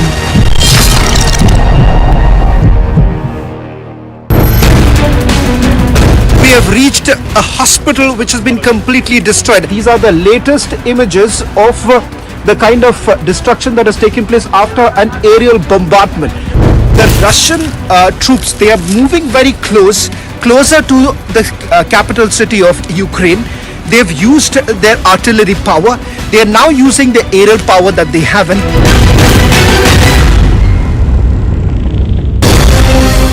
More than 3,000 kilometers have already been covered by Republic TV, and what we have witnessed is large-scale destruction, scenes of despair in almost every place that we go to.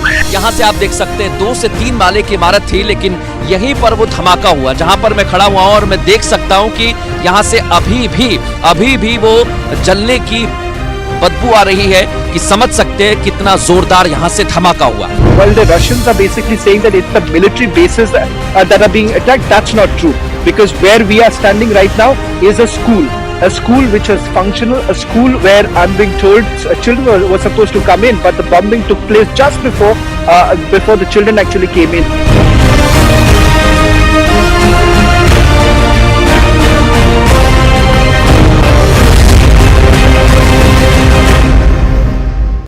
Amid the ongoing invasion of Ukraine, rights groups and observers say Russia is using cluster bombs, a charge that Moscow has denied.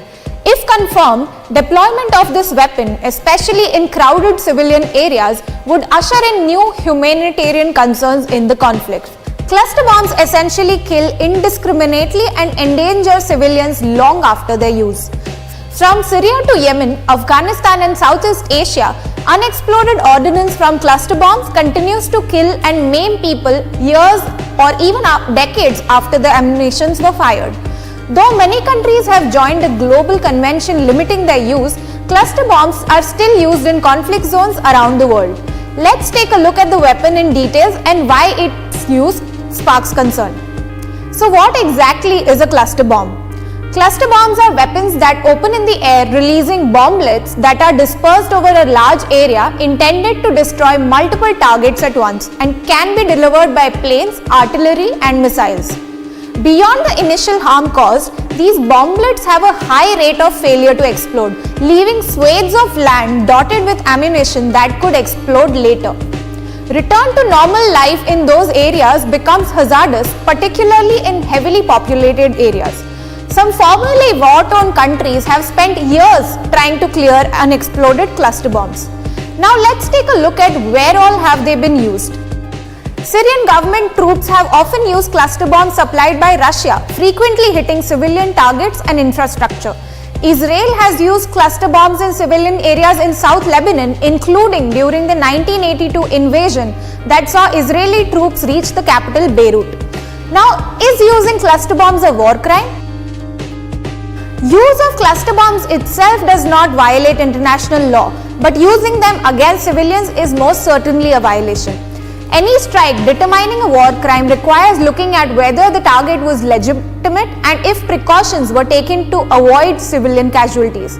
A convention banning the use of cluster bombs has been joined by more than 120 countries who agree not to use, produce, transfer or stockpile the weapon and to clear them after they've been used. It's significant to note that Russia and Ukraine have not joined that convention and neither has the United States.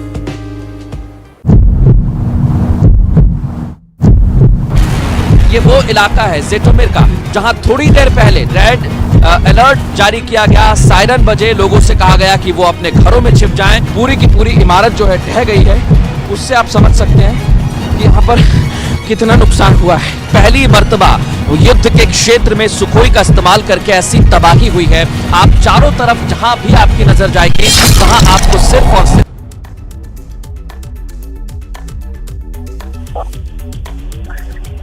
Russia sets terms for Ukraine, says Ukraine must amend the constitution and join any bloc.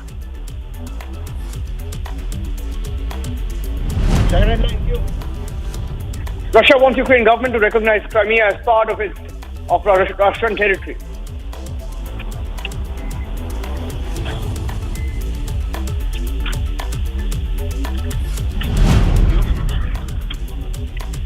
Russia wants Ukraine on Donetsk and Luhansk, says Ukraine must recognize them as independent states.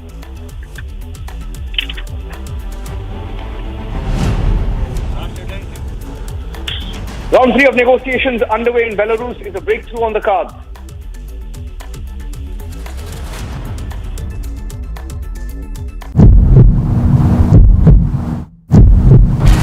ये वो इलाका है जेटोमिर का जहां थोड़ी देर पहले red alert जारी किया गया, सायरन बजे, लोगों से कहा गया कि वो अपने घरों में छिप जाएं। पूरी की पूरी इमारत जो है ढह गई है। उससे आप समझ सकते हैं कि यहाँ पर कितना नुकसान हुआ है। पहली मर्तबा युद्ध के क्षेत्र में सुखोई का इस्तेमाल करके ऐसी तबाही हुई है। आप चारों तरफ जहां भी आपकी नजर जाएगी वहां आपको सिर्फ और सिर्फ तबाही नजर आएगी।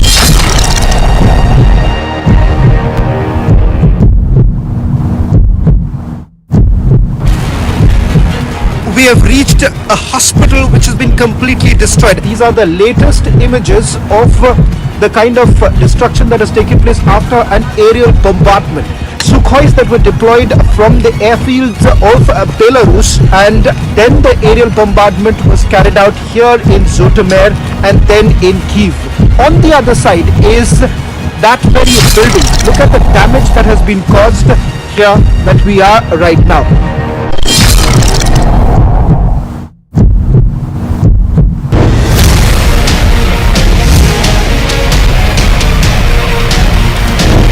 In fact, we are being told after this bombing that took place in the school, there was another bombing that took place, and that bombing was actually in a hospital.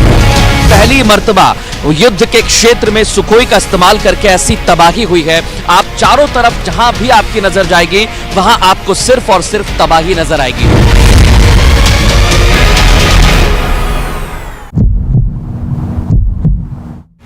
Republic Media Network has now reached the spot where just about 2 days ago, where an aerial bombing took place inside a school. What you see right now is the debris all around. It is just massive. Just take a look at this. With the impact of the missile that was dropped by the Sukhoi, this is the extent of damage that has actually taken place.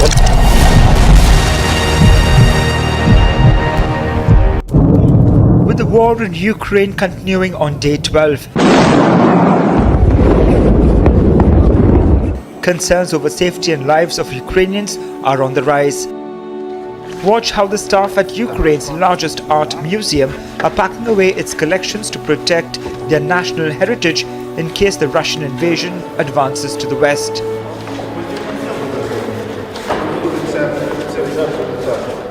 The doors of the National Museum in the western city of Lviv have been closed since Russia's war in Ukraine began on February 24th, and heritage sites across the country are facing danger as fighting continues. The museum's director walked its hallways, supervising as staff packed away its collections. In one partially empty gallery, museum employees placed carefully wrapped Baroque pieces into cardboard boxes.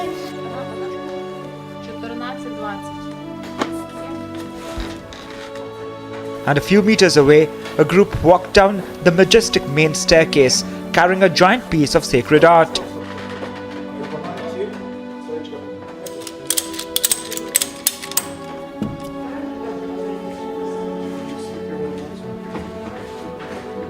Amid the bare walls and shrouded statues, the employees lamented the empty museum, which has survived 2 world wars.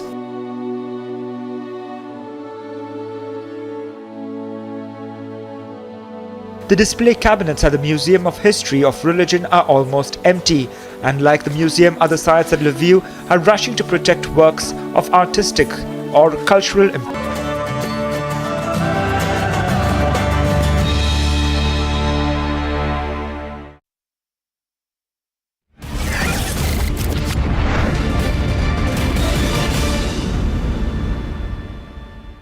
I have a pretty decent number. Sorry, that's not the number you want to see. But I'll tell you the overall voter turnout number. Remember, this time is around 54-55%. Let that graphic come out once again. Minus 6.89% is the voter turnout this time, which means what? It means essentially that 6%, 7% less people have voted. Now, the BJP will be hoping that is the other side which has lost out on the vote. Who knows? But is 6% enough to differentiate in the election? Maybe not. As long as that 6 to 7% is not, as long as that 6 to 7% is not entirely from the BJP will be home. If that 6 to 7% is entirely a BJP voter who's irritated with the BJP or is going away from the BJP has something to be extremely worried about. Will the BSP factor come in? I don't know. We can never really say. We can never really say. What do you think? Nupur? Nupur, what do you think? What's it going to be like? You're not looking reassured today. You're not looking reassured. Good evening. Have you been seeing too much of the Latvian media? Good evening, Arnab. Good evening. Good evening, Arnab, to you, to co-panelists and also to your viewers. Well, actually, I am too experienced because I live in Latvians, Delhi. Fact is, Arnab, in 2017, in fact, you gave the number of 200. In 2017, not one pollster was ready to give us more than 168 seats. The maximum we got out of any polls was 168. And we all got to see what happened in the actual results when the counting day came. We're very confident and we're very sure that the Uttar Pradesh ki janta, that the electorate and the voter of Uttar Pradesh has voted for safety, has voted for security, has voted for law and order, has voted for peace, have actually voted to defeat Gunda Raj, has voted to defeat Mafia Raj, has voted to defeat Toti Chori, and has actually also defeated casteism to a great extent. Let's not forget that under the Samajwadi Party rule, Uttar Pradesh roughly saw 200, almost 200 riots in those 5 years. And when the Yogi Sarkar came, when the Maharaj Sarkar came, all of that was nipped in a bud. So much so, the gundas, the mafias, those people who spread Agjani, the rioters, were happier behind bars. They were scared of even taking from taking bail from the courts of law. They didn't want to approach any court for any bail. Yeah. They didn't want to roam around and get back into criminal activities. Yeah. You know, Arnab, I remember in 2017, UP को ये साथ पसंद है, UP को ये दो लड़कों का साथ पसंद है. Exactly. You know, the way a hype was being manufactured on TV studios and outside TV studios. I will not name the big media house outside of which, and this was in Noida, Arnab, outside of which guest coordinators and senior journalists were telling me, ma'am, UP to le gayi, ladke le gayi UP. What actually happened? They're very confident.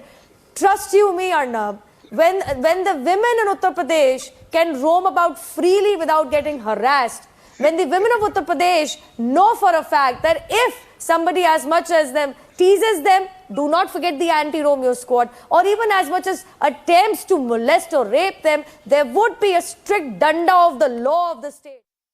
Okay, now, second exit poll, ladies and gentlemen. I'm telling you, the other channels are fooling you. What they want is they want to delay the polls. They want to delay it and delay it and delay it and tell you around 9 o'clock when Arnab begins his debate, we'll tell you the final result. Please don't waste time with them. The PMark poll is on the screen, ladies and gentlemen. I think I have a guess from PMark, do I? Okay, the PMark result, you want the results fast? I'll tell you the results fast. PMark is a fantastic polling organization who we are also working with. The PMark exit poll. Oh, it's a different number. It's a different number. PMark is saying 240 for BJP. Interesting, MR. Ratnakar Shetty, much less than Metris. Ratnakar Tripathi, they say 240 with a range plus minus 15, which means 225 right up to 255. But still comfortable government. SP they say 140, BSP 17, others 2, Congress 4. So PMark numbers are in for Uttar Pradesh, ladies and gentlemen. Big bold graphics on your screen. Ratnakar Tripathi. Either which way, Metris says. Many happy returns of the day, Dr. Goswami. Thank you. Many happy returns of the day. Thank you. I don't want to disappoint you on this day of your birthday. And I wish you 2 days more of electoral happiness. Minus plus 15, no. Minus plus 45. 45-50. Minus plus? Ask them how many seats are BJP going to win in Varanasi. Minus plus 45-50. Out of this 240, least 45-50. They are going to lose very badly. And you are not admitting it on the garb of these all exit polls. This is the exit time for Yogi Adityanath. And BJP will show him the door. Not the voters. BJP will show him the door. Oh. And be assured, we will be there on 10th. And I will tell you, I will show you what is being happened. You are just saying 3 to 4 seats and 7 to 8 seats. Yes. We are winning 3 seats in Varanasi itself. Oh. The cantonment, the Pindra and Rohania. Ask your people there. We are winning in Devariya. Oh. We are winning in Jaunpur. We are winning in Gazipur. BJP is losing Balia. BJP is losing Jaunpur, Ajamgarh, Kushinagar, Bhatpar Rani. Where are you? I am here in my studio. I told you, all the psephologists will be shocked. And I stand by my comment. I wish you 2 more days of electoral happiness to you and to the BJP people. I am and happy the government anyway. will form with the alliance of Congress and Samajwadi Party. Take it in writing. I am speaking. Why to write? It is on the record. Okay. The government will be formed with the alliance of Congress and Samajwadi Party. Okay. Anything else, sir? No, fantastic. Ask your reporters Chief how many Minister? seats BJP is going to in Varanasi. What is happening in Kashi Vishnath corridor, South, Varanasi South, 390, 389. Ask them what is happening here. How people are throwing away the BJP people, shutting the doors on the face when they go and say, please come and vote. We don't want to vote. With your leading, we will go and vote ourselves. Ask them here, na? I'm just giving you the sample. 8 seats of Varanasi and you will see what is happening here. What is happening in the Uttar Pradesh. Thank you, sir. Okay. Well, that's fantastic. Can I tell you the results of all the other places also, please? I'm going to give you the PMark numbers now. Uttar Pradesh, I gave you the numbers and the graphics are on your screen. According to PMark in Punjab, the Aam Aadmi Party, according to the exit poll, is getting a clear majority with 66 seats. So the numbers in the exit poll are bigger than the numbers in the opinion poll, and the swing from 2017, this is huge. There are 117 seats in the fray, and in Punjab, PMark is projecting that the Aam Aadmi Party will get anywhere between 62 to 70 seats, which means an average of 66 seats, which means that the Aam Aadmi Party will win the elections on the back of a historic 35.6% vote share. That's huge. Mr. Tyagi from the Aam Aadmi Party is joining us. Mr. Tyagi, good evening. Happy birthday, Arnav. How are you? I'm always well. I'm always well, and this looks like going to be a fantastic, decisive victory for the AAP in Punjab. It's going to be big. It's going to be huge. I'm happy at least according to the polls. But frankly speaking, I still expect at least 5% more vote share and seats somewhere above 75 seats in Punjab. That is what we expect, and I think that is going to happen on the day of counting, and we expect more than 40% vote. And thank you for showing that we are winning Punjab, and we are actually winning Punjab. People actually all over the country, people have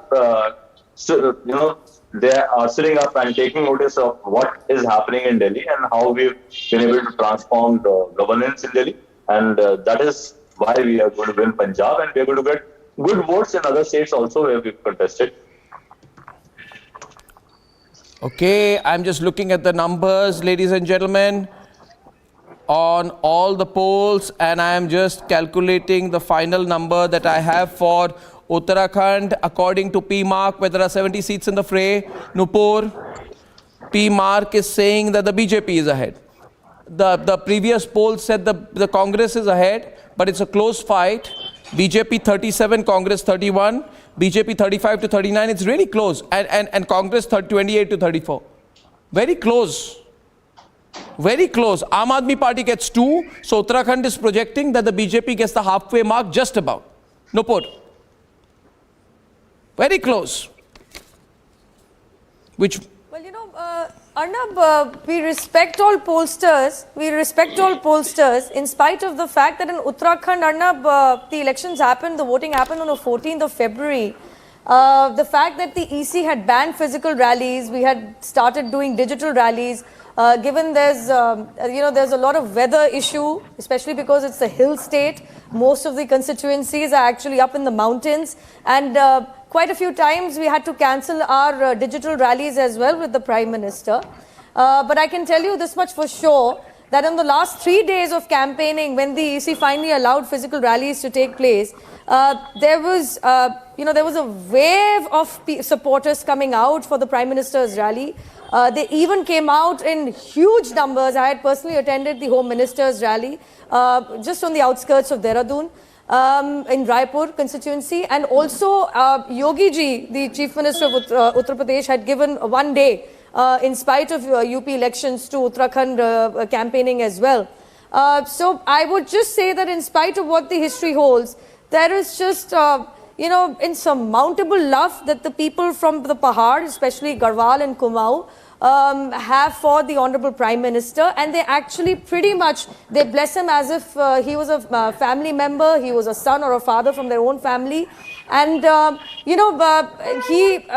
I could see it. I mean, the love that they have for the Prime Minister is actually tangible in Uttarakhand, and maybe that's why. For that matter, if you see, ever since the state became Uttarakhand, every 5 years the government changes. But on the day of voting, our own surveys were very positive. We are very confident that it might be close, but we are going to form the government in Uttarakhand as well. That's big. So Uttarakhand is close. Can I give you the numbers in Goa? People calling in.